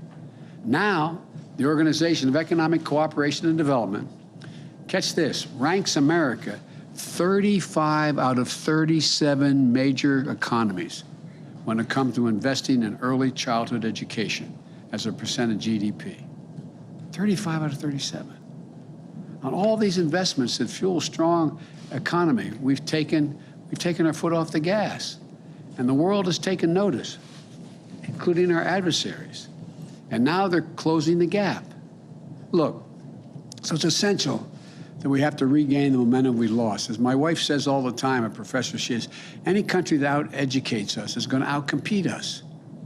The work of our time is to prepare ourselves to be competitive to win the fast-changing 21st century global economy. That's why I propose two critical pieces of legislation being debated here in Washington right now.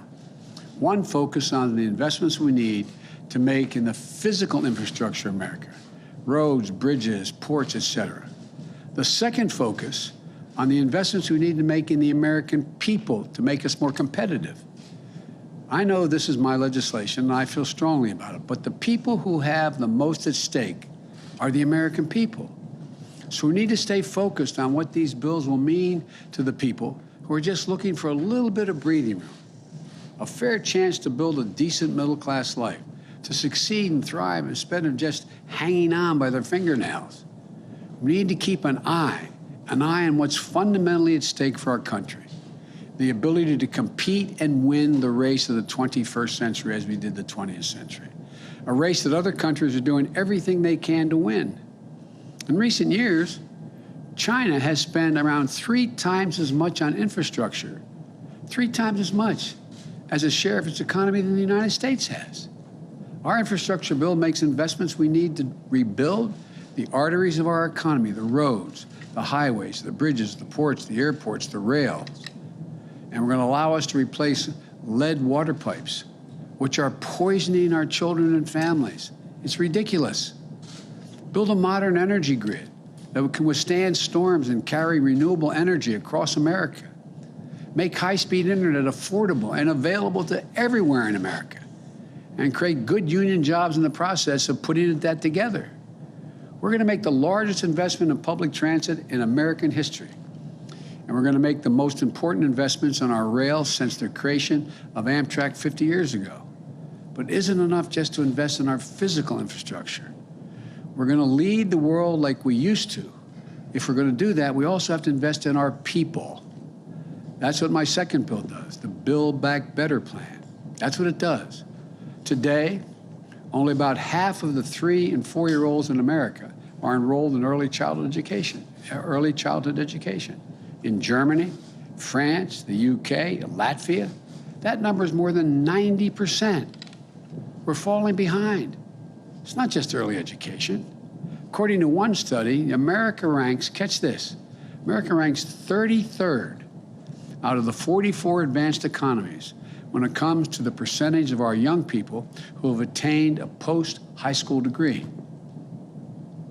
The United States, 33rd out of 44. My Build Back Better plan gets us back on track to making 4 additional years of public education available for every person in America. 2 years of high-quality preschool in the front end, which indicates that over 56% of the children will be able to go through all 12 years and beyond without any interruption. And investments in community college, so our students can gain the skills they need and carve out a place for themselves in the 21st century economy. We're going to help build families. We're going to help them afford to care for their new baby, a child, an elderly relative. It's going to extend the tax credit for families with children. It's going to help us meet the moment on climate change and become a global leader in the fast-growing clean energy industries like solar and wind power. The whole world knows that the future of the auto industry is electric, and battery technology. We need to make sure America builds that future instead of falling behind. We should build those vehicles and the batteries that go into them and the charging stations they're going to need, the 500,000 we're going to build across America. Here in the United States, we should be doing this. And look, if we get this done, we're going to breathe new life into our economy and our workforce, and we're going to breathe cleaner air at the same time. These are the kinds of investments that will get America back in the game and give our workers a chance, a fighting chance. Economists left, right, and center agree. Earlier this year, Moody's on Wall Street projected that the investments in these bills will bring us a higher GDP and additional 2 million jobs per year and lower unemployment. These bills are not about left versus right, or modern versus progressive, or anything else that pits Americans against one another. These bills are about competitiveness versus complacency. Competitiveness versus complacency. Opportunity versus decay. They're about leading the world, or whether we're going to let the world pass us by. The American people understand what's at stake here. They understand that when workers and families have a better shot, America has a better shot. Given half a chance, the American people have never, ever let their country down. Today, we receive more evidence of the progress we're making. And I know we can make a lot more in the days ahead. I want to thank you, and God bless you all, and may God protect our troops. Thank you very much. What do you say, Americans who want them to go back to work, sir? We have been listening to remarks by President Biden on the labor market and other pending legislation before Congress, and we want to continue the discussion here. We're going to bring in Brian Jacobson, Wells Fargo Asset Management multi-asset strategist, And Brian, you were listening to the president just now saying that the employment rate shows that it's moving forward and that we are making consistent, steady progress in the labor market. Nevertheless, the headline payrolls number really disappointed this morning, coming in at 194,000 when the street was expecting 500,000. We got the labor force participation rate ticking down and also the unemployment rate ticking down to 4.8%. Kind of a surprise there, but people leaving the labor market. What do you make of the report this morning and President Biden's remarks on it? Yeah, I think that the report this morning shows that really the details matter. And even though the report itself may have missed the expectation, maybe it just highlights that we don't know what to expect. To me and on my team, we think that the economic recovery is still taking place. It's on track. It's not like we should look at this as a disappointing number. 194,000 is a very strong number. If you look at the household survey from which they calculate the unemployment rate, it did show that the labor force participation rate ticked lower because people, for some reason, exited the labor force. But the employment number, so the new people employed, increased by more than 500,000. So we actually take a lot of encouragement when you look at some of the details that, this economic recovery and the labor market recovery, it's not like it's delayed. It's more like it's going to be drawn out. And it just might be drawn out over a longer period of time than what a lot of people were originally expecting. So instead of just like a big bang, a flood of workers coming into the market and getting employed in September, maybe that's going to play out over the course of months as opposed to a course of weeks. And we also got the average hourly earnings statistic of 0.6%. So that's what it was last month. But the street was expecting that to be a little bit lower. Year over year, we're up to 4.6%. This has implications for inflation and also the calculus at the Fed. This is the last payrolls report that we're going to see before that, I believe, the November 2nd and 3rd meeting. So that's less than a month away right now. What is the Fed thinking as they look at this report and some of these wage numbers that we're talking about here? Yeah, it makes me wonder whether the Fed thinks that maybe we should wait a week, so that we get another employment report under our belt. But this is set, a year in advance as far as the schedule, so they don't necessarily have that luxury. Though you think they could look at the calendar. It's not like the Bureau of Labor Statistics keeps it secret as to when they're going to be releasing these things. But it also, I think, shows that the Fed isn't going to react to just one particular number, whether it's the payroll report number or the wage number. It's more, what's the trend? And the underlying trend is that we are seeing these rising wages, so the 4.6 year on year, but inflation is also quite high. So if you actually inflation adjust that 4.6%, people lost purchasing power on average year over year, because even though we don't get the September Consumer Price Index data until next week, based upon last week's, inflation was over 5.3%. So yes, wages rose, but not enough to make up for the pernicious effects of inflation. Now, some of that could be compositional, right? There was a big surprise about the leisure and hospitality industry increasing their employment. And we know that that's a bit on the lower end of the wage spectrum. So looking at these aggregate numbers, it kind of belies some of the important details, which is that wages are rising, especially for people who are employed and staying employed. The Atlanta Fed has a really nice wage tracker where it tracks that, where on a real purchasing power basis, people who are employed and continue to stay employed are experiencing real wage gains, but it doesn't look like it's necessarily, broadly speaking, causing any sort of wage price spiral that we have to really worry too much about. Well, and just shifting gears a little bit, I want to talk to you about supply chain issues and especially the bottlenecks that we've been seeing that have really emerged this year and hampered so many different industries, especially the car industry. We know about the chip shortage.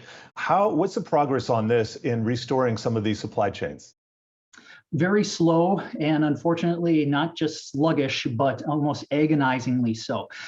Earlier in the year, and even last year, the Federal Reserve and a lot of central bankers said that the course of the economic recovery will follow the course of COVID. Right, that if you get the case counts under control, vaccination rates up, we should see an economic reopening. Well, as far as the economic recovery continuing and the inflationary pressures, that depends upon supply chains at this point. It's not necessarily any longer about COVID. It's more about the supply chains and how long does it take to get those unclogged. So get people back to work and get these supply chains unclogged. And that unfortunately, it's just a matter of time. Some of the early indicators from the Federal Reserve's industrial production data shows that by stage of production, we are seeing some improvements. But again, it's going to be very slow and very gradual, but we're hoping that it can actually, just like the vaccination campaign, it starts slow, but it can maybe build some momentum as this year comes to a close.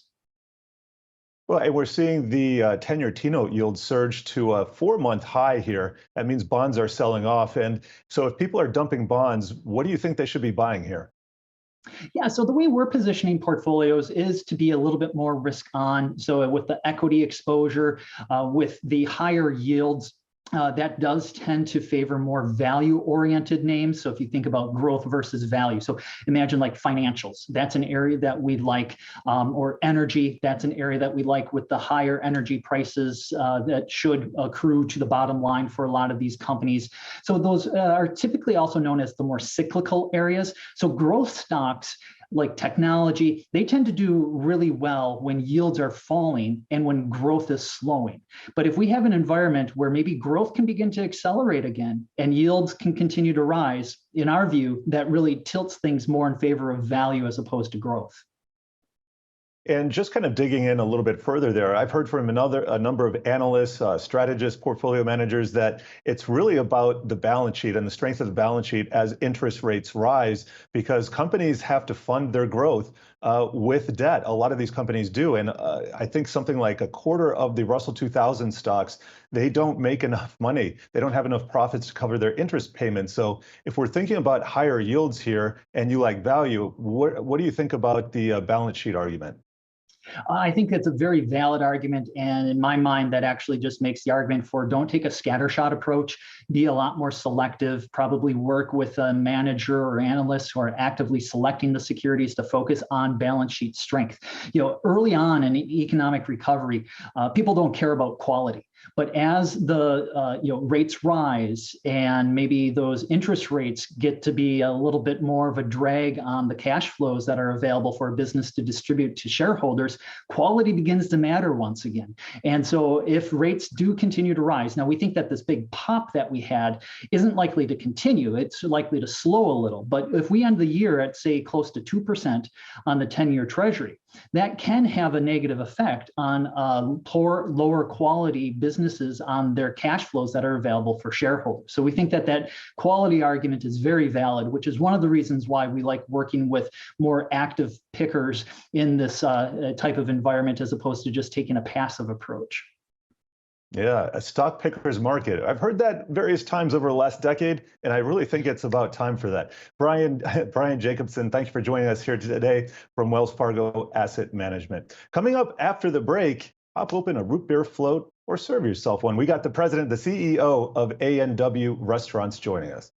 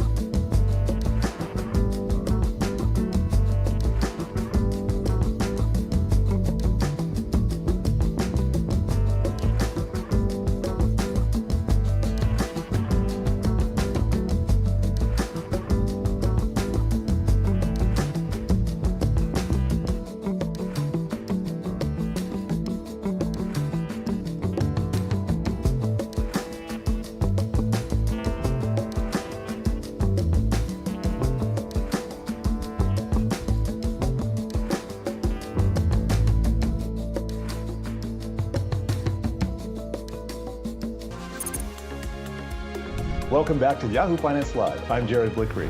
The labor shortage is hitting a lot of industries, including the restaurant industry. And we have the CEO of A&W Restaurants here to discuss how this is affecting your particular business. And Kevin Basner here. Kevin, let me ask you, we've been talking about the labor shortage for months now. And can you give us an overview of your restaurants? We were talking over the break. I understand you have over 500 here in the US. So you have a pretty good picture, boots on the ground, of what's going on. Yeah, no, exactly. And this, for us, the labor issue really started before the pandemic. The pandemic has accelerated a bit, but we were under pressure with gig economy. We were under pressure, our industry, with gig economy, warehouse jobs. The Amazons of the world and everyone else that's followed, and particularly through COVID and so much at-home delivery. So we were already. I mean, I was on record 2 years ago. In saying that when the minimum wage was the talk of the town, and rising minimum wage and everything else, and I said at the time that minimum wage was not the issue. Availability of labor was the issue, and our need to be more competitive in terms of wages overall, and that includes benefits and really culture of the organization, was really something we needed to focus on in the industry, and the pandemic has just put a finer point on it. I would agree with your previous guest, with Brian, in terms of, that there's still a lot of uncertainty out there. The recovery is getting more drawn out than we had hoped, perhaps in some cases expected, but we're starting to see perhaps a plateauing of the challenges in the labor market, but it's certainly here to stay, and we're going to have to deal with it as an industry, and I think we are. Well, we talk to a number of business owners here every day, along with C-suite executives, about the incentives that they've had to provide to workers to get them to sign up, signing bonuses of sorts, higher wages. How are you addressing the labor shortage? And does it vary across the U.S. state by state? Any insights into the geographic dispersion there? Yeah, it does vary across the country. We have a lot of exposure in the upper Midwest, in smaller towns seem to be somewhat less affected than the coast, for example, in your large metropolitan areas. And you're right. I mean, referral bonuses, retention bonuses that we've been using throughout the course of the last year, and now that's working its way into the base pay. We've taken across the country, we've taken 10, 15% increases in terms of our wages in order to get people to service the restaurants, and we counter that with somewhat higher menu prices, and using technology to leveraging technology to get a little bit more productivity. So again, this is an adjustment we have to make as an industry. It's not over yet. But the hero pay that we were using in many industries have worked their way into the basic weekly paychecks. And I'm just wondering, you mentioned using technology. We've seen McDonald's and other quick service restaurants really apply some new technologies, not only in robotics, but also artificial intelligence with the drive-through system. Any of this that you're working on as well? Well, we're obviously paying attention to everything that's going on in the industry. Clearly, McDonald's and others, the larger brands, are leaders in this. And while we're not necessarily playing directly in artificial intelligence, it starts to bleed into everything that we do. A lot of what we're doing with technology is putting more of the ordering, whether it's tablets, whether it's QR codes, whether it's kiosks, although those the jury's out as to whether they've outlived their time. Self-ordering kiosk is putting more control in the hands of the consumer for the ordering process, online ordering, et cetera. And that takes, that does take a fair bit of pressure off of the stores in terms of the labor that they have to deploy to take orders. So that's really more where we're focused on, and heavily in the drive-through, because as a result of COVID and now the Delta variant, and still a good segment of the population that is cautious, if you may, we have a high percentage, continue to have a high percentage of our business going through the drive-through, which in itself is more labor efficient for us as an industry. But so we're still finding the balance. I think still a lot of uncertainty out there, and frankly, as a brand, as many brands in our segment are doing in the QSR segment, we're doing quite well. I mean, the consumer is understanding of the labor challenges, and the consumer is understanding that at least in this past 18 months or so, that they're expecting to pay a bit higher prices. That's not going to last forever. We're planning as we go into 2022 to things to be normalizing a bit. Getting back to sort of normal price increases and really looking, through our supply chain is the other area that our business is pressured for the same reason, because of labor. And we just think that we get through the holiday season and the seasonal hiring, and we get into the first quarter, if not the second quarter of next year, I think we're going to have a much better idea of the future. But we think the future looks bright for our industry and for ourselves as a brand, quite frankly. And we're going to have to leave it there, but thank you for joining us here. Kevin Basner, A&W Restaurants CEO. Coming up, we have a discussion with the Zscaler CEO after this.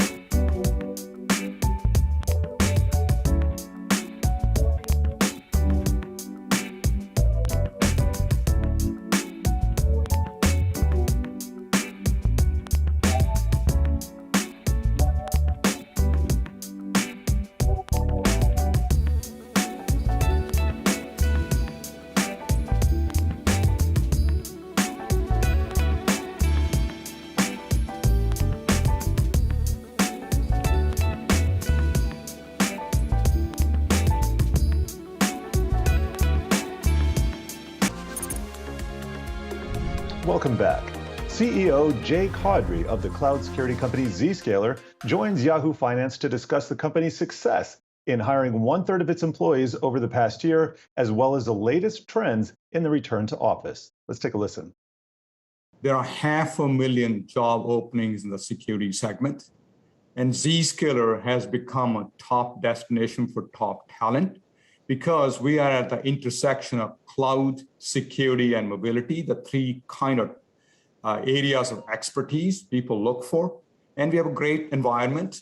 If you look at a Glassdoor rating, employees love us. And we're growing rapidly, so we do need to hire these employees. While it has become a little bit harder to hire in the past 12 months, we've done very well, very pleased with it. Jay, it's Julie here. Where are you finding these folks? In other words, are you saying to people, well, you don't have to move anywhere. You can move remotely, work remotely. Are you saying we'll train you how to do the job if you're not necessarily qualified? Like, how, are you casting a wider net? Because we're hearing from so many companies that they're having so much trouble. It is harder to hire today than it was 12 months ago. And we are doing multiple things, including some of the things you mentioned. Work from anywhere is playing a big role. And for Zscaler, which is really the company that was founded with the notion that employees should be work from anywhere. So we actually practice that. Now we are doing more and more hiring in any part of the world. That's number one. Number two, a active training program for people who may not have the perfect skill set, but have the potential to get trained and come up to speed is a big source. Number three, college grads. We are hiring more college grads and get them up to speed. Number four, not concentrating in the valley for too many jobs is helpful. Being able to go around the country, but wherever we need hubs. For example, Raleigh has become an important hub for us. Atlanta is important, Vancouver, and all over the world. We are a very global company, and being able to hire anywhere provides a big advantage, and that's helping us. And Jay, are your offices open at this point? The offices that are open, are you doing vaccination mandates? Offices are open, but by and large, if the local regulatory body allows us to do it. But how many people show up and don't show up is a different question. We don't require people to show up. Many of our employees want to get out of the home and be in the office, maybe for a day or two or three. So people are coming to offices, for example, our headquarters, San Jose. San Jose requires vaccination. So depending upon the city, we allow people in the office with vaccination. Or if it's not required, then making sure it's all positive. Employee health is very important for us. But most of our people are still working from home. Jay, just given how competitive it is out there, especially in tech land, how much more are you having to pay these workers? It's higher compensation today than it was a year ago.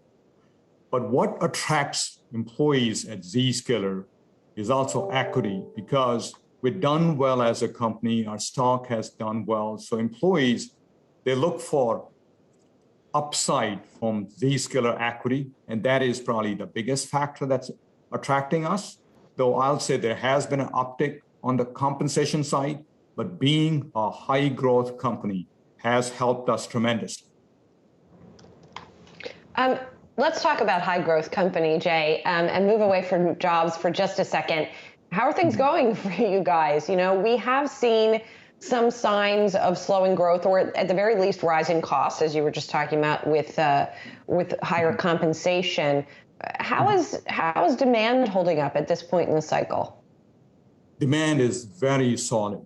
Okay, because of COVID, digital transformation accelerated because CIOs needed to make sure the employees could work from anywhere.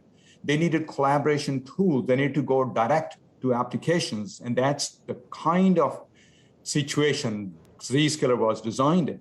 And then came some of these attacks, cyber threats, like SolarWinds. Microsoft had an issue with Exchange. Then we had Colonial Pipeline on the world. And then CIOs and CISOs realized that they need zero trust architecture, because the current castle and moat security, which is built around firewalls and VPNs, is not really relevant. So since we're accelerating that change, even Biden administrations came with an EO that said government need to really deploy zero trust architecture. So we are very busy. We are growing rapidly.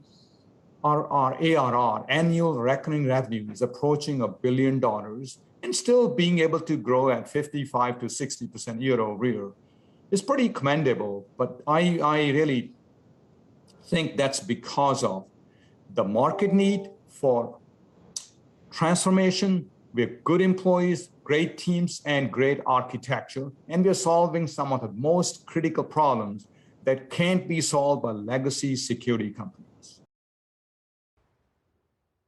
Coming up, more on those jobs numbers with Michelle Girard of NatWest after this.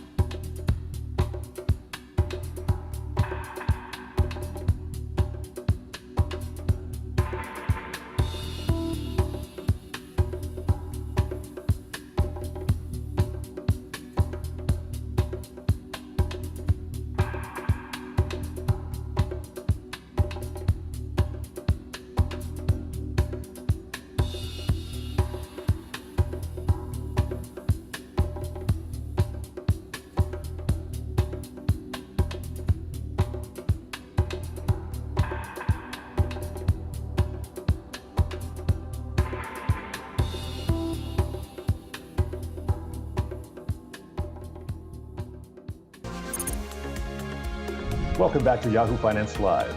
The headline payrolls number from this morning disappointed the street's expectations, and we want to continue the discussion here on that jobs report with Michelle Girard. She is the NatWest co-head of global economics. So, Michelle, the headline number missed. We saw an uptick in wage growth, a downtick in not only labor force participation. There we go. Also, the unemployment rate. Putting it all together, what do you make of this? Altogether, I don't think it was a weak report. You know, you talk about it being a miss, and certainly that headline gain of only 194,000, it's the weakest increase we've seen all year. It seems like it was a weak report, maybe by that measure, but by that measure only. Most other aspects to me signal ongoing strength and suggest to me still that the bigger issue holding back the improvement in the labor market is a lack of supply. You saw, as you noted, that decline in the labor force participation rate. That was particularly true for women. We saw a lengthening of the work week. So there was work to be done. They just had to have the workers they had on hand work longer hours. And of course, as you noted, that outsized 0.6 of an increase in hourly earnings, that above trend gain, I think, again, underscoring, and you heard it from the last two interviews that were done. I mean, companies are having to pay higher wages to attract workers. So I think, as I said, overall, it suggests very healthy demand, and I think still a bigger focus or headwind coming from a lack of supply. And we got to take a look at what the Fed is doing as well. We only have, this is a final report before their November 2nd and 3rd meeting, and there's going to be other economic data released in the interim, including CPI next week. But what is the Fed making of this? Because nothing was so strong that I think takes away the taper intention, which markets are anticipating, and the Fed has broadcast that it intends to do this in November. So I'm just wondering where you fall on this spectrum.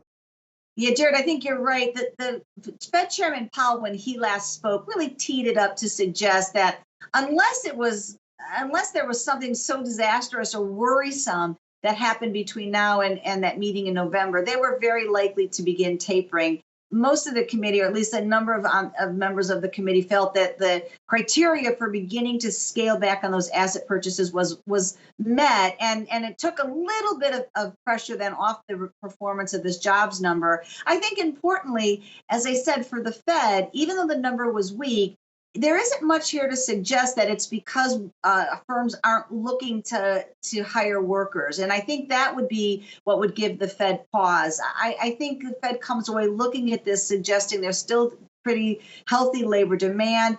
Other data we've had over the last week also reaffirm this idea that the demand side of the economy is still quite healthy. What's holding us back and leading to the loss of growth or growth momentum is just the fact we can't get labor, we can't get materials to make the goods that that are being demanded. And I think that knowing that, it will, I think, keep the Fed feeling comfortable enough to begin to scale back a little bit on the support it's been providing and cut back a bit on its, begin to taper its asset purchases.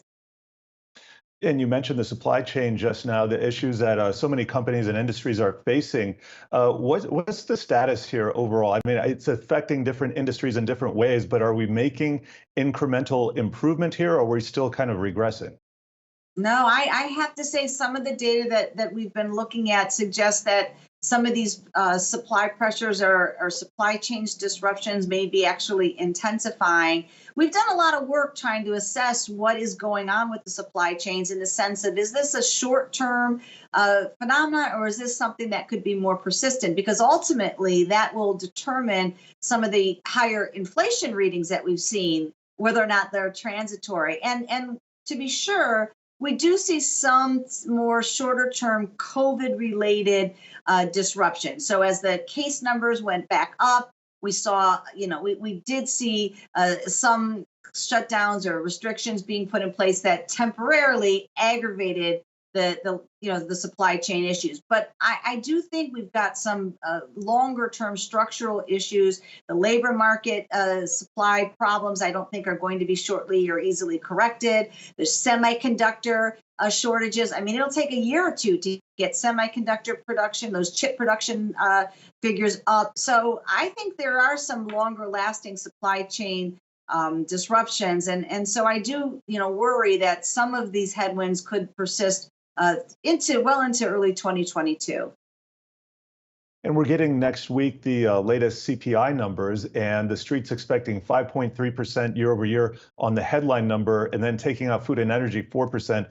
These are basically at 30-year highs already. And the transitory argument, while still being made by some Fed officials, I think that rhetoric has been dialed back a little bit, especially as we're seeing commodity prices now kind of surge again in certain places, and combined with the wage numbers that we're getting.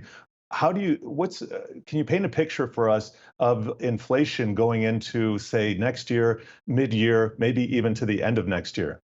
Yeah, well, I can kind of talk about our if you will, trajectory. First of all, you're absolutely right. Next week's numbers are likely to be a high again. I actually think those year-over-year numbers will rise. The headline numbers are going to be boosted by the big gains in energy prices that we've seen in recent weeks over the last month. So the headline numbers will be boosted. On the excluding food and energy piece, it's very interesting to know we had high readings in the spring because of the rebound in many service categories that were COVID related, airfares and hotels. Over the summer, the higher readings have come as a result of some of the supply shortages. So we've seen auto price increases, we've seen household good price increases, TV prices increases. Those supply chain numbers, I think, as I was alluding to earlier, will prove more persistent. And so I do think that we will continue to see, we have inflation continuing to move higher through the first quarter of 2022 before beginning to come up. We don't see that core rate, which you said is a little over 4%. We actually think that'll climb toward 4.5% over the first part of 2022 before easing back down, but only still getting back to around 2.5% on the CPI. So still higher than it was pre-pandemic. And Michelle, always great to see you. And I hope you get to enjoy that beautiful day I can see out of your window there. And I'm hoping for a nice weekend as well. Take care. You bet. Michelle Girard, NatWest co-head of Global Economics. Coming up, we have a COVID update for you as Pfizer's COVID-19 immunity protection said to diminish after only 2 months now. All that after this.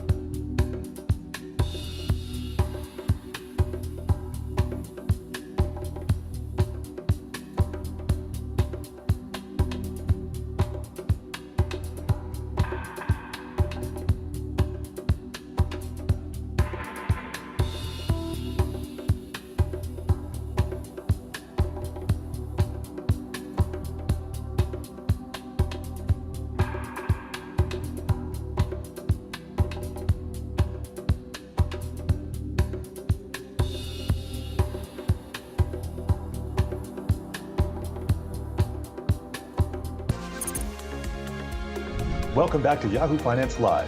The latest data on the Pfizer vaccine is showing that immunity protection diminishes after only 2 months, reaching as low as 20% after only 4 months. And this is according to the latest study. And for this, we want to bring in Dr. Payal Patel, infectious diseases physician at the University of Michigan. Thank you for joining us here. Can you break down this latest data and what that means for anybody who's gotten the Pfizer vaccine already? Yeah, I think this is a classic don't judge a book by its cover and don't judge a scientific article by its title. So if you think about the vaccines and what they were actually intended to do, they were intended to prevent hospitalization and prevent death. And even in this study, they again saw that 6 months out, the vaccine was 96% effective against preventing hospitalization and death. And so then the scientists really get into understanding a little bit more. But what really matters to us at the end of the day is that the vaccines are working and are preventing hospitalization and death. And there's been a lot of talk about the efficacy of booster shots. Dr. Anthony Fauci was saying the other day that they're studying mixing and matching different vaccines with respect to the booster shots. What is your understanding of how these studies are progressing, Eric? Yeah, that's a great question. So the more studies that come out, the more we understand of who needs booster shots and when they need booster shots. And we know so far that the elderly, people with an immunocompromised situation, they probably are not going to get the full benefits of a vaccine because of their immune system of the first two, so they do need that third dose sooner. So those are the folks that are out getting the boosters right now. This study actually helps us understand even further that if you're a kind of a healthy-ish 30, 40-year-old, you may be able to wait a little bit before you get your booster. And the mixing and matching is just going to make it easier for you when you do get your booster to go ahead and get, if you got the Pfizer, is it okay to get the Moderna? If you got the Moderna, is it okay to get the Pfizer? And what about the fact that we're facing the fall and then winter? The weather is going to be colder. People are going to be spending more time indoors. The outdoor dining options, at least here in New York City, not going to be as attractive. What should people be doing in preparation for this? Yeah, you think about this winter and where we were last winter, right? We've come like such a long way. And I think that people do feel a little bit differently, especially if they're vaccinated. I would say one thing to remember is if you're at all worried around people that you don't know their vaccination status, around a lot of people, remembering that some of those public health measures continue to work well. So thinking about masking and all of those things when you're in a crowded situation, again, the more people that we get vaccinated at a community level, it's going to be safer and safer to do some of the things that we haven't done for 2 winters. And remembering that masking, washing hands, social distancing don't just help for COVID-19, but they also help with flu. And again, the flu vaccine is really important. And I would recommend the listeners and viewers of the program to go get the flu vaccine this year as well. So now we need another vaccine. I understand what you're saying. As people return to the office and return to the school, vaccine mandates are front and center, at least providing a little bit of clarity. I was talking about one study yesterday that came across my desk saying that hospital workers and people in that field are largely applying and abiding by these vaccine mandates, and very few people are quitting as a result. So take this into other industries. Where do you see the current state of vaccine mandates and their effects on the population at large? Yeah, definitely. Great question. There was a huge swath of people that were really excited about getting the vaccine and went and got it before, really you needed to push them to go get it. I was definitely one of those people. And then there's a lot of people who are kind of apathetic, if something isn't pushing them perhaps to go for it, then they may not go for it. But they don't have any true, innate reason that they don't want to get the vaccine. And for that population, the vaccine mandates are actually, we're seeing that that's helping in all sorts of industries. At the same time, remembering that the more people around you, whether that's a school, a hospital, whether you work at Google, anywhere, the more people around you that are vaccinated, that space becomes safer. So it really makes a lot of sense for a company to implement a vaccine mandate to protect their employees and keep people working. Well, we thank you for joining us here today, Dr. Payal Patel, infectious diseases physician at the University of Michigan. Coming up, if you're single, you might be making less money. We got the latest study right after this.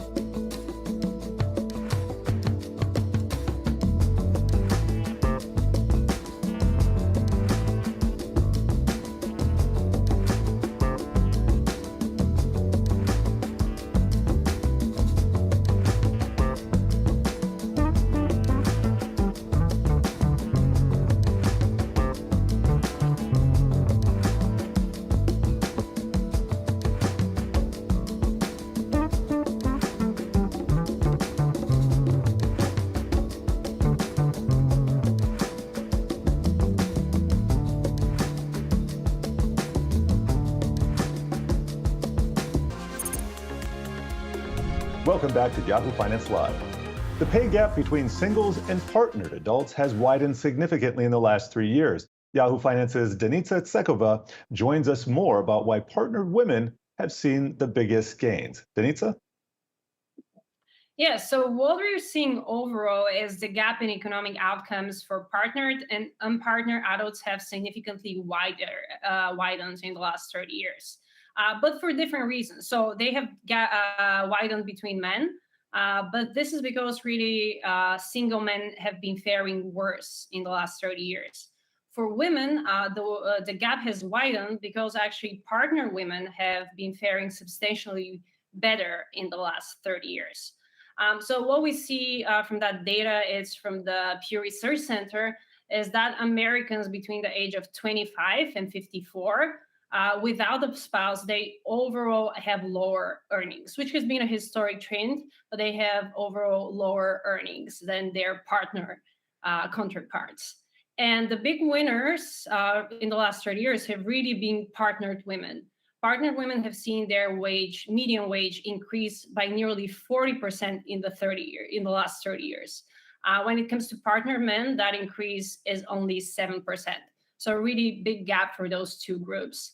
And the factors, there are different factors, but first, women are more educated today than they have ever been, which obviously leads to higher earnings for that group. Additionally, now compared to 1990, women are able to find fulfilling jobs and stay attached to them more than they were historically, and especially in those in the 90s. So historically, when women would get married, they were more likely to retract from the labor market, which is not really the case, as much the case today as it used to be. Well, Danica, I have to ask you then, and don't spare my feelings, why have single men like me, why are they faring worse? Well, we don't know what all the factors, but unfortunately, unpartnered men are the only group out of the four demographics that have experienced a significant decline in their inflation-adjusted median earnings. We've seen a drop of 4% in the last 30 years, while all the other groups have either seen an increase or their wages have remained stagnant. Another stat we see that may be the reason is that unpartnered adults have lower educational attainments, and they're also more likely to live with their parents. So that's one of the drivers. But also the experts we spoke to noted that men now make different choices about their career, family, and work than they did in the last 30 years. So that may affect this drop in earnings. Oh, Danica, thank you for sharing that report with us. Yahoo Finance's Danica Tsekova. And now a check of the markets where we're seeing all three majors under a little bit of pressure here. The Dow down just slightly. Actually, I'm going to call this unchanged. The S&P 500 down 12 basis points. The NASDAQ down 0.37%. And the Russell 2000 off the most, but down only 0.6%. And just checking out the action on the Wi-Fi Interactive here, we do have the bond market. Yields climbing higher. That's 10-year T-note yield that you see on your screen. It's up 3 basis points to 1.6%. Haven't seen this level since June, so we want to keep an eye on that. And we're also tracking the NASDAQ 100. Here's a little eye candy for you. Well, I guess if you're long, maybe not such eye candy, but we do have Apple under a little bit of pressure, down 0.25%. Amazon and Microsoft basically break even. Alphabet up about 0.25%, and Facebook up 0.6%. And checking in on the sector action, all about the energy market today, up over 2.5%. And that's with crude oil topping $80 per barrel since the first time since 2014. To the downside, we got materials, real estate, and healthcare rounding out the sector laggards. We're going to be back here at the top of the hour with more for you.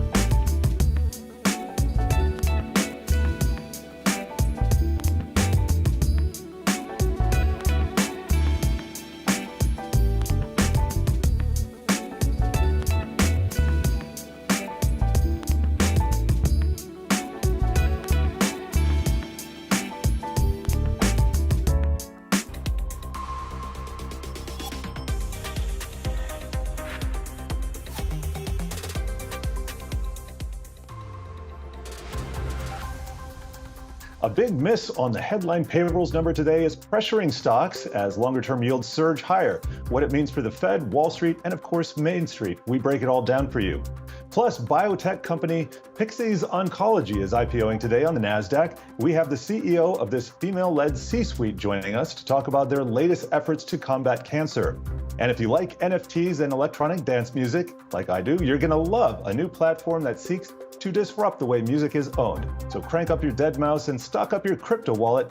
I'm Jared Blickery, in for Alexis Christoforous, taking you through the next hour of trading. And let's get a quick check of the markets on the Wi-Fi Interactive here, where we see all of the majors plus the Russell 2000 on in a little bit of pressure here. Russell 2000 down the most, about 0.2%. NASDAQ down 1/3%. The Dow basically break even right here. And just want to get another quick check of the bond market. The 10-year is up 3 basis points to 1.6%, the highest level that we've seen since June. And now we want to get a check of some of the trending tickers on our site. And for that, we're going to bring in Yahoo Finance's Emily McCormick. And Emily, I know you're tracking Sundial Growers today. I think they just made an acquisition in the liquor and cannabis space. Can you tell us about that?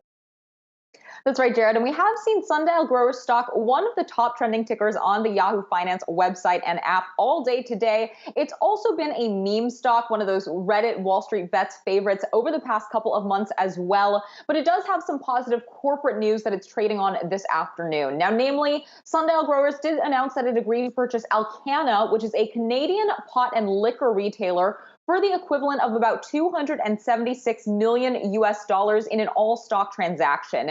Now, this is potentially a lucrative deal here for Sundial in expanding its retail footprint. Alcanna is Canada's largest private liquor retailer and has about 171 in-person locations. Now, some Wall Street analysts also struck an upbeat tone on this deal. CIBC analyst John Zamparo wrote in a note that this agreement, quote, comes as somewhat of a surprise, but the business is a strategic fit with Sundial's existing retail platform, particularly in cannabis and acquisitive nature. Now, I should note that Sundial shares are up nearly 50% so far for the year to date. Most of that spike came earlier this year amid that initial meme stock frenzy, though we should also note that shares of Sundial are still down about 4.5% today, even with today's jump, Jared. And Emily, you're tracking another company that I have to admit I hadn't heard of, but Chemocentrics. I'm looking at the chart here, up 87% to the highest level since it looks like May. What's the story behind this move? Well, that's right, Jared. I mean, this is one of those smaller biopharmaceutical stocks. We often see these companies trading with large moves to the upside or downside based on their clinical trials data, as well as any FDA approvals of their drugs. And this is exactly what we're seeing here for Chemocentrics. Now, the company announced this morning that the FDA approved its drug called Tavneos, and it's a treatment for the autoimmune disorder ANCA-associated vasculitis. Now, Chemocentrics also said that it expects a decision on this drug from European regulators by the end of this year. Of course, the fact that the FDA did give the approval and the green light to this, serving as a sort of a positive indicator on that front as well. And definitely a positive surprise here for this company to have this drug on the market with FDA approval. And in the wake of this announcement, we also had the Wall Street firm Piper Sandler raising their recommendation on this stock to overweight from neutral. And again, that really helping add to this positive sentiment today. And you can see here, just looking at this one-day session, we do have that stock up nearly 88% this afternoon, Jared. Yeah, pretty big jump there. But two stocks that are not feeling the love today, Home Depot and Lowe's, each off about less than 1% here, but that's on a downgrade by Loop Capital. What's their reasoning there? Well, Jared, of course, this is something that we've been watching for a number of companies here, but Loop Capital highlighting that Home Depot and Lowe's are likely to be particularly exposed to some of these cost concerns because of supply chain constraints that we're seeing across the economy, as well as higher material costs. Now, Loop Capital downgrading both of these companies in a new note today, and specifically analyst Laura Champine writing in her own words that, quote, the environment overall seems more fraught with risk than it was even 3 months ago for both Home Depot and Lowe's. So specifically, we do have Loop Capital now with a rating of hold on Home Depot.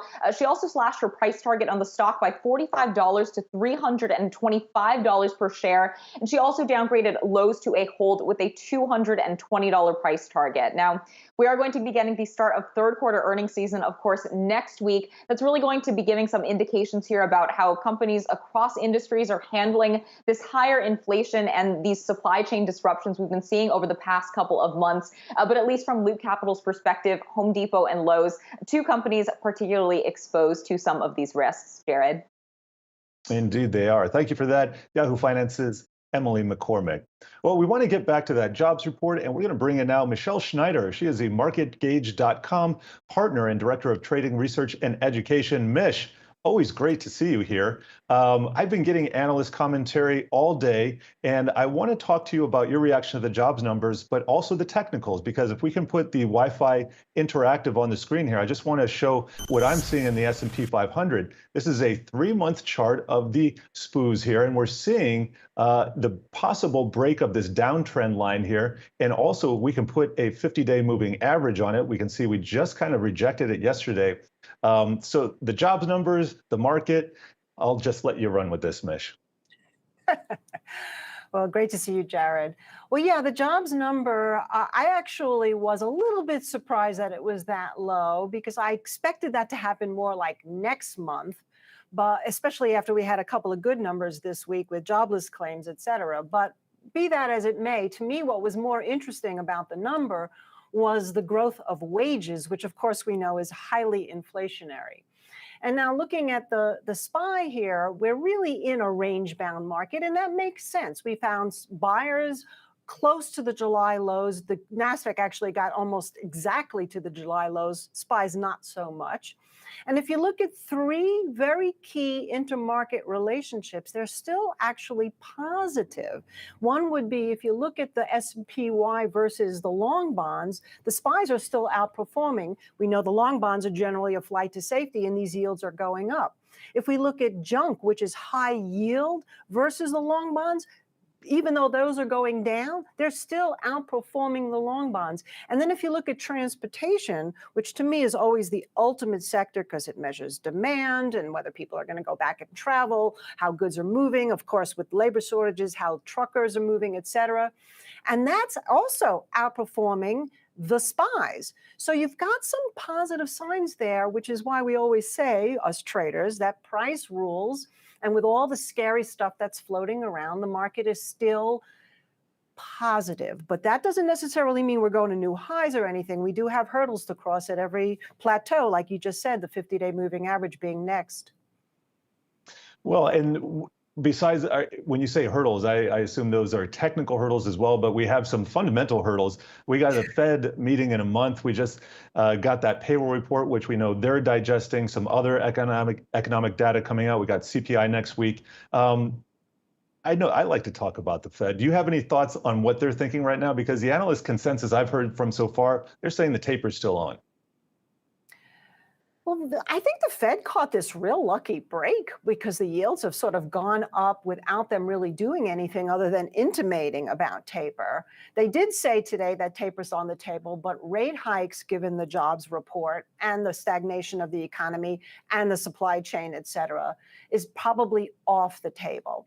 So to me, the bigger problem with the Fed right now is unless they do something really bizarre, their credibility factor went way down in general. I thought that was probably more concerning than policy, the fact that it's all come out that they've been trading ahead of their monetary policy.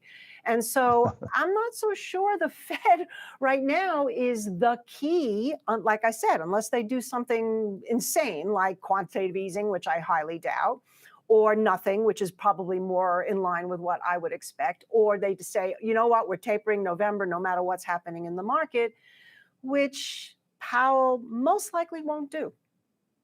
Yeah, you gotta, I'm asking myself, what were they thinking? Clarida, come on, you know better than this.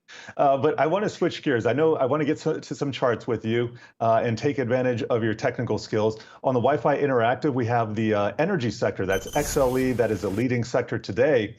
And I'm going to pull up a 5-year chart. Let's see here. There we go. And put some candlesticks on it. We're at a really big level right here. It was in play earlier this year. It was in play in 2019.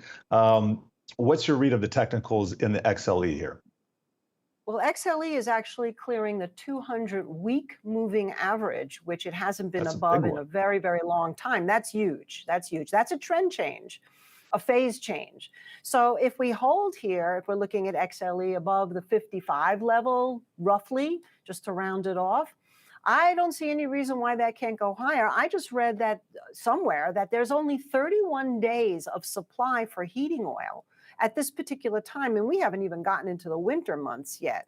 So these energy crises that we're seeing around the world, the supply chain, the labor shortage, the things that aren't moving, the cargoes that are stuck out of California, et cetera, none of this right now is going to be resolved anytime soon. So energy, of course, your risk is higher, but I still think it's probably a good play against this 55 level. Well, and before we go, I want to get to your analysis of gold and silver, because I know that's on your radar. Haven't had an inflationary environment or a stagflationary environment since the 1970s. We going to get a repeat of the Hunt brothers here? Oh my God, you just brought back so many memories. I lost my job because of them, but Oh my goodness, I did not know that. I'm not trying to trying to spook anybody here. No. I was working for Conti Commodities that was booking all of the trades for the Hunt brothers, and I had a seat for them on the exchange. And so they went belly up, and I went off to gold and silver. Perfect segue. So yeah, I mean, to the 1970s, we've been talking about it for a while. And the one thing that was the X factor there was oil. So now, of course, we're seeing oil creeping up with it hitting $80 a barrel today. The embargo of the 70s is still fresh in mind of anybody who was around in those days. And so it's almost like the final bit of the puzzle that makes you think, at what point does gold and silver get a clue? So it opened up much higher this morning and sold off. But right now, typical inflationary indicators when silver starts to outperform gold, which we haven't seen in a while. So silver had this big flush bottom. It's now trading higher today, even though it's come off from the highs. And I think you got to keep your eyes there, because it can really surprise people as a flight to safety when everything else seems to be somewhat nonsensical. And we're going to have to leave it there. Michelle Schneider, thank you. Always great to see you. MarketGauge.com partner and director of trading, research, and education. Step up your investment strategy with a free 14-day trial for Yahoo Finance Plus. Get expert research reports, actionable investment ideas, advanced portfolio tools, and more in a sleek ad-light experience. Check it out today at yahoofinance.com/plus. And coming up after the break, we're going to talk about healthcare policy and the reconciliation package down in DC after this.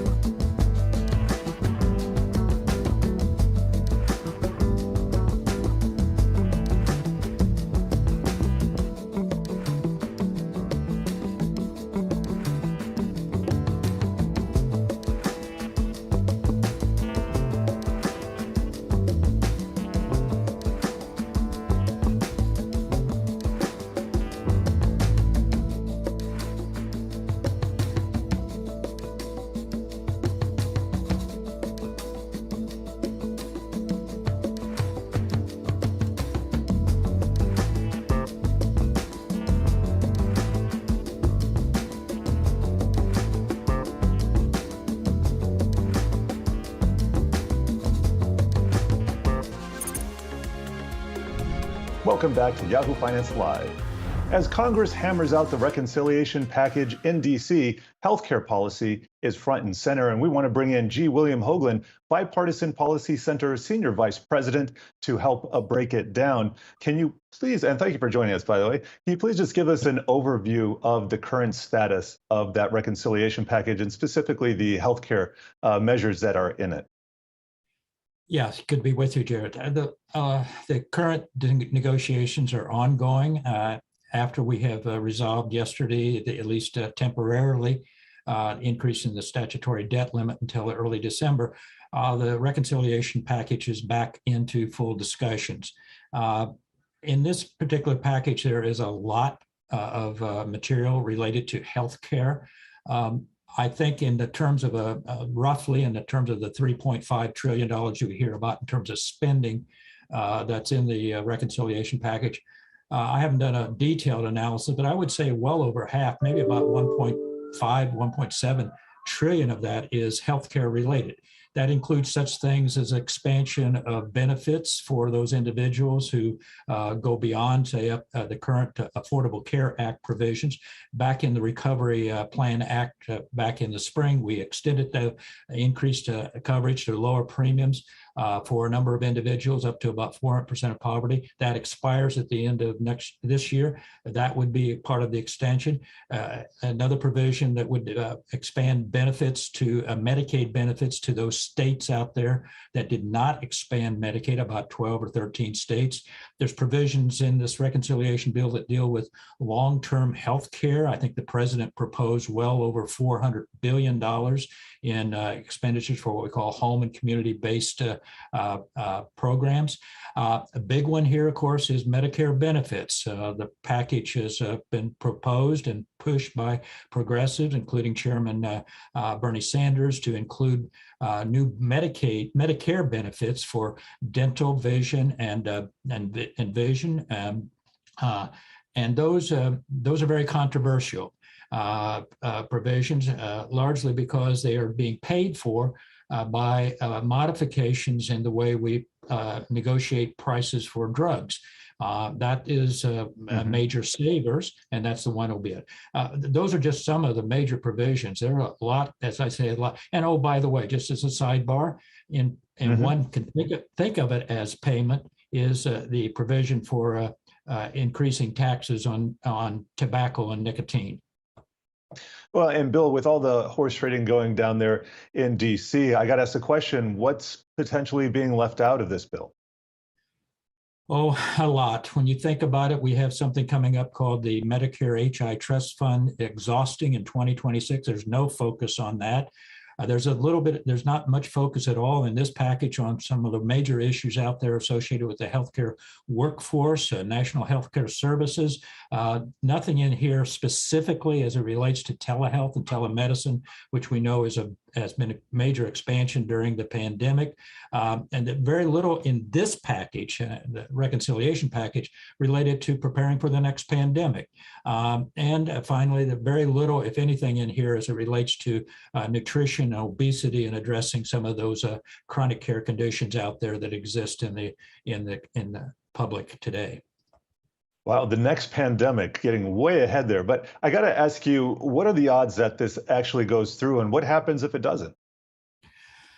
Oh, I think and all cards on the table. I work for Republicans and all of my years up there on Capitol Hill.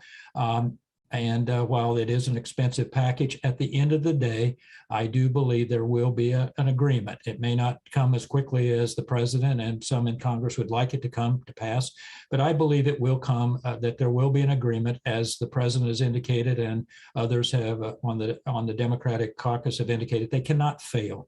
I believe they will get an agreement. It will not be anywhere near the 3.5. They will have to scale back on a number of these initiatives. They may limit them to a certain number of years to get it all to fit within a dollar figure. But at the end of the day, I truly believe there will be a reconciliation package that will be adopted and sent to the president.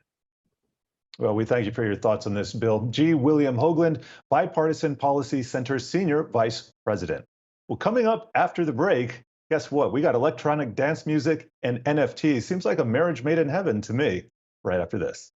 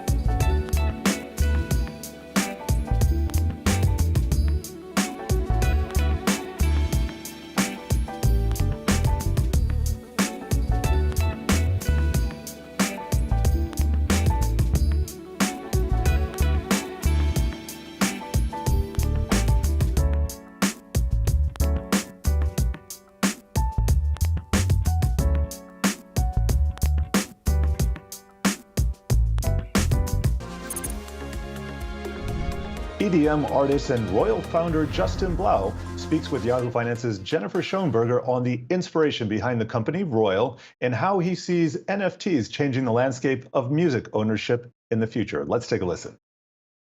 Yeah, so with Royal, we specifically let fans participate in the streaming revenue rights for songs specifically.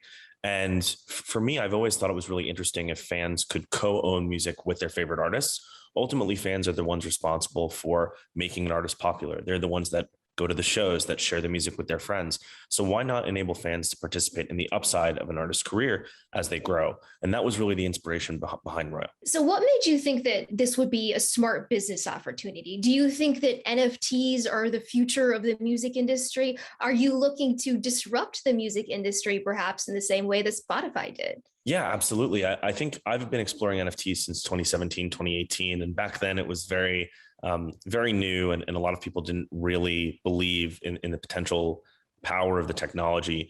Fast forward to this past year when tokenization of all types of creative content is more widely accepted and the public is starting to really understand and grasp what that means conceptually.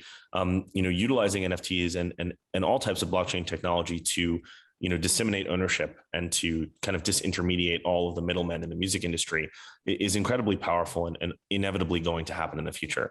It's something that I believe for the past 4 years. So I think that the biggest disruption to music will probably happen from a Web3 lens.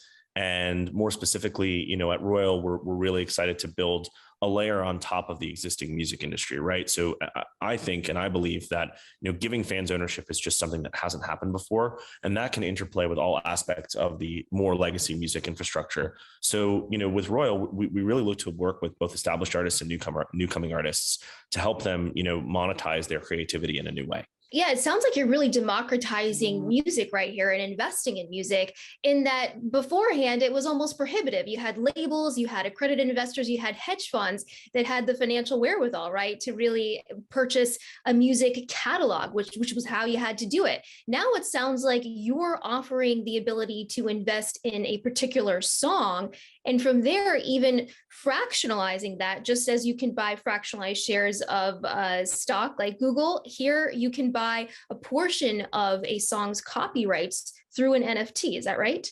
Yeah, I guess a better way of explaining it versus fractionalization, which is not quite exactly what we're doing, but imagine you buy a vinyl. There are only 100 vinyls of an album, and you buy one of those vinyls, and every month, in owning that piece of art, that kind of tangible piece of art, you also happen to participate in the upside of the royalties of the song, right? So we like to call it like a rights assignment for buying art as opposed to fractionalization. That's kind of the technical background of what we do at Royal. But in theory, yes, thousands of people can own a piece of the actual music that an artist comes out with. And like you said, historically, the most successful startups take something that really wealthy people like to do and democratize it for the public using technology. Right? You take Uber, Airbnb, all these companies. I think that the ideal world for Royal is, instead of having this small group of people who have access to investing in music rights, you expand that to the entire public. And there's a lot of demand for that, especially like from the surveys we've taken and from responses to some of my tweets. So it's kind of inevitable that the public wants to invest in music. They just haven't had the means to. So in developing Royal, that's kind of our primary goal, is how do we democratize access to investing in a new asset class? And then the idea is perhaps you can invest in an artist in their infancy, perhaps it's an emerging artist, and then grow with the artist as the artist grows and participate in the revenue share. Is that the idea? 100%. If I look back at my history as an artist, even there are artist friends of mine that I would have invested in 5-6 years ago. The Chainsmokers and Millennium are two artists that have exploded in popularity, who actually opened for me on tour back in the day, right? And I believed in them as artists. I would have totally invested in them if I had the capacity to, right? So it's not just for fans to be able to invest. It's kind of also for artists to be able to invest in other artists, for TikTokers and social media influencers to invest in musicians as well. If they use their music, they can see an actual benefit in their holdings or in their investment in that artist, right? So there's kind of infinite potential with where this can go. So Justin, we know if we go to Royal's platform, we can invest in your music, but what other sorts of artists can folks invest in? We talked about sort of the emerging side, but are established artists also going to be offered on your platform? Like, is this, hey, I can also invest in Taylor Swift here, or it's again more of that independent artist? So I guess the way we think about it is it can be all artists, and we do have a number of really, really big artists that are going to use the platform in the future.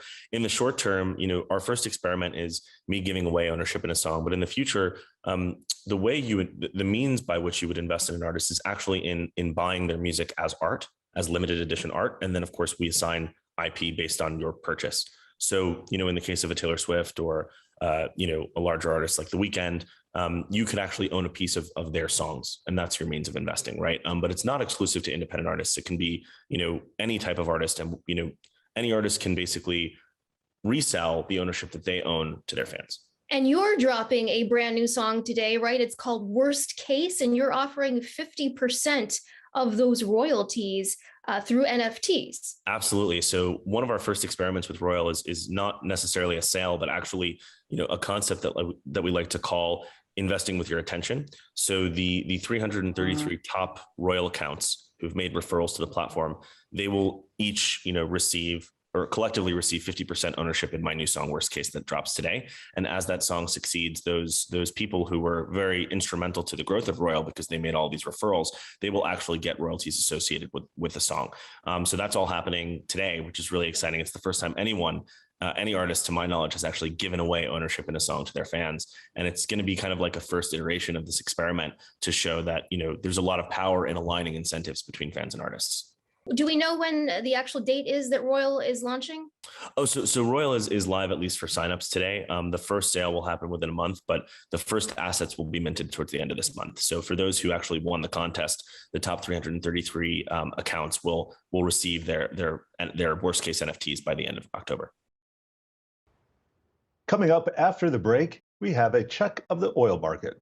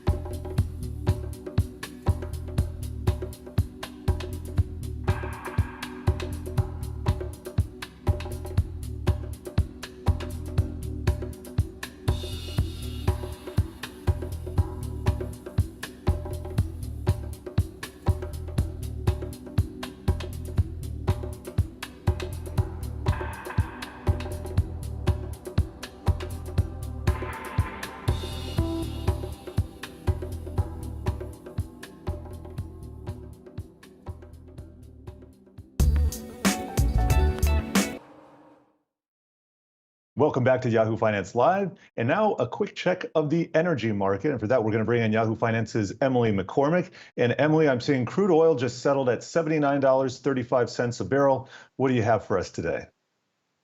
Well, that's right, Jared. We did have U.S. West Texas Intermediate crude futures settling higher just moments ago, up more than 1% on the day. Now, should note that WTI crude had topped $80 a barrel earlier during today's session for the first time since November 2014. Clearly, we didn't hold on to that level into settlement today, but still another market move higher in energy markets. And since it's also Friday, we should also point out that WTI just logged its 7th consecutive positive week, and that's the longest weekly winning streak that we've been seeing since late 2013. Now, zooming out for a moment as well and thinking about what's really been driving these oil prices throughout the past couple of sessions. Earlier this week, of course, we had OPEC and its allies sticking to a previous agreement to raise production by just 400,000 barrels per day in November. That was seen as a positive for oil prices and wasn't as much of an output change as some market participants had been expecting. And crude also did get a boost yesterday after the Department of Energy said that it does not have current plans to tap into the government's strategic petroleum reserve to try and slow down a rise in energy prices. And of course, there's also been that ongoing energy crunch in Europe and Asia as prices continue to climb across energy futures as well as other commodities. But we will see where things go from here, Jared. But at least for today and for this week, another higher close here for U.S. crude prices. Yeah, $80 WTI. What's next? $81. Yahoo Finance's Emily McCormick, thanks for joining us as always. Well, an IPO led by 3 female C-suite executives, companies called Pyxis Oncology, they listed today on the NASDAQ after pricing at $16 per share last evening and raising $168 million. And we have the CEO of the company, Laura Sullivan, joining us today. So congratulations on your trading debut here. And could you just give us an overview of your company here? Yeah, thank you. Thank you so much. We're super excited about joining the capital markets now. Pyxis Oncology is a company that is focused on delivering oncology treatments for patients that have difficult to treat cancers. And we're doing that through a mixture of immuno-oncology approaches, which means we use the immune system to help fight cancer, as well as just mechanisms that attack the tumor directly. And I'm reading a lot in your notes about something called ADCs. I don't have any kind of medical background, but I understand that it's key to your business. Can you kind of break down how this fits into your business model? Sure. ADCs that's the abbreviation for antibody drug conjugates. That essentially is a way of attacking cancer by putting a chemotherapeutic directly on an antibody, which is used as a vehicle to transport that chemo into the tumor cell. So it's almost like putting a passenger in a car to take it over to the tumor cell and attack it. And how does your research differ from some of your competitors, or do you share research with other firms? Can you give us an overview of the space? Sure. So the antibody drug conjugate space has actually been in progress in research over the last 20 years. In fact, the first approved product using this type of approach was in 2000, and it's called Mylotarg, and it's still used by a number of patients today. Over the past 20 years, many researchers have worked to improve this kind of technology to get this chemotherapeutic more targeted in how it's attacking the tumors. We licensed this technology from Pfizer and from LegoChem, which is a Korean biotech, both of whom had spent many years and several, hundreds of millions of dollars to work to improve this technology. So Pyxis Oncology, as well as others that are out there, are always looking for ways to make these treatments, more effective for patients. And what kind of timeline are we talking about here for the rollout of this treatment? So these programs, all 3 of them, we have 3, they are all currently preclinical, which means they have not yet been tested in humans. We expect 2 of them to begin human trials next year, and the 3rd one to begin human trials in 2023. And I just want to talk about your corporate structure here. Interestingly, you have 3 females in your C-suite, and I see in your notes you're saying, well, this wasn't by design. Of course, we're all competent, and this was made on a merit basis. But can you talk about the diversity and inclusion aspect of your business? Because that is front and center in so many companies and management minds nowadays. Absolutely. Diversity has actually been a key part of the founding principle of Pyxis Oncology. The company was founded with intellectual property out of Chicago, investors out of Boston, management talent out of New York and Maryland. And so from a geographic perspective, we were diverse from day one. And I think that actually led to the gender diversity as well, because we had very synergistic professional networks. We were sourcing from all over the country. And so as we looked for the best and brightest people in each role, we had a more expanded talent pool. Biotech is often sourced from the Boston and the West Coast corridors. We actually broadened that, and our sort of diverse management team reflects that. Well, getting back to your business and the IPO, you raised $168 million. And what's your cash position, and how does this set you up for the future with regard to all your trials? So this IPO, as you said, raised $168 million. We also raised $152 million in March in the previous round of private financing. So we're sitting on over $300 million of cash.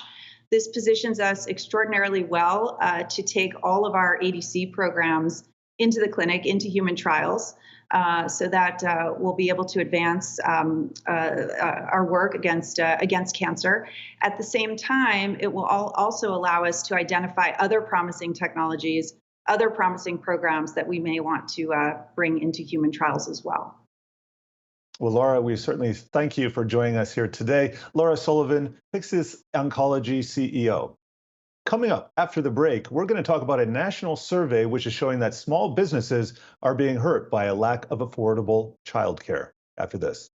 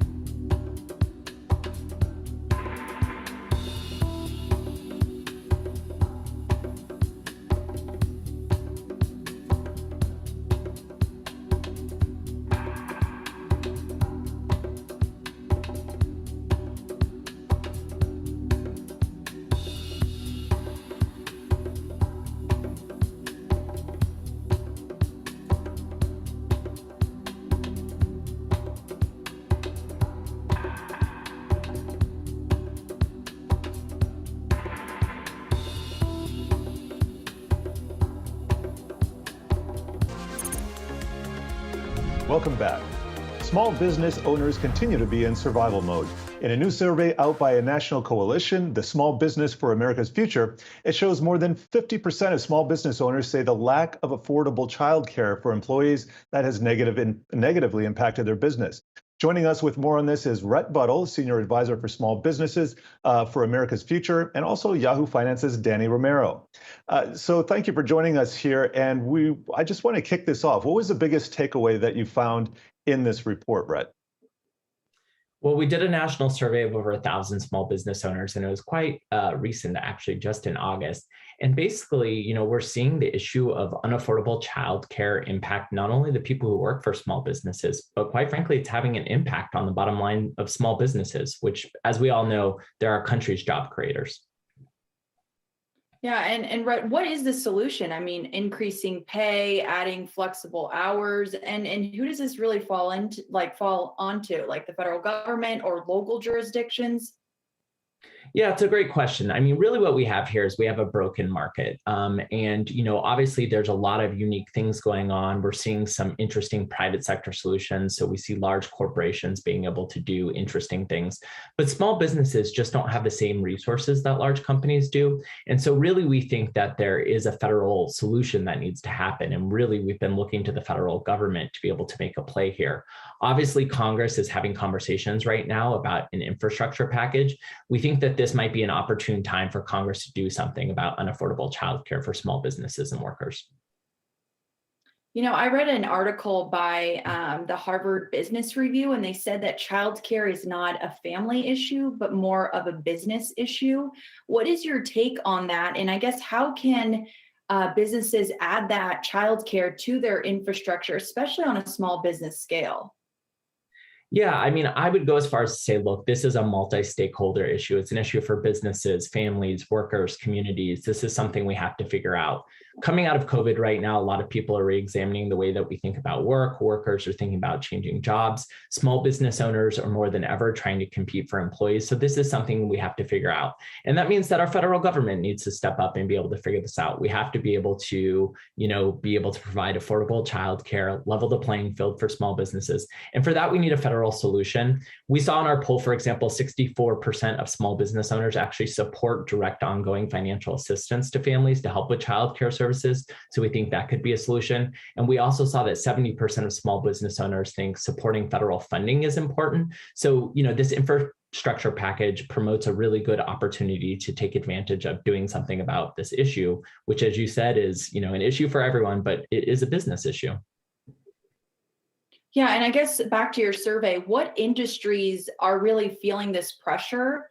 If this infrastructure does get passed, it'll take a while for these small businesses to even feel that. So, I mean, when could they really see this childcare, crisis really avert?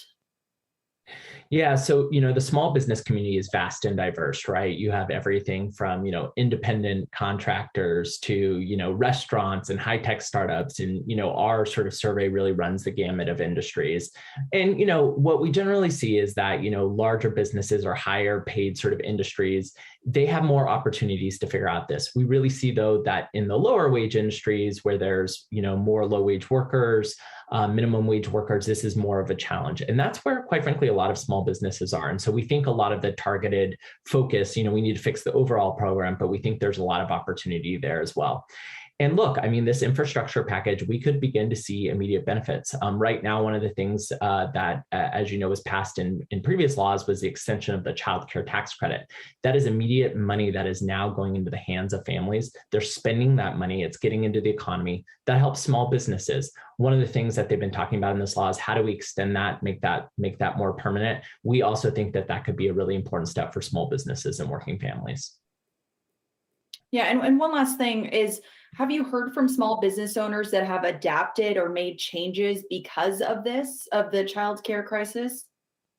Yeah, we actually just did an event the other day. I mean, it was really interesting. We heard from a small business owner who unfortunately lost an employee because of childcare and it being a challenge. And then on the other hand, we've heard some amazing stories of small business owners who've been adaptable, right? They've allowed their employees to bring their kids into the office, or they've, set up facilities and things like that. So there are creative solutions, but the reality is this is a much broader problem. We have to make a societal decision, and that's why we really need that government intervention. And so that's why we're really pushing in the last few weeks of negotiation on this package for the federal government to step up and really solve this childcare problem for small businesses and families. And before we go, I just want to ask you, surveying the various sectors and industries, what sectors are getting affected the most by this? So, it's hard to tell by which exact sector. We know that the vast majority of small businesses do employ workers that are more low wage or working at a minimum wage, and really like working families. So that's really where we see the gap and the need. And that's really where we think the targeted assistance could be helpful. A lot of times higher wage employees are able to figure this out. They're able to get additional help, or they're able to get resources at work. And so that's why I think we see such a challenge here. Not that all employers aren't dealing with this issue, but in particular, small business owners, the people who work for them, and quite frankly, the communities that they help generate jobs for. That's where we think the focus should be. Well, and we thank you for joining us, Rhett. That's Rhett Buttle, the Senior Advisor for Small Business for America's Future, and of course, Yahoo Finance's Danny Romero. Coming up after the break, we're going to talk about the restaurant industry and a new National Restaurant Association survey and what it reveals about the business.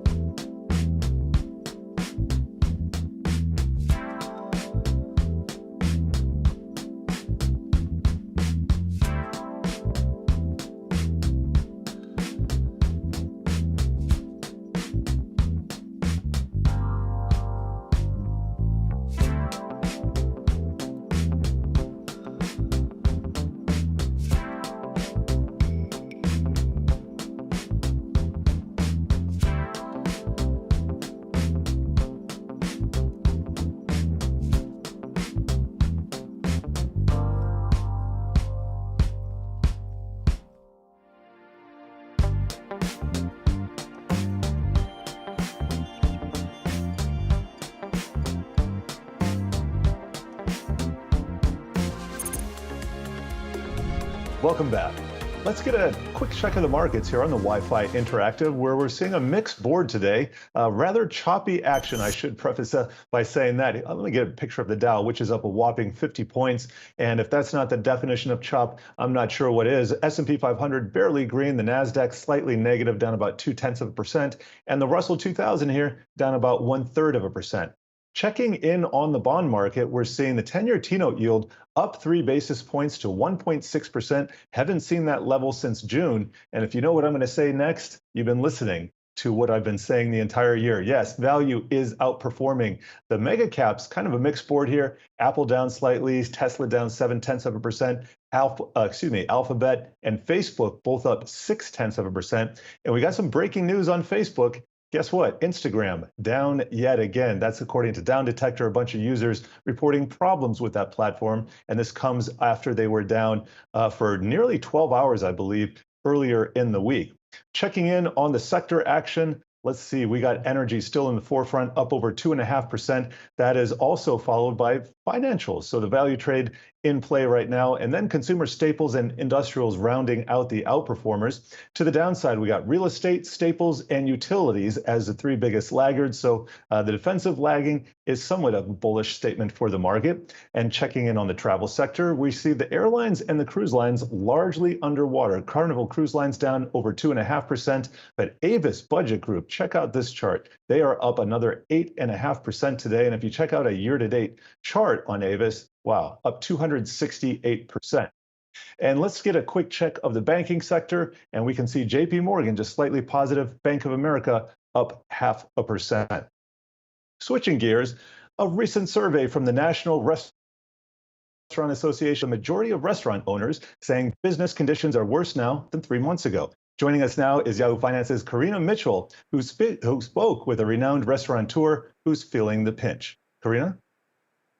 Jared, Chef Michael LaMonaco is no stranger to the New York dining scene. He's a mastermind behind such well-known restaurants, Windows on the World, 21 Club, and Porterhouse. I recently had the chance to speak to him at one of his just reopened restaurants for him to describe firsthand what the challenges he's been facing are on the road to restaurant recovery. Take a listen. Behind these closed doors is something celebrity chef and Epicurean Michael LaMonaco has been craving. Just a little bit. Just the dust. To be back in the kitchen at his newly reopened Hudson Yards Grill after it was shuttered for 18 months due to COVID. And to be hands-on once again, delivering that magic touch diners have come to expect. And you get a little smoke on it, and it's quite tasty. The native New Yorker who grew up in Brooklyn revealed he was heartbroken when he had to lay off hundreds of staff at the start of the pandemic. And while he was determined to reopen at Hudson Yards, he says obstacles still remain. Here you have the restaurant industry with everyone reopening at the same time. We've never seen that before, where 10,000 restaurants open within the same short period of time and have to hire staffing. We're always looking for staffing. But never has everyone else been looking at the same time. LaMonaco is thrilled to have his key team back in place, but says COVID has literally plagued the path to pre-pandemic profitability. Besides understaffing, he believes spiking food costs and supply shortages are near-term ongoing challenges, and customer demand remains muted as Hudson Yards still deals with limitations, including attraction and store closures. LaMonaco remains resilient, however, believing in one key ingredient to survival. It starts with positivity, knowing that you can make it again, that you can do it again, that you can start the day fresh and give yourself an opportunity to succeed. Well, despite all that optimism, the National Restaurant Association says 51% of restaurants could not make their full rent in September, and they say demand is likely to dwindle in the fourth quarter. That's the all-important holiday season. So definitely a rocky road ahead, Jared. Well, and Karina, we know that they're facing labor shortages and pressures there, but also pressure from rising commodity costs. How is LaMonaco dealing with this? Yeah, exactly. So he says that he's had to deal with labor shortages. Those are the biggest challenges he's had. But he also says supply and cost has been an issue and a big concern for him. So he said when he opened his Porterhouse restaurant back in May, he was dealing with big supply chain issues. He couldn't get enough fresh produce, fresh meat. He said those have leveled out. But now the big challenge is what all businesses are facing, rising costs, right? Everything from coffee to meat to poultry, chocolate, everything he uses in his restaurant. So he's had to cut back on menus to make sure that he has a smaller selection, keep a smaller inventory. He's also had to pass some of those costs on to the customer while trying to absorb most of the cost himself. But he definitely says it has been a challenging road and he doesn't know when these prices come down or level out. Jared. Well, thank you for that Thank you for that report, Karina. Always great to see you here. Karina Mitchell for Yahoo Finance. And guess what? It's the end of the show, but we have another 2 hours of programming. Brian Chung and Shauna Smith are going to take you through to the closing bell and beyond. I'll be there too at the New York Stock Exchange after this.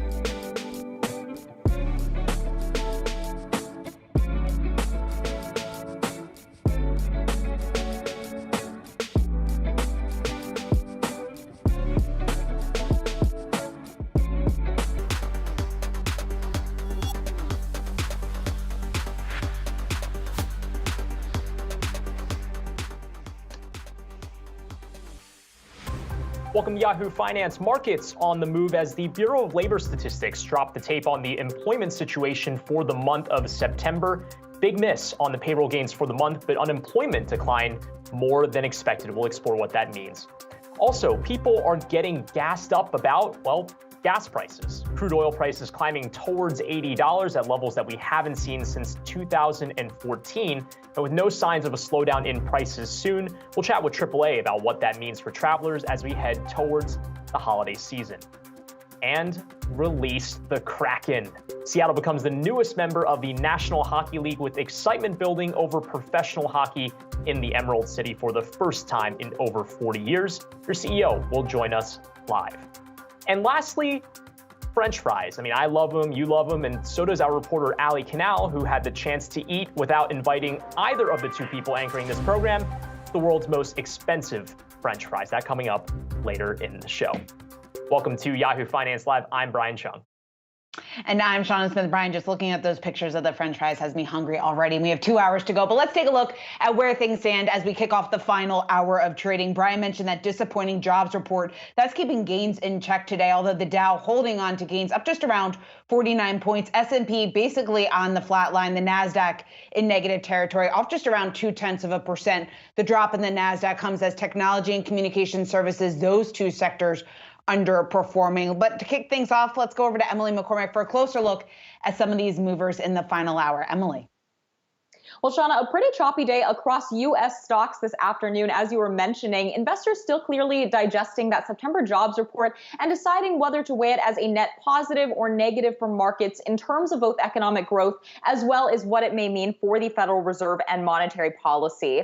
But one area that I want to highlight where we did see some market reaction was in the bond market. And we saw Treasury yields have been climbing across the curve today after the jobs report, especially since there were a number of signs of inflation present in that data between the jump in average hourly earnings by the most since February on a year-over-year basis and the rise that we saw in the work week as well. Now, the 10-year Treasury yield jumped to about 1.6% today, as you can see, or its highest level since June. Now, as we see yields climbing, we often do see those technology and growth stocks coming under pressure, and that is what we're seeing today. The NASDAQ is underperforming against the other two major stock indexes, off almost by 0.3% this afternoon, on track for its first decline in 4 sessions, although we should note that it is still aiming to end the week on a high note. Now, the S&P 500 hovering around little change right now, really not doing too much as we head into this final hour of the trading day. But taking a look beneath the headline there at the sector action in that index, energy stocks are by far the outperformer here. Chevron, which is a Dow component as well, is up more than 2% and is the best performer in that index. And energy prices have also been on the rise today because we just saw that U.S. West Texas Intermediate crude oil futures topped $80 per barrel for the first time since November 2014. The commodity prices did settle just below that level about half an hour ago, but still did end the day and the week higher. So again, guys, seeing a little bit of choppiness here in this final hour of trading. We'll see where things end for the week. But if the S&P 500 does hold on to gains, it's on track to post its best weekly rise since the end of August. Shauna and Brian. Thanks so much, Emily. Yeah, and the S&P just barely holding on to that. So we'll see what happens in the next 56 minutes of trading. But let's stick with the jobs report. Again, the report from the BLS covering the month of September showing only 194,000 payroll gains, a sharp miss from what the street was estimating at around 500,000. But the unemployment rate ticking down by 0.4 percentage points between August and September. But Labor Secretary Marty Walsh stopped by Yahoo Finance earlier today to offer his thoughts on the employment report. Take a listen. This report that we're looking at today is a complex report, and I don't think it's as bad as what everyone's reporting. We look at the sectors. Obviously, we had 194,000 jobs, 317,000 in the private sector. We saw gains in manufacturing and retail that are good to see. In some other areas, the hospitality number, we about 74,000 job gain there. Unfortunately, it's under what people projected, and there's a direct correlation to the rise in the Delta variant.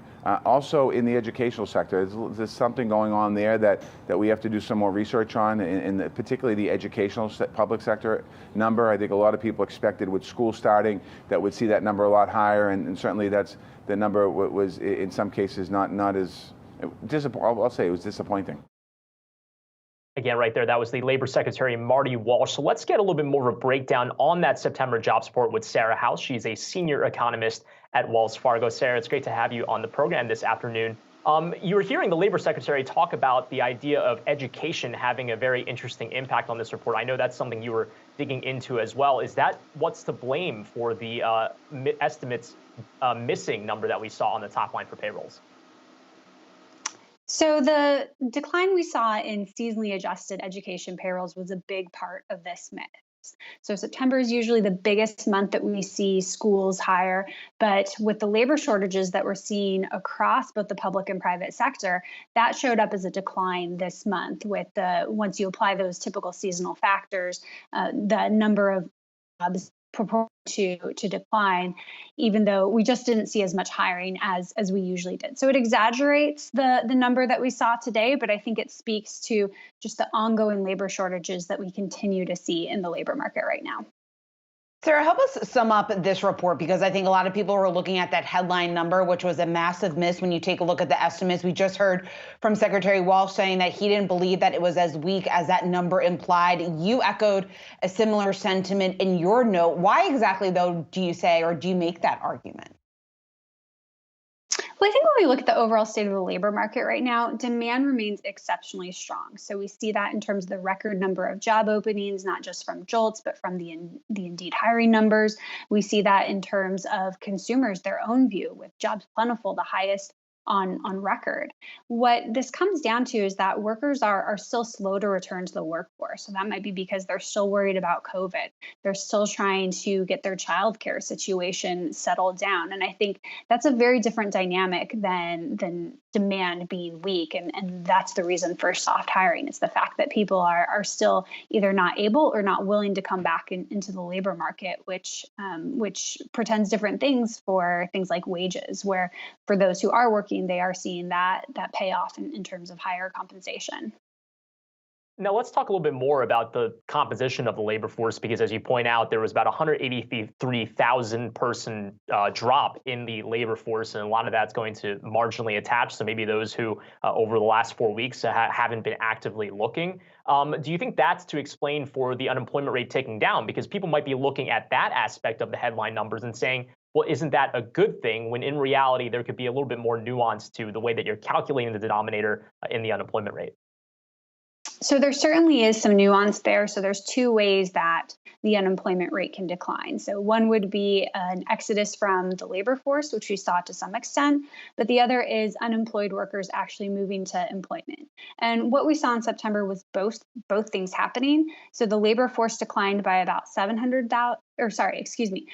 200,000, but the number of workers reporting that they were unemployed declined by about 700,000. So I'd say on net, this drop in the unemployment rate that we saw is by and large a genuine positive drop. So if you look at the household measure of employment, so this is a different way of calculating the number of workers in the economy, that actually rose by over 500,000. So this is another way that the jobs report today maybe isn't quite as soft as what that headline payroll number would indicate.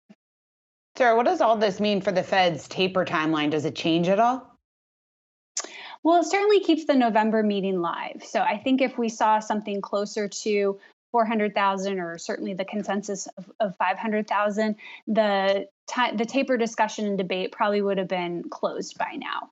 But I think the fact that we did see another disappointing payroll number, the fact that we didn't see as many workers return to the labor market as I think a lot of people were hoping in the September data, considering we did have those extra unemployment insurance benefits ending, we did get kids back in school this month. I think that is going to make the taper announcement in November. It's far from a done deal. So we'll be watching how FOMC officials comment over the next couple weeks before the blackout period starts. And then we think it's going to be a pretty robust discussion come November 2nd and 3rd. And Sarah, we heard from President Biden earlier today. He was talking about this report. He was taking the view, and obviously it's no surprise of what we just heard from Secretary Walsh saying that it's not that bad. But I want to play a quick bite just in terms of what he was saying about what needs to be done in order to push this recovery along. Let's take a listen. The jobs numbers also remind us that we have important work ahead of us and important investments we need to make. America is still the largest economy in the world. We still have the most productive workers and the most innovative minds in the world. But we risk losing our edge as a nation if we don't move. Sarah, from your perspective, I guess, what needs to be done? What does Congress need to do in order to help really boost the economy and the recovery at this point? Well, we're certainly seeing a lot of discussion over different investments that can be made. So whether it's physical infrastructure, whether it's the softer, more human infrastructure, things like childcare. And I think that's all part of the discussion. So when it comes to the labor force and participation, we saw a decrease in the participation rate for women this month. And so I think that does speak to some of the childcare issues that remain ongoing. And so to the extent that you can provide some of that infrastructure, I think that could help your overall labor supply and help these businesses that have been struggling so much to hire in recent months, help them get staffed up. Sarah Howe, senior economist at Wells Fargo. Thanks for breaking all of that down for us here on Yahoo Finance. Well, coming up on the other side of this break, we'll be talking about a hot commodity that you may not have had on your radar, and that's cotton. We'll be right back after this 2.5-minute break.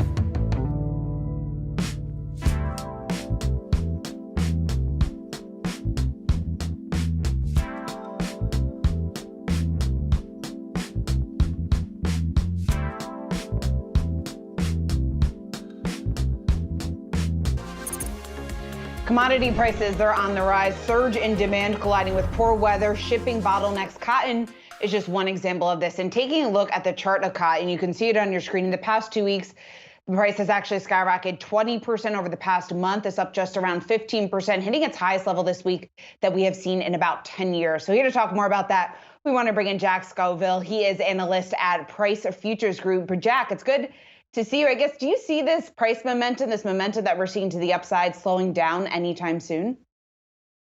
Well, it's going to slow down a little bit. The rally's been really, really exceptional, and it's hard to rally 9 cents in 2 days, basically, which is what we did, and not get at least a little bit of pullback from it. But be that as it may, the fundamentals behind the higher cotton prices are still real strong. And the outlook for higher cotton prices is still really, really intact. I've heard objectives of 115, which we almost hit this week, and then maybe 125, which would be a huge high if we were to get that high. So there are still potential prices. There are still potential price gains to be had out there.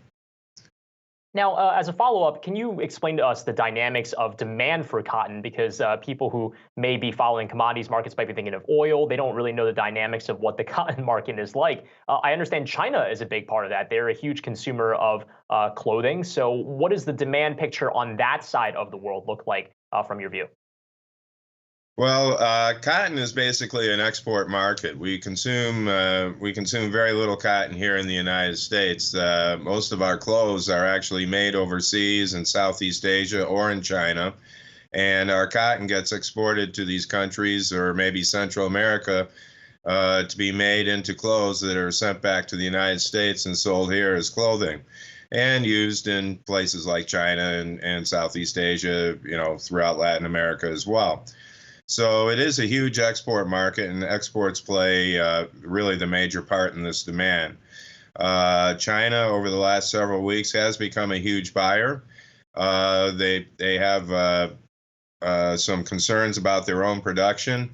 They've had a lot of rain this season in cotton growing areas, which can do a lot to really hurt the fiber quality and destroy the actual cotton fibers in the bolls before you can get them picked.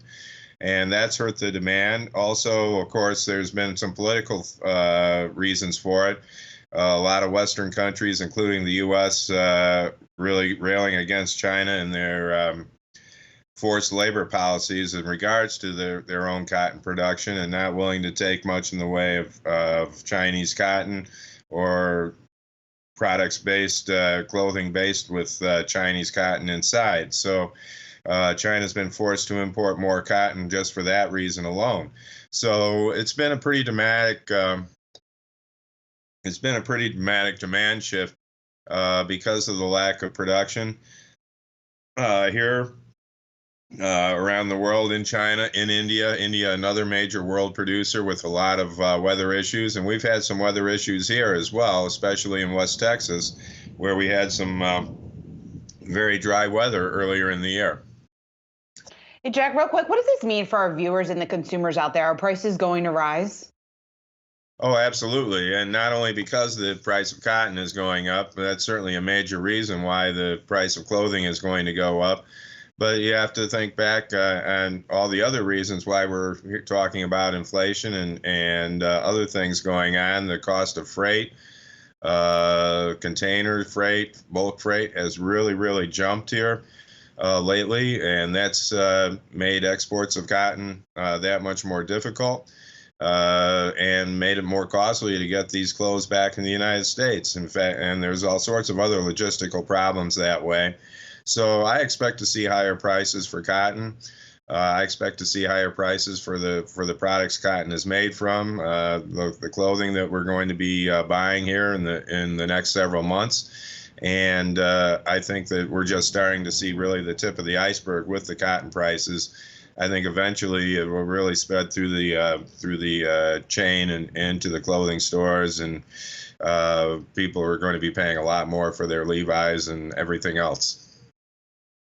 Jack Scoville, analyst at Price Futures Group. Thanks so much for taking the time to join us today. We're going to take a quick break, but coming up next, we're going live to the latest from DC. We're going to talk about the debt ceiling, exactly what that means, just kicking the can down the road, and what we're waiting for Congress to do next. We'll be right back.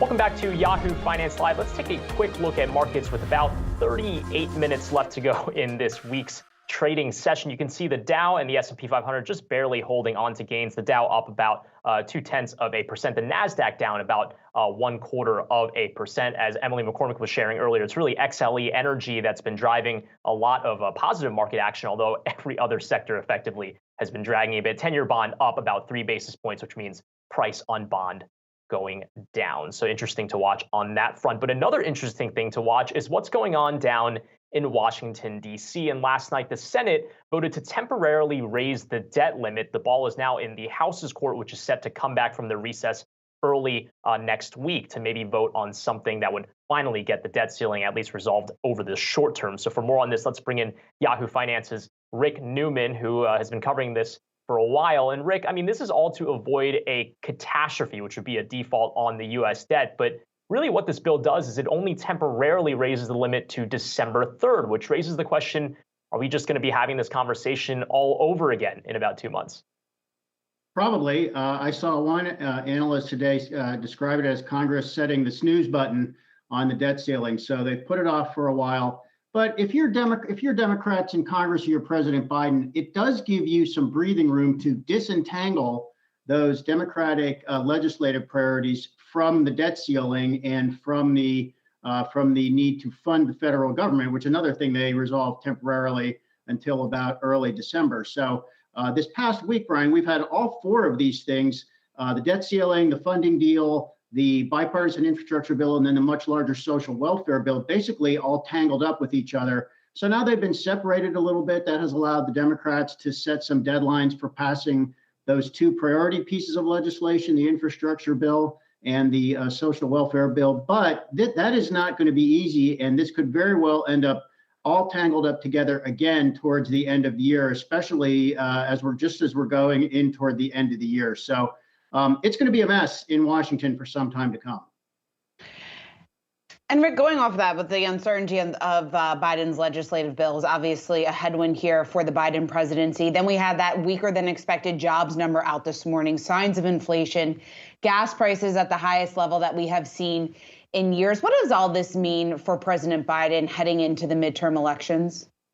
Biden is in a slump that could become a prolonged slump at this point. All of these things, certainly, as you point out, Shana, they have conspired to really drive down consumer confidence.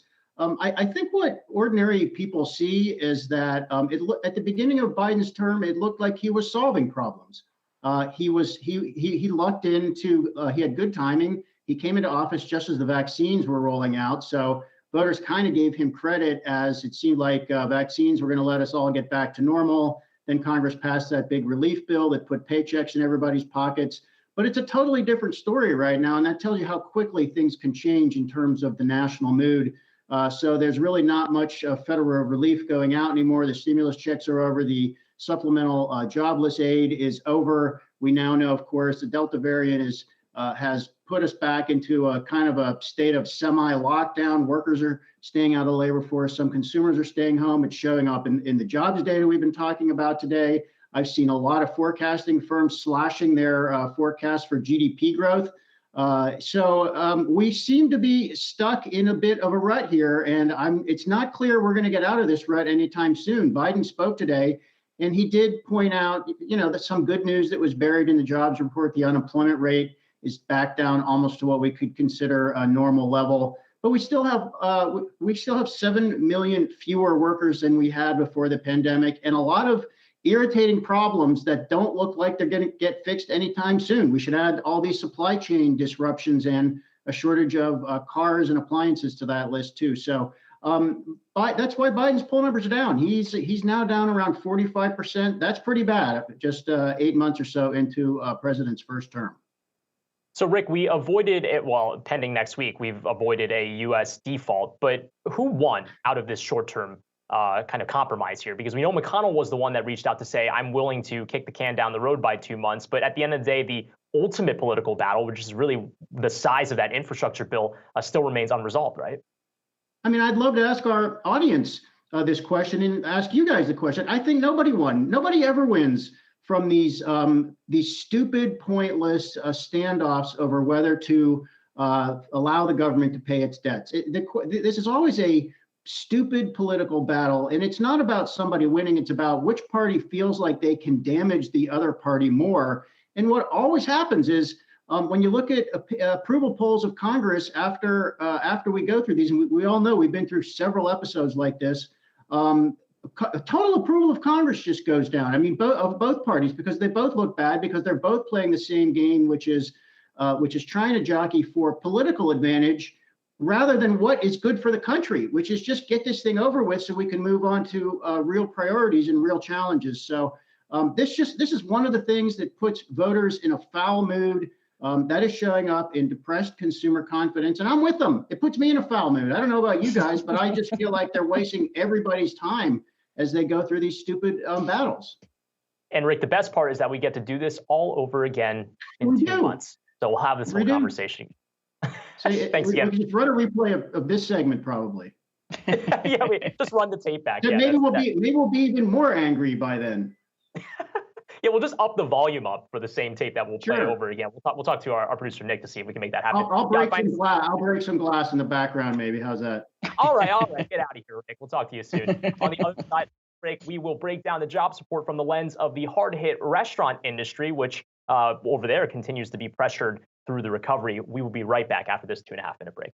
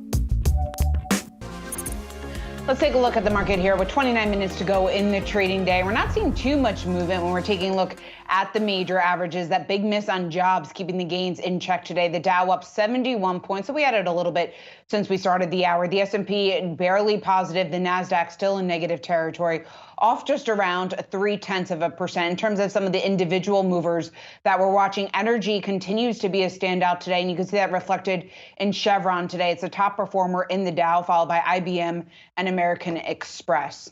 Well, speaking of that disappointing jobs report number that we got out, we want to specifically take a look at the restaurant sector because restaurants still cannot find the workers that they need. And taking a look at the number of jobs added to that industry this month, it was only 29,000, despite the fact that so many of these restaurants are offering higher wages. Also, the unemployment rate in the industry is at 7.5%, well above the pre-pandemic levels. We want to bring in Bill Fahey. He's Moody's restaurants analyst. And Bill, it's good to see you. I guess, how significantly do you see the labor shortage holding back some of the recovery that we could be seeing in the restaurant sector today? I think it's big. I think it's more for the mom and pops, though. I think the bigger, larger national, regional chains, they're going to be hurt too, but not as much. I think it's the more local guys. And like you said, if you look at the jobs report, and I think if you look at you drill down into the food services sector, I think it was flat month over month. So that's kind of confirmation of what we're hearing on the ground from the companies who have day-to-day experiencing this. And right now, it doesn't seem to be getting much better. Hey, Bill, Brian Chung here. So I guess one question is, if you're putting your kind of feet into the shoes of a restaurant worker, it's maybe the case that you just don't find the pay attractive enough to want to put up with what's probably a short-staffed kitchen, getting yelled at by customers, having to deal with the in-person contact with the risk of Delta still out there. But do we know if they're not choosing to be in the restaurant industry, where other industries they might be going to? Is it retail? Is it other types of maybe less contact industry? Is there any sort of data that shows where restaurant workers might be opting to go instead? You know, I one of the questions I ask companies when I talk to them all the time is where have all the people gone? And you know what? I really haven't found a good answer. So really, where are they going? I'm not too sure. But like anecdotal evidence is, it's not easy being in a restaurant space. And you know what? If you want to go to a warehouse or something like that, that's air conditioned, you get the same pay. It might be a better option. But I think during the pandemic, what happened was the people had time to pause. The government gave them the financial ability to kind of look during that pause and reevaluate what they wanted to do in life. So to answer your question, I really haven't found out where they've gone. I just know that they haven't come back. And it's just not with the restaurant space either. I see it in other industries that we follow here at Moody's, and I see it in everyday life for myself. So not too sure where they've gone. There's a lot of anecdotal evidence, but nothing hard and fast right now. So, Bill, speaking of that, the fact that these restaurants just simply can't find the workers, a lot of them have been turning to technology to try and help with efficiency, trying to close that labor gap. I guess, to what extent do you think the tech advances is it going to be enough to compensate for the fact that so many of these restaurants simply can't find the workers? Not in the near term. I mean, technology has always been a big focal point of restaurants. The pandemic accelerated that. It will definitely help. It'll help with order kiosks when you go into McDonald's or you go into Chili's and they have the kiosks on a table where that'll enable a server who might have had, 5 tables before can do 8 or 10 tables now. So it's helping the efficiency of the workers that you actually have, but closing the gap and the inability to staff a restaurant now, it's technology's not going to help. But what it's doing, and the flip side is that you can't open up your restaurant to 100% of capacity. There's going to continue to be long waits. Prices are going to be higher. So those things that a consumer seems to have a tolerance for now will probably continue. So technology, definitely the biggest focus point for the restaurants going forward to help the consumer experience, but also to make the current staff more efficient. What's the turnover look like in the industry in terms of openings and closures? Because we know anecdotally there are a lot of restaurants that just simply didn't make it through the pandemic. But at the same time, it's cheaper to get a bank loan right now to start up a new business. So do you feel like restaurant creation and new businesses are kind of plugging the whole one for one, or do you feel like it's more balanced one way or the other? Not now. The biggest closures, from what I understand, are in the mom and pops. So the local guys, your local restaurants in your town, your not mostly pizzeria, but your other casual diners. That's where the biggest hit was taken.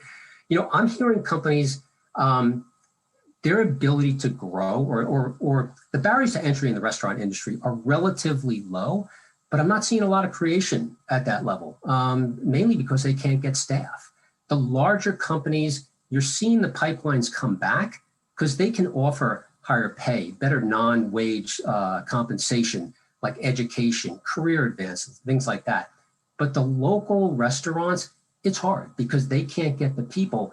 Everyday life, I think you see it as well. You go to a restaurant, hours are limited, it's a long wait time, and there's still challenges. So I don't think you're going to see a significant increase in the mom and pops as far as number of restaurants come back, even with the low rate environment and everything's gone, because they just can't get the people to work.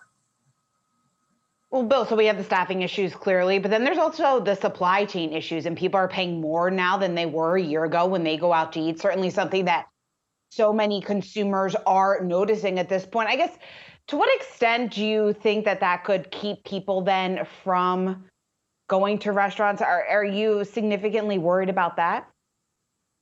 It's funny because I think the biggest key right here for the industry now is the consumer seems to have a high tolerance level for not only prices, but long lines for all the things that are going on now.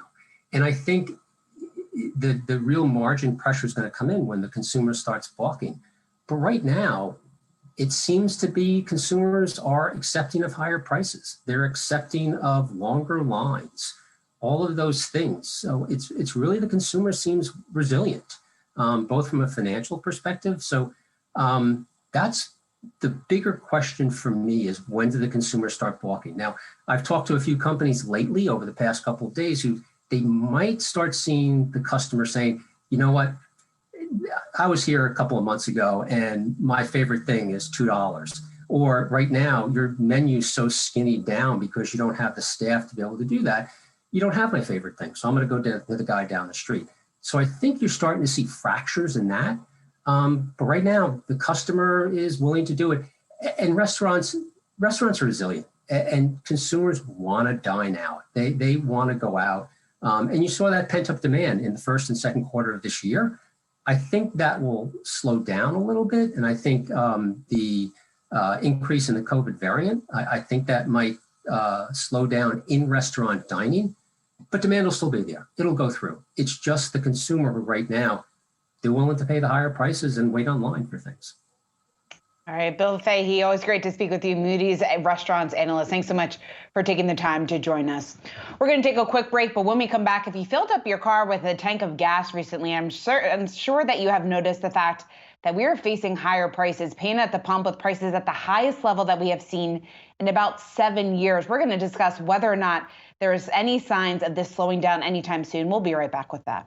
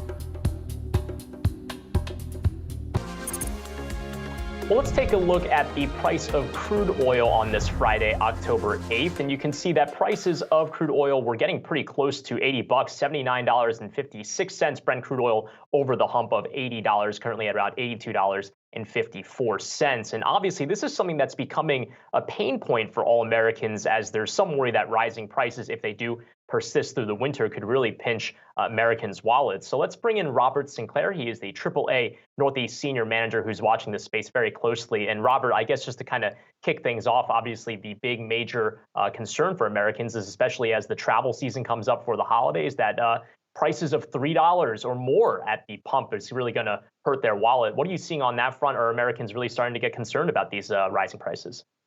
Oh, I think they've been concerned for a while. In fact, back in March of 2018, we asked drivers what the pain point at the pump would be, and 40% said $3 a gallon. We hit that price on May 12th this year. And in fact, in 2019, the last quote unquote normal year, we saw a peak of prices in early May, and prices went steadily down for the end of the year, and that's the normal trend. But right now, as you pointed out, we're at $3.26 per gallon. That's the highest price of the year, and it's 7 cents more than just a week ago. And it looks like this pain is going to continue. Robert, how high do you think prices could potentially climb here over the next couple of months? Ooh, I don't like making predictions because gasoline and oil is a very fickle market. Things can change very quickly, but it looks like $3.30 a gallon is a foregone conclusion, especially given the discipline that we're seeing as far as OPEC Plus is doing with crude oil prices and limiting the per day, per barrel output increase that they settled on this past summer, 400,000 per day. Earlier this week, they decided to keep that increase at the levels that they are. And so it looks like this is going to continue as far as the high price of crude oil and with it, the higher price of gasoline. Robert, can you give us a sense of how that relates traditionally to previous years? Obviously, pandemics are not something that have been seen in the data before, but there are seasonality factors to the price of oil, generally kind of bottoming in December or January, right? So is that what you expect to see headed into the colder months, or you actually expect to see the opposite because of other factors at play here in 2021?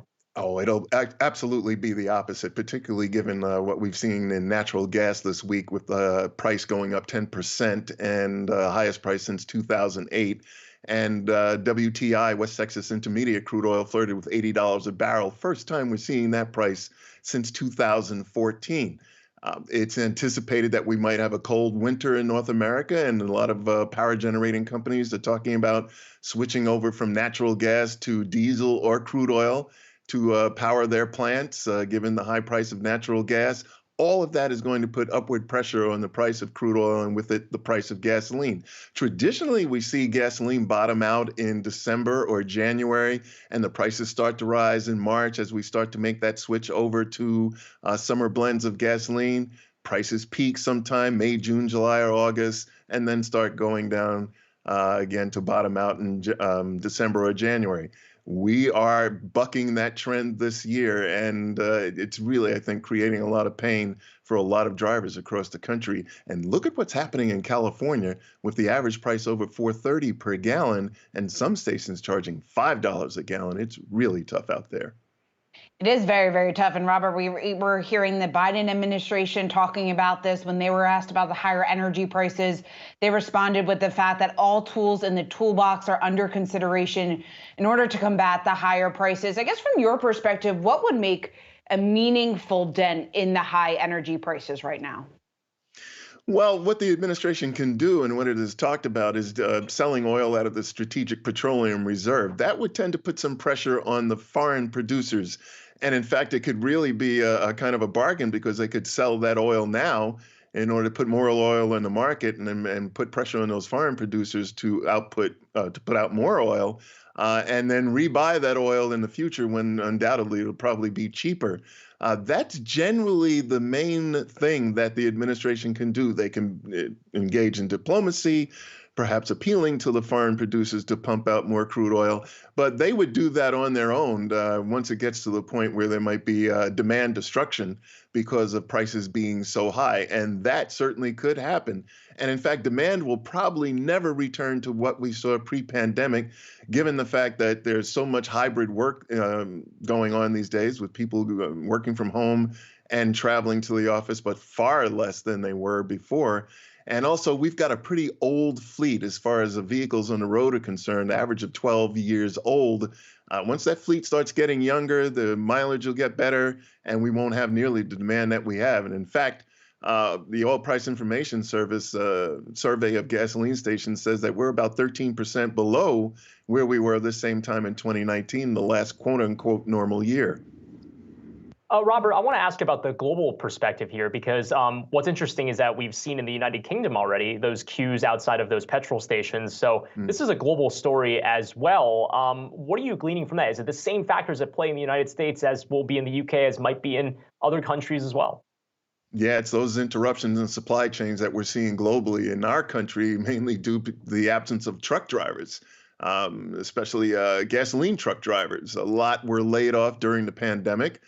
They found other jobs, perhaps for package delivery services, and they are not coming back. So that's going to be a problem. That's going to affect some stations, probably most likely out west, on into next year. The schools that train these truck drivers, and it's a very specialized training, many of them have closed. So that's going to be a problem that we're seeing going forward. When you go into a station and there might be a pump or two that's covered up with a plastic bag because they don't have the fuel in the tanks down in the ground because the truck drivers are just not there. There's plenty of trucks. There's no one to drive them. That's the main reason we saw these queues at gasoline stations in Britain in the last couple of weeks.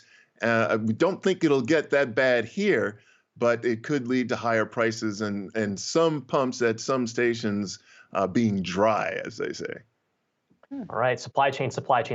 Robert Sinclair, AAA Northeast Senior Manager of Public Affairs. Thanks for hopping on Yahoo Finance this afternoon. Well, one theme is gas for those travelers, but another theme is also the Delta variant. And according to a new survey from market research firm Destination Analyst, the Delta variant is putting a damper on holiday travel plans. And here with more is Yahoo Finance's Karina Mitchell. Karina, give us the breakdown.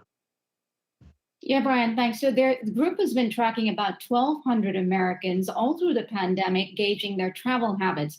And the most recent findings show that despite improving conditions with more people getting vaccinated, fewer infections, fewer hospitalizations, there are still many in this group that just have decided that they do not want to get on a plane and travel during the holiday season. So here are some key numbers that maybe we can take a quick look at. 68% say they have plans to get on a plane and travel this holiday season, but that number is actually down from 79% back in June. And that's directly attributable to a rise in Delta infections across much of the country. They've just shied away from getting onto planes and traveling. In fact, more than 23% say they've canceled upcoming plans to go away, and 27% have postponed travel for that same reason. Also, the survey shows that the number of people who said they were traveling in October and November has now dropped. People are backing away because of infections. The number did increase slightly for December. And data travel company Hopper suggests that the number of people getting on planes and passing through TSA at airports this year will reach about 75% of 2019 levels for Thanksgiving and about 80% of levels that, for 2019 for Christmas. So those numbers are pretty good compared to last year when everyone was sitting at home and opening their gifts virtually. Right. Karina, it certainly is an improvement from last year, but I guess not everyone, like you were saying, feels comfortable jumping on a plane right now. So for those who aren't doing that, do you have any idea just in terms of what they could be planning over the holidays? Well, some of them are planning to hop into cars. So just like over the summer, we saw, these long getaways driving to destinations and these RV vacations. But as we just heard, gas prices are spiking, right? They're the highest they've been in several years. So how many people actually get behind the wheel and go away? That remains to be seen. But if those people do go away, where are they going? Well, short-term rental properties are red hot right now. That's where people want to go. And in fact, according to property manager Guesty, Thanksgiving short-term rentals are up 302% year over year for Thanksgiving. The numbers are crazy, 93% over 2019 figures. And for Christmas, it's even worse. It's 470% more bookings for Christmas this year than there were last year. So along with all this demand for bookings, there's also an increase in rates, right? Everyone has to pay more for everything as well. So rates are up by as much as 80% to get away for the holidays. So all in all, it's gearing up to be a really expensive holiday season. Whether you get on a private jet, a jet plane, or you're driving, gas prices to consider, room rates to consider, the cost of the gift you're putting under the tree is also going up. So it's all gearing up to be one of the most holiday seasons ever, is what we're hearing from this report. Okay, well, maybe I'll just go take the train to go see my parents for this holiday. But Yahoo Finance's Karina Mitchell. I'm just going to stay put. Yeah, hey, my parents will love that anyway, so it's a win-win either way. Yahoo Finance's Karina Mitchell, thanks so much for breaking all of that down for us. Coming up on the other side of this break, we'll take one last look at the markets as we head into the last 8 minutes of the trading day on this Friday to wrap up the week. We're right back after 2.5.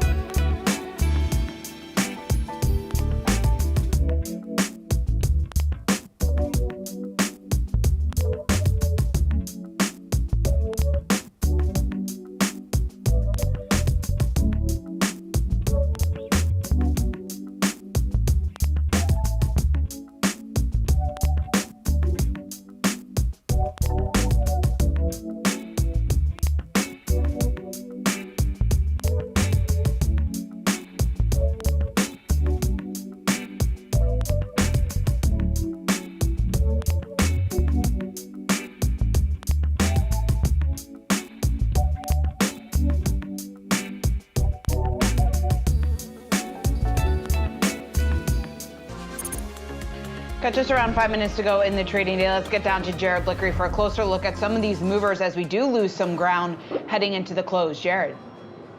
Yeah, I was just checking out the sector action. Energy still up materially, up about 3%. And then we have financials, that's up 0.5%. All this on the back of the 10-year T-note yield hitting 1.6%. Didn't really see a lot of action around the jobs report in stock futures this morning or in stocks throughout the day, at least the major indices, but we are seeing that reflected in the bond market, and with higher yields, we're seeing the growth trade hit a little bit, and we're seeing value and cyclicals outperform as we would expect. Notable too, because earlier today, crude oil, WTI crude oil, topped $80 a barrel for the first time since 2014, which we've been talking about. And overall, for a bad payroll miss, not that much market action. So I'm just going to chalk that off. Now, I do want to talk about Bitcoin because we're getting some headlines from the White House saying that the White House is weighing wide-ranging push for crypto oversight. Administration has yet to finalize a strategy or decide on an order. And then there is a draft executive order that's going to be part of a plan to coordinate agencies. You know what this reminds me of? The president's working group on capital markets, AKA the Plunge Protection Team, which was instituted by Ronald Reagan, president at the time, in 1988 as a response to the '87 October market crash. And that group is kind of infamous. It's composed of the heads of the CFTC, SEC, a bunch of regulatory agencies. They get together and decide what's best for the markets. It looks like this is going to be something similar for crypto. So more details on this as they emerge. All right, Jared Blicker, thanks so much. We'll continue to follow this story. And of course, crypto will be something to watch this weekend. We're going to take a quick break. We'll be right back with the closing bell.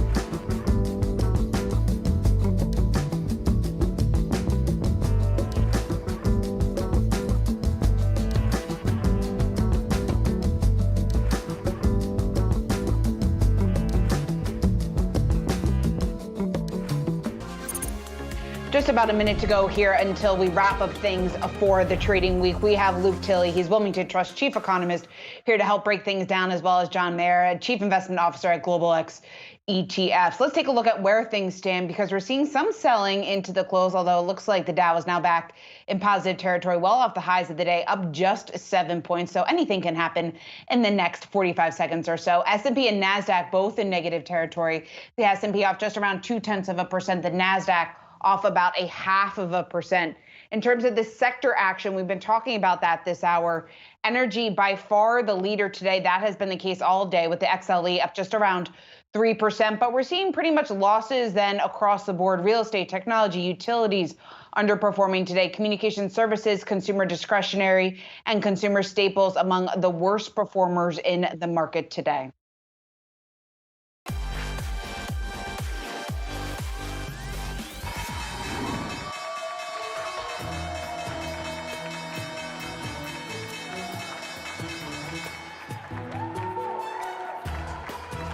And there is the closing bell wrapping up this Friday's market action on this October 8th, also wrapping up the week.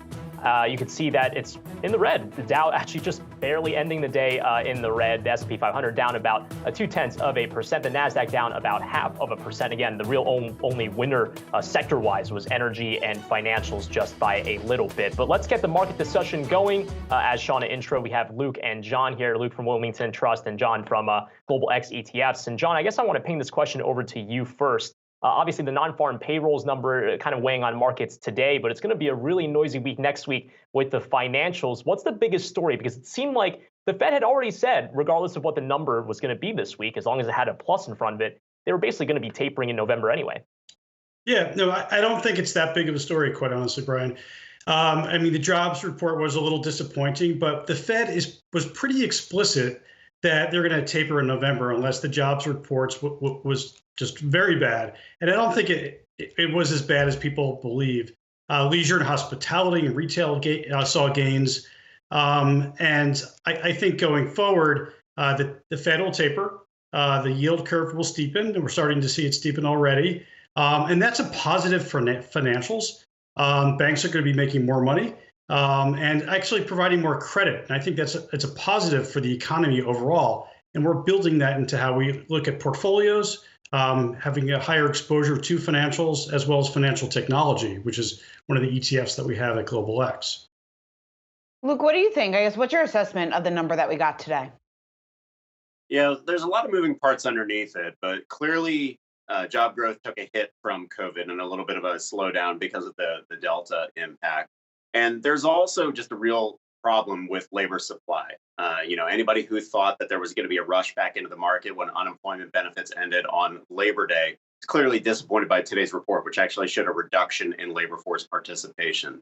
But we got to remember the BLS's reference dates for these things are in the middle of the month. So it was September the 18th when they snapped the chalk line for these jobs. There wasn't that much time for people to be moving back into the markets, into the labor market and looking for a job. We do expect things to improve as we go forward. We're actually just right now 8 days away from snapping the chalk line for the next jobs report. The high frequency data that we're looking at is already showing a better report for next month. We think that's what the Fed needs to see, and we think that plays into about 500,000 jobs per month on average as we go forward from here. We're still pretty optimistic, Shauna. Well, Luke, when you take a look then at what we did get, I guess, what would you then attribute the slowing of the jobs recovery to? Is it all Delta to blame? There's been a broad-based slowdown across a lot of service sectors that had opened up and really had a spurt this past summer. But there's a little bit of a slowdown because of low labor supply. There's also one little bit of data minutia, if you'll just allow me. There was a big drag coming from local government education. I think that's been pointed out by a lot of people, and the drop in jobs there. Because on a non-seasonally adjusted basis, you usually get a lot of people returning to work, and sort of the headline has been not that many people returned. When you look into the data a few months back, it's actually that not that many school teachers left. Significantly less people left the public education sector in the summer. So there weren't as many that needed to return. And so, it's a little wonky and into the data, but basically the seasonal adjustment pulled them back out. That's the kind of thing that's really going to solve itself out. It's just data minutia as we go forward. Fundamentally, what we see are challenges with labor supply because we've had a lot of retirement. We've had a lot of people who are still out because of COVID, because of childcare issues. And we expect all those things to improve as we go forward from here. We love data minutia here on Yahoo Finance. I want to direct this question over to you, Dave. I just kind of want to ask or John, sorry, rather. I want to ask about the idea of the value trade because we have the financials coming up next week, and we know that value has been doing very well over the last few weeks. So really, what is the expectation as we kick off this next quarter of earnings here with regards to whether or not that trade will continue for value trades like financials to really get a big boost into the end part of this year? Sure. Thanks, Brian. We look forward to big banks reporting next week, and I expect financials to be a recipient at least going forward, of tapering. You're going to hear a lot of that discussion on the conference calls. I think they'll have a decent quarter, but next quarter, I think likely it'll be a very good quarter as the yield curve steepens. I think one thing about financials that banks have the ability to put more money into the system. To expand credit beyond just very credit-worthy borrowers, whether it be companies or individuals. So I think this is an overall positive for the economy in general. If banks can more broadly lend out, and that'll have more participation in the economy. I also think that I mentioned it earlier, but just to get a little more specific, financial technology has exposures like buy now, pay later, digital wallets and cryptocurrencies and mobile payments. And you're seeing a massive adoption in the financial technology area, and that is helping the overall financial sector as well. So I am very bullish on financials. Luke, when you take a look at some of the other issues, when we talk about the recovery here, supply chain issues, we were talking about that in the restaurant industry in the last hour. I guess how significantly do you see that potentially holding back the recovery that we're expecting to see over the next couple of months? Yeah, we think it is going to be a bit of a drag. And again, going back to that idea, if there was an idea that there were just so many restaurant workers sitting at home and that they were going to rush back into the labor market and solve the issues, that's clearly not going to happen. What we've had here, as there's been such strong market returns, is a lot of retirement.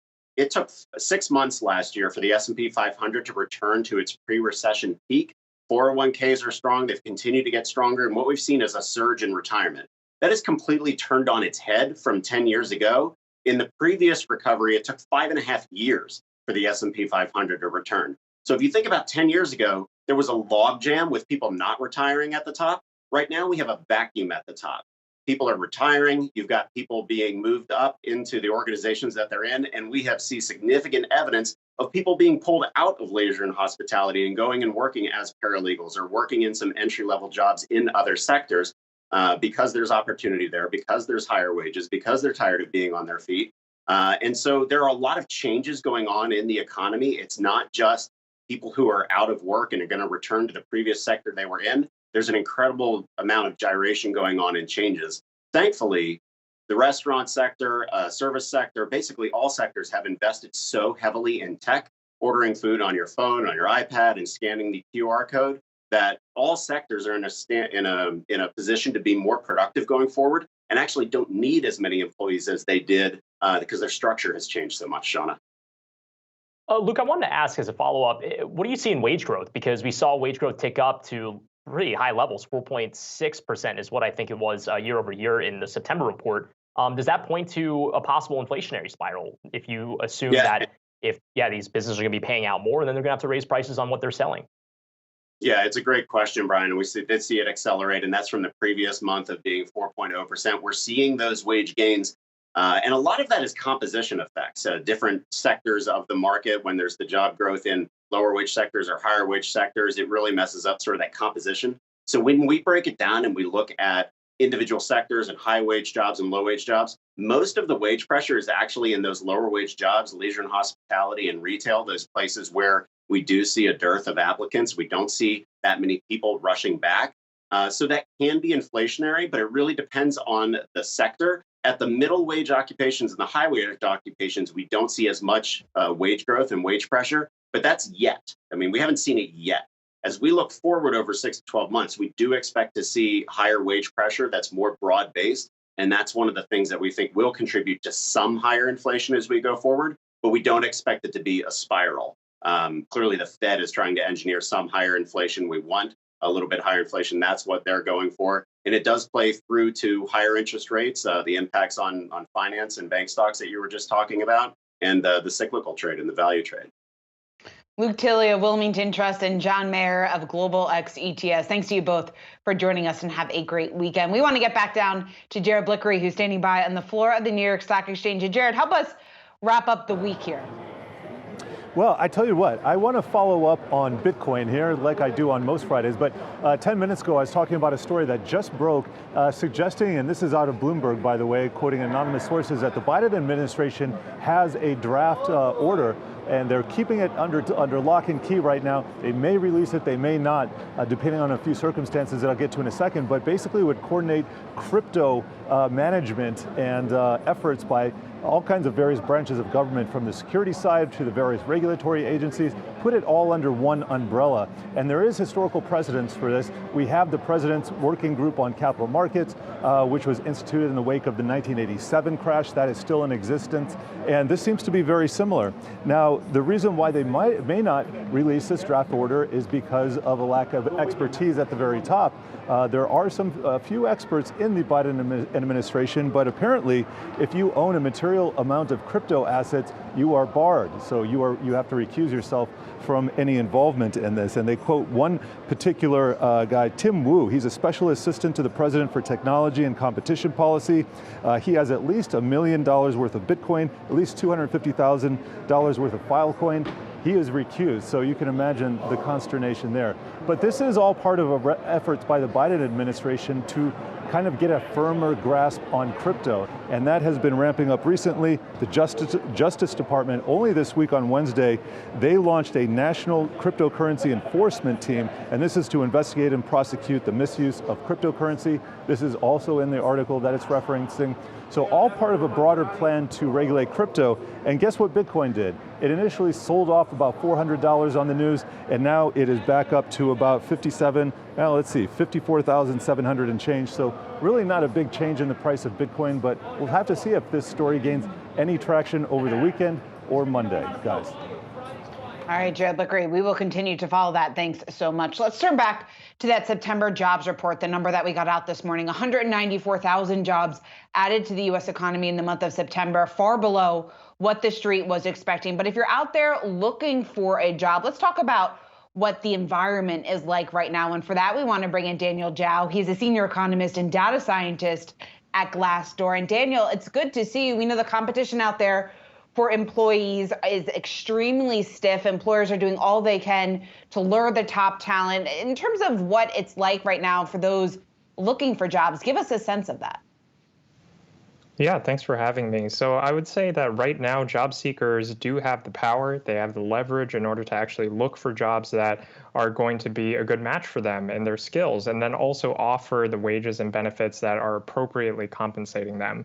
There was a little bit of a slowdown in August and September in the labor market, but the fact of the matter is that demand for workers is still red hot. And so I expect that we're going to see jobs growth to continue to reaccelerate into the end of the year. And fundamentally, the situation is still a good labor market for job seekers. Hey, Daniel, it's Brian Chung. It's great to have you on the show. I wanted to ask about what you're seeing in labor force participation, because that's been going sideways. But then the employment to population ratio did take up noticeably between August and September. So what are you seeing in terms of the composition of the labor force and whether or not there could be structural damage as a result of COVID to maybe even women in particular who might be kind of staying at home compared to the trend before the pandemic? Yeah, there are really two components to why labor force participation might be lower than where we were before the pandemic. So the first, as you mentioned, is structural. It has to do with the aging of the population, more workers retiring, that sort of thing. And then there are COVID-specific challenges. So for example, for women, many women have had to leave the workforce and have to stay out of it because they're taking care of kids or taking care of elderly family members. And that's a challenge that we saw in September in particular, where women's labor force participation dropped as school reopenings were disrupted. So I think that on the one hand, we should start to see some of those factors become less of a factor as the pandemic eases. There are going to be some structural drops in labor force participation, but I think the lesson learned over the 2010s is that we can actually get a lot of workers back into the labor force. We can even attract workers who are retired back into jobs, assuming that the labor market is tight enough. Daniel, how do we do that, though? What needs to happen? Well, right now, the situation is going to start to do that as the labor market is really tight. And so we do see more workers who are willing to return because wages are rising aggressively. But the flip side is that the pandemic is still going on. And so for many workers, especially when you think about older workers who have retired, for them, health risks are especially salient. And so it's harder to get them back into the workforce. Once the pandemic is over, though, the hope is that a tight labor market will be able to pull in workers who are more marginally attached to the labor force. So ultimately, I mean, this is something we've been saying for the last year and a half. We need to get the pandemic under control in order to make sure that we have a full labor market recovery.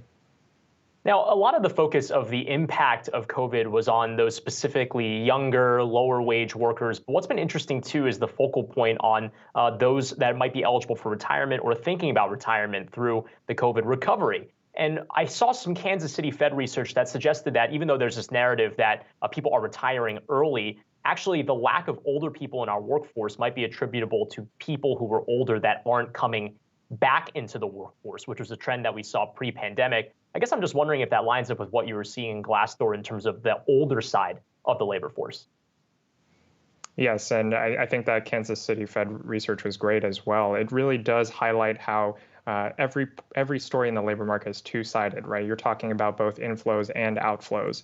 And that is what we are seeing with some of the older workers who are not willing to return to work right now, whether it's because their retirement portfolios are performing pretty healthily, or because they're just concerned about the actual physical health risks associated with COVID. So it's definitely a concern moving forward. I think that when the pandemic is over if the labor market is still tight, that is going to start to pull in some of these more marginally attached workers, but it might not be retirees. It might be workers who are disadvantaged in other ways, like workers with disabilities or workers with a criminal history. That's really the benefit of having a tight labor market. And Daniel, speaking of the tight labor market, what kind of advantage does this give employees right now with their employers, even if they're not looking to move, just in terms of the negotiations that they could raise right now, whether that's on salary or some of the other issues with the contract?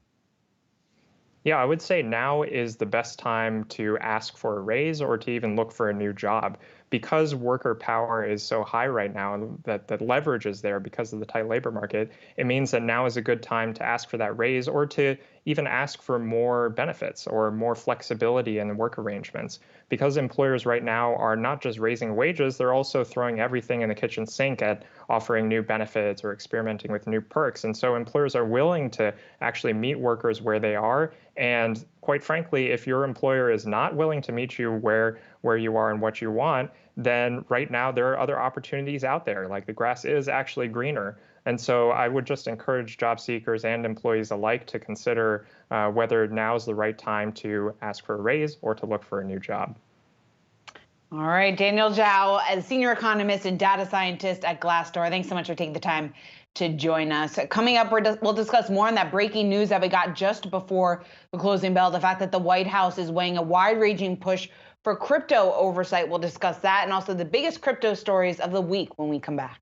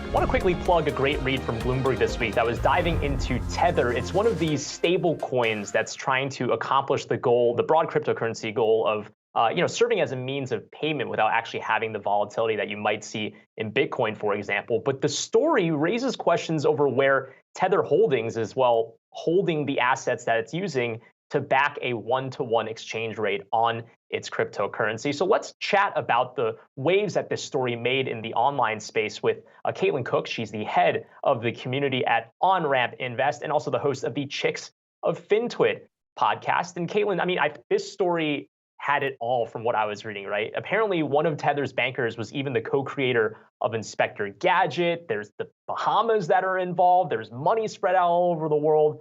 I mean, that's besides the point, though. I know you checked this article out, too. Is this bad for Tether? Well, it's certainly bad publicity, and not to mention bad publicity for the overall crypto space. Like you said, this sort of took media by storm and really shook some people up with a lot of really interesting information. I don't think it's good for Tether, right? Because I mean, it calls into question the integrity of the firm. That 1-to-1 ratio is kind of the basis of crypto dollars, as we like to call them, or stable coins, as many people refer to them as. That being said, the New York City Attorney General and the kind of subpoena that was put up against Tether had been going on for quite some time, the investigation, that is. And I mean, Tether has been cooperative. If you go onto their site now, they've added far more transparency and disclosures around the assets that they hold, the liabilities that they have and whatnot. So I think they're moving in the right direction. When you get into a space like crypto assets, I mean, it's not regulated yet. It's a very high growth space. And goes without saying that there's going to be some moving fast and breaking things. There's going to be some different groups that are sort of going around things and maybe not inadvertently taking advantage or crossing the line until they're cracked down on. And, you know, the Attorney General did come in and do an investigation, and they've seemed to be doing what they should to kind of provide investors with information that they need. You know, Caitlin, this is really interesting because so much of the cryptocurrency space right now, and this is not, you know, particular to stablecoins, I think it's just for any emerging technology, right, is you're trying to message to the world, first of all, what this is. And there might be a lot of viewers that, as I intro this, who have no idea what a stablecoin even is. So you have this emerging technology, you have a team probably at Tether, even though it's apparently a small team, trying to explain to the world what their technology is going to do. But then you also have these attacks from all these sides, from the regulatory side, from the skeptics who want to bet against the technology, to the media in some cases. Do you think that it's really difficult for these kind of in-house PR people, if you will, to try to get that messaging out there in what's a really, really noisy environment on Twitter, Instagram, TikTok, what have you? Absolutely. I always say that crypto has a PR problem, and I think that's absolutely true. It is very hard to paint a picture and a story of an asset class that people really don't fully understand and that's moving at a very quick pace. And there are new developments within crypto assets, within decentralized finance. At every moment, it's a market that's open 24/7. So there's bound to be a lot of developments there, all eyes on them in the media. So anytime that there's even kind of misinterpretations or anything going on, it's going to be reported on, right? There's a lot of publicity and a lot of media coverage. So I think it is very easy for things to be misinterpreted. And it all comes around to educating people on the space, because I think that it's very easy for things to be kind of blown out of proportion in a lot of times. So let's shift gears to, we're staying on the stablecoin theme here, but deposit insurance, right? I mean, because viewers love talking about deposit insurance. But the idea, though, from some sides of the regulatory world is that if these stablecoins kind of act as de facto bank deposits where people are putting in assets, but just in the form of getting tokens back, that maybe the Federal Deposit Insurance Corporation could look at maybe applying deposit insurance to the reserves that these stablecoin issuers hold at the banks. This is a relatively new idea. Who would that be good for? Well, that's a good question. So the $250K FDIC insurance was brought up recently, if collateral will fall, like in the traditional world as well. That would benefit traditional institutions, right? And in my opinion, SEC Chair Gary Gensler has talked quite a bit about the fact that stable coins are securities, yet there hasn't been any official regulatory action taken, just repeatedly told that they are securities. That being said, I think that if they are kind of categorized as securities, that would benefit the banks, this $250K FDIC insurance. It would allow banks to kind of move into this market. And if so, I mean, clients that want to get the yield that these crypto assets can offer wouldn't have to leave their traditional institutions to access it. So that's kind of my theory around it. I think it would benefit the traditional systems because they would be kind of more inclined to get involved, and then their clients wouldn't have to move out of traditionalized systems into decentralized to access those stable coins. Okay, can I ask a big picture question though? Like, what is the relationship right now between the crypto community and the traditional banks, right? Because the traditional banks at first are kind of poo-pooing, if you will, on the entire idea of crypto. And then you started to have, I feel like, circa 2018, early 2019, the idea of maybe JP Morgan coin could come out, or the banks were starting to come around. And then everyone was saying, well, once they start to institutionalize the technology, that's what's going to send Bitcoin to the moon. I mean, is there really an inflection point where they're going to come around so much to crypto technology that they'll be the ones that are driving all this DeFi, all of this coin issuance?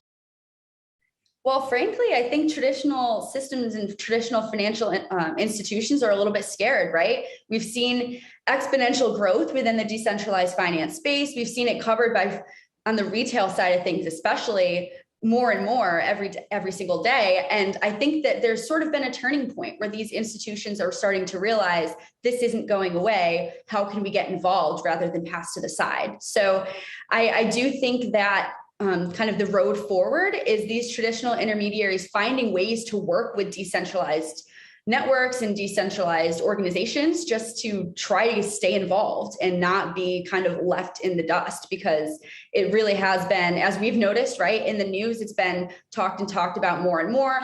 Flows into the asset class have been huge. And I think that they've decided that instead of sort of banishing this and saying that this is something that'll go away, that it's something they need to get involved in instead.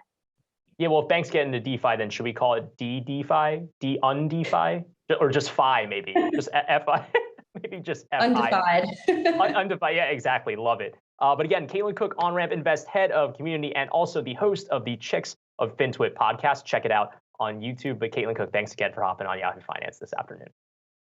And coming up on the other side of this break, an important factor for those saving up for retirement is building a buffer for healthcare costs. We'll dive deeper on the other side of this break.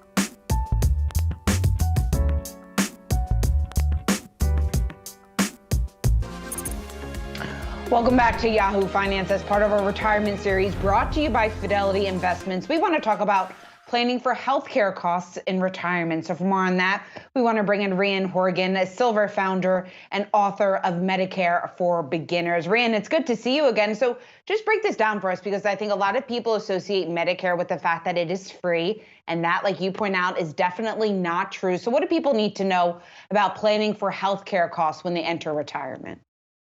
Well, I think the most important thing is really understanding that Medicare isn't free. Next week, we start enrollment season, and we're going to hear a lot of commercials advertising zero to low premiums.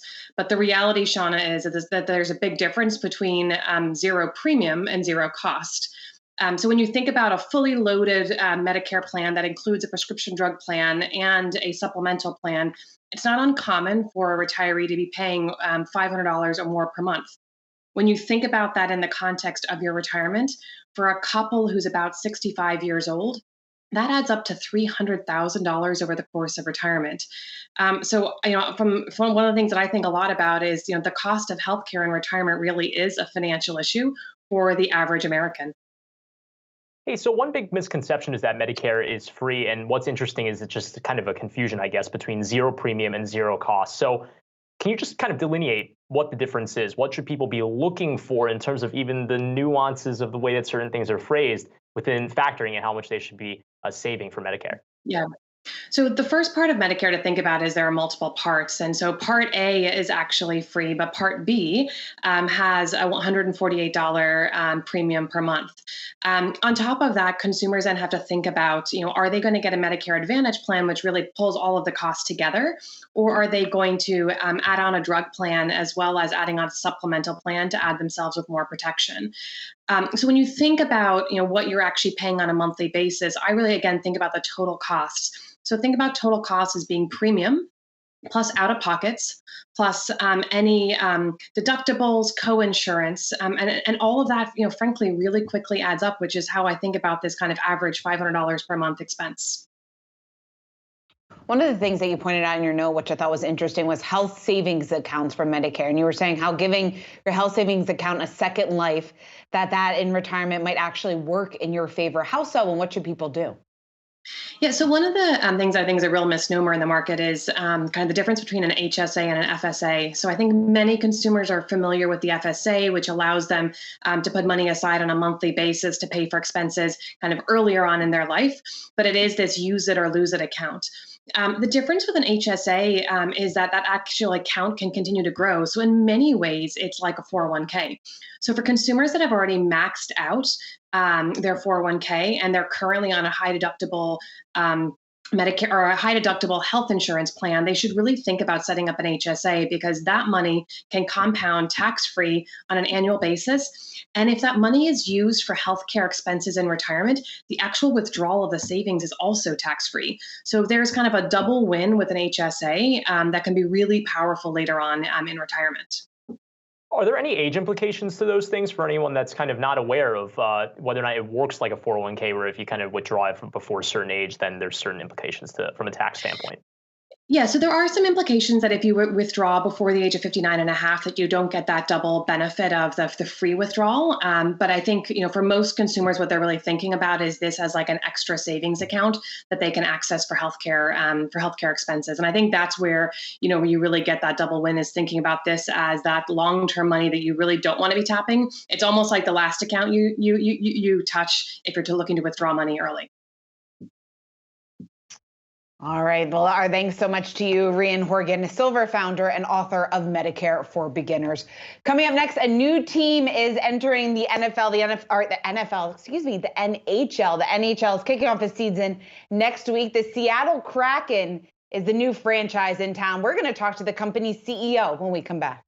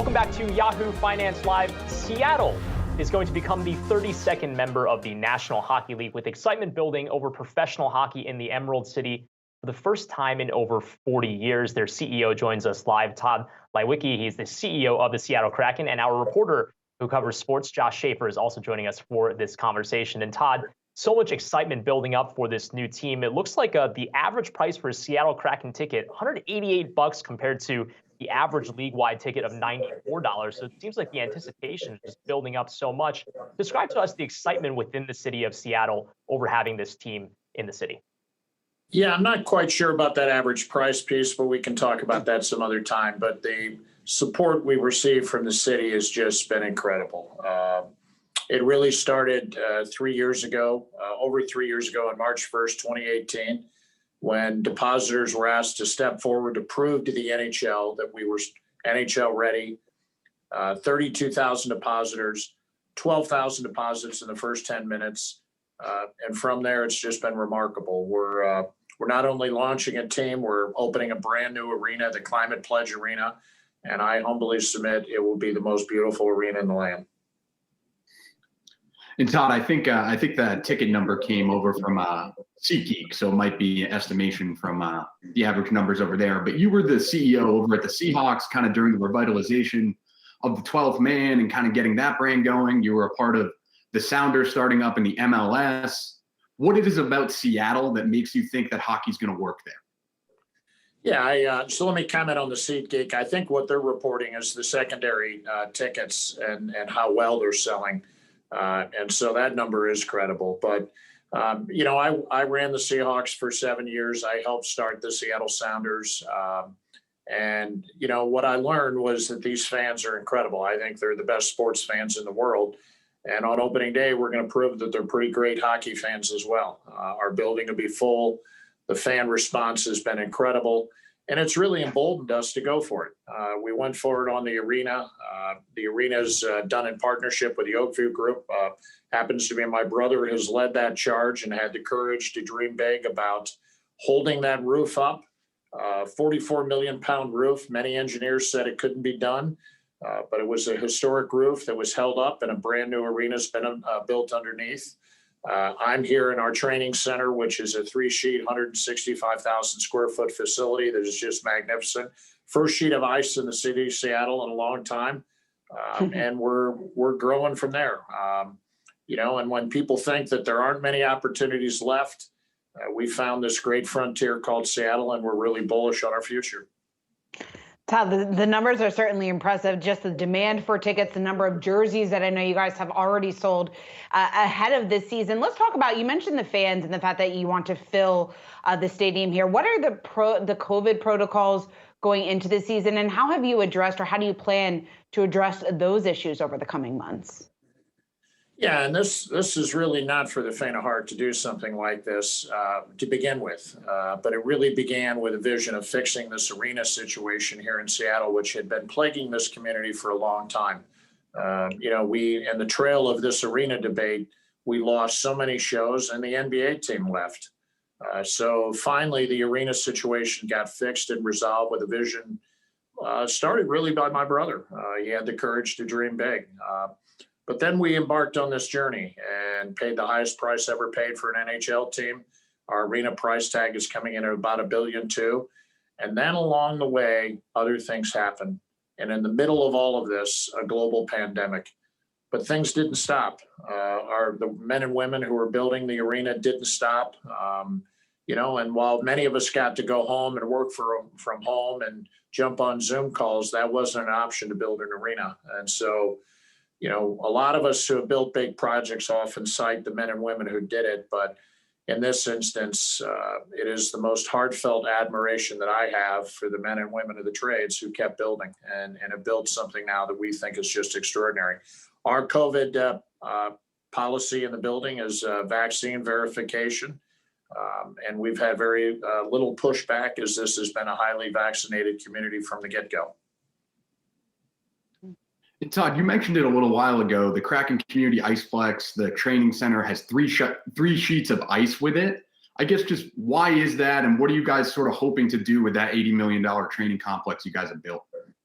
Yeah, it's we're so proud of it. It's right here in the heart of the city. It's actually 5 miles north of the downtown. This was the Northgate Mall, which was one of the oldest malls in the country, one of the first covered malls in the country.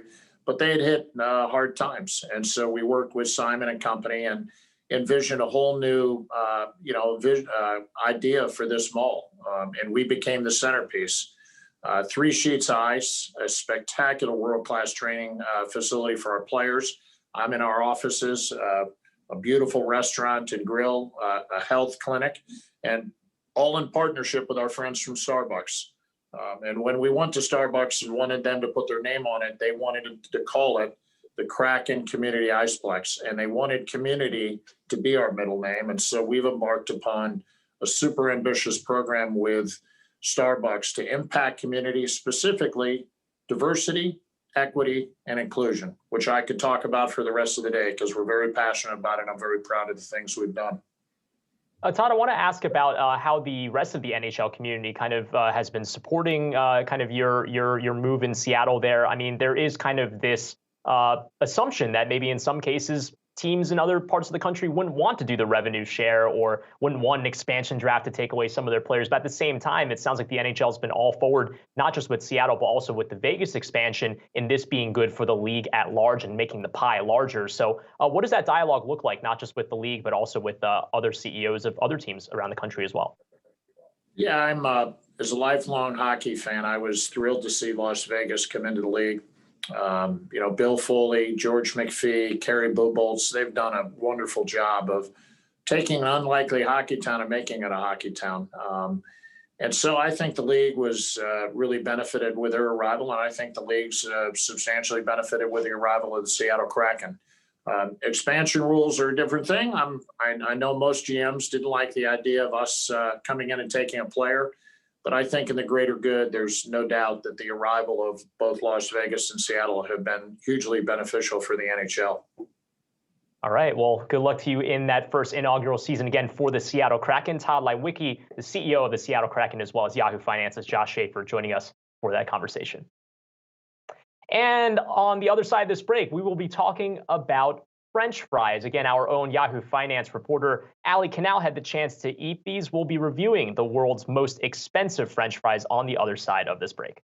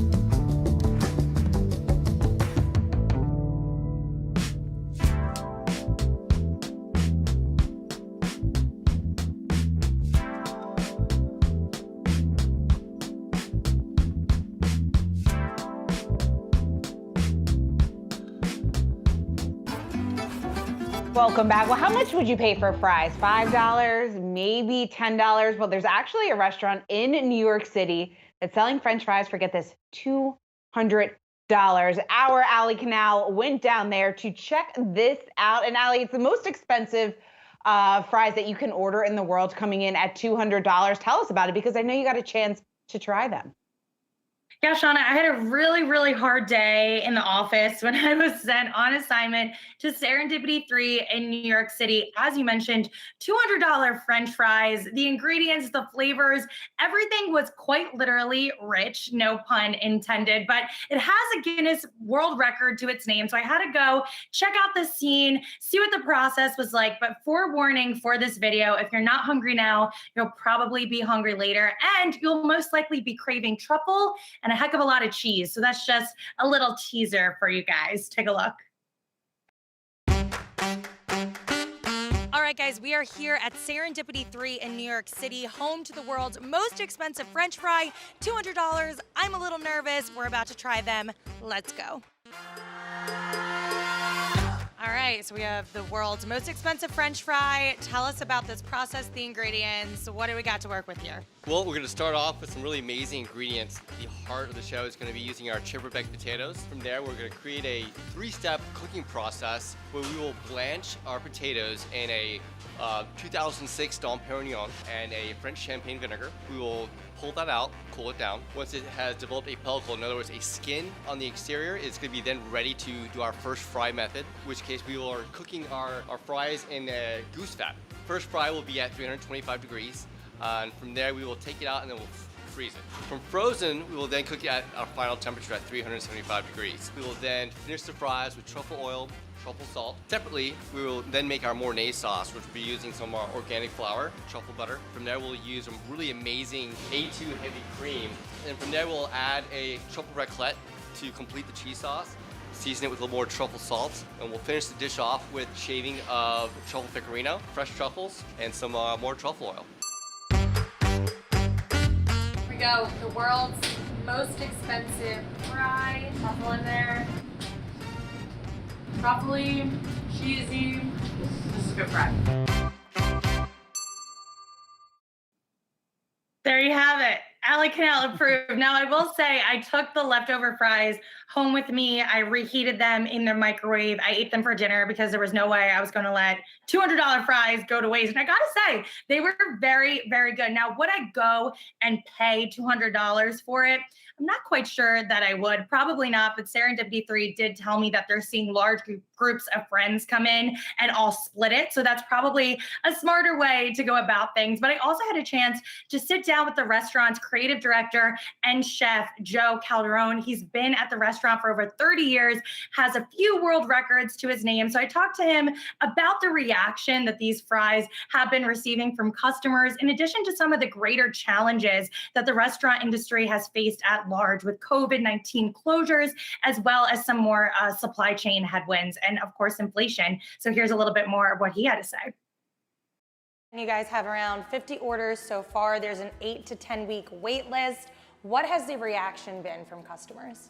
Well, we get a lot of reactions. People think it's outrageous, but a lot of people really want to try them. They're intrigued, and they know from our past that our world records in food are not just expensive ingredients thrown together. It's carefully thought out menu items that are really not only the most expensive, but the best in the world. You know, talk to me about some of the challenges here. Like, there's been supply chain headwinds that have hit a lot of different industries. Chef Freddie was saying it's been difficult to get some of the ingredients for this dish. So what have you guys been seeing at Serendipity 3 in the restaurant industry at large? Well, the supply issue has been a real issue for us and for many people. And it's small things like the bottled water. They can't get the caps for it. They can't get to make frozen hot chocolate mix. They can't get the cardboard to make the canister. So there's a lot of kinks in the supply chain that are really causing a lot of problems for restaurants in New York City and really around the country. And you guys were shut down for 18 months amid the pandemic. How are things today? Are you back to those pre-pandemic levels? We're almost there, but we took advantage of being closed to renovate the restaurant, to put in a new kitchen, and to really revitalize serendipity. So when we open again, we really can say we're back and bigger and better than ever. Yeah, clearly you came back with these fries. So I think, you know, the bar was already set high. You have these fries, you have the Selena Gomez Sundae, which we talked about and taste tested, which was delicious. And then the new frozen hot chocolate for the restaurant's 67th birthday. How do those products convince people to come back to the restaurant, and how has that led to greater demand? Well, you know, anytime you create something new, people want new. So we created these new items to really entice people to come back, and it's working because people are really responding to what we're putting out there. And last question for me, you know, you have these fries, Guinness Book of World Record. What's next? What's the next world record? Ooh. We're still coming off the high of the French fries. I don't know. We may do something with ice cream next. That's all I'm saying. And I volunteer as tribute for that. Ice cream, whatever world record this restaurant has, I'm gonna taste test it because that was so much fun. It was too much fun. And the fries, ice cream, I had a field day. I probably gained 5 pounds, but it is what it is. I was going to say, Allie, it looks so good. And real quick, just following up on the fries, because it's so interesting, and obviously Serendipity is known for this. They take one item and they make it the most expensive in the world, and obviously it gets them some coverage. But did you get a sense just on how many people go into the restaurant and actually order these items? So you really can't go in, sit down, and order them off the menu. You do have to order ahead. So far, they have placed around 50 orders, but there is currently an 8 to 10 week wait list. So if you want these fries, you're gonna have to wait a little bit to get them. And just judging from how long it took to create this dish, I'm not surprised that they have a wait list for it. So they've sold a decent amount, but it's not like you can just show up and sit down and demand these fries. There is a process there. You got to call ahead. You got to email the restaurant and place in your order because, you know, it takes a while to create a $200 French fry dish. It better take a while if you're paying $200 for fries, right? Allie Canal, such a fun piece. Thanks so much for bringing that to us. And you're right, I'm very hungry now. So thank God we're almost at the end of the show. We need to take a quick break, but on the other side, we'll be back with what to watch next week.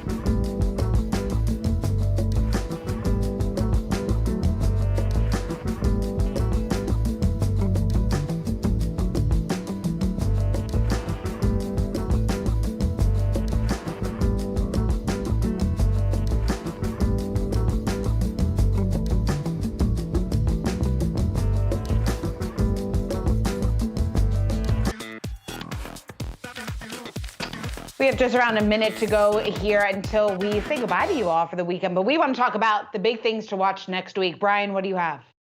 Well, I've got bank earnings. So JP Morgan Chase going to start on Wednesday. We'll have the big four all reporting throughout the rest of the week. And obviously value trade's been hot. So maybe the financials continue to get hotter. And of course, it's always a good read on the pulse of the economy, how people are lending, how people are borrowing. Going to be very interesting to see once that earnings season kicks off on Wednesday. How about you? It certainly will be. And then we're gearing up for many, many earnings after that. I'm going to be keeping a close eye on retail sales. We'll get that at the end of next week. Remember, the number that we got out for August in the middle of last month was actually a surprise to the upside. So that, of course, was good news for the economy. So we'll see whether or not we have a follow through on that reading for the month of September. Well, that does it for us today on Yahoo Finance Live. Thanks so much for joining us. We hope you have a great weekend, and we'll see you right here back again on Monday.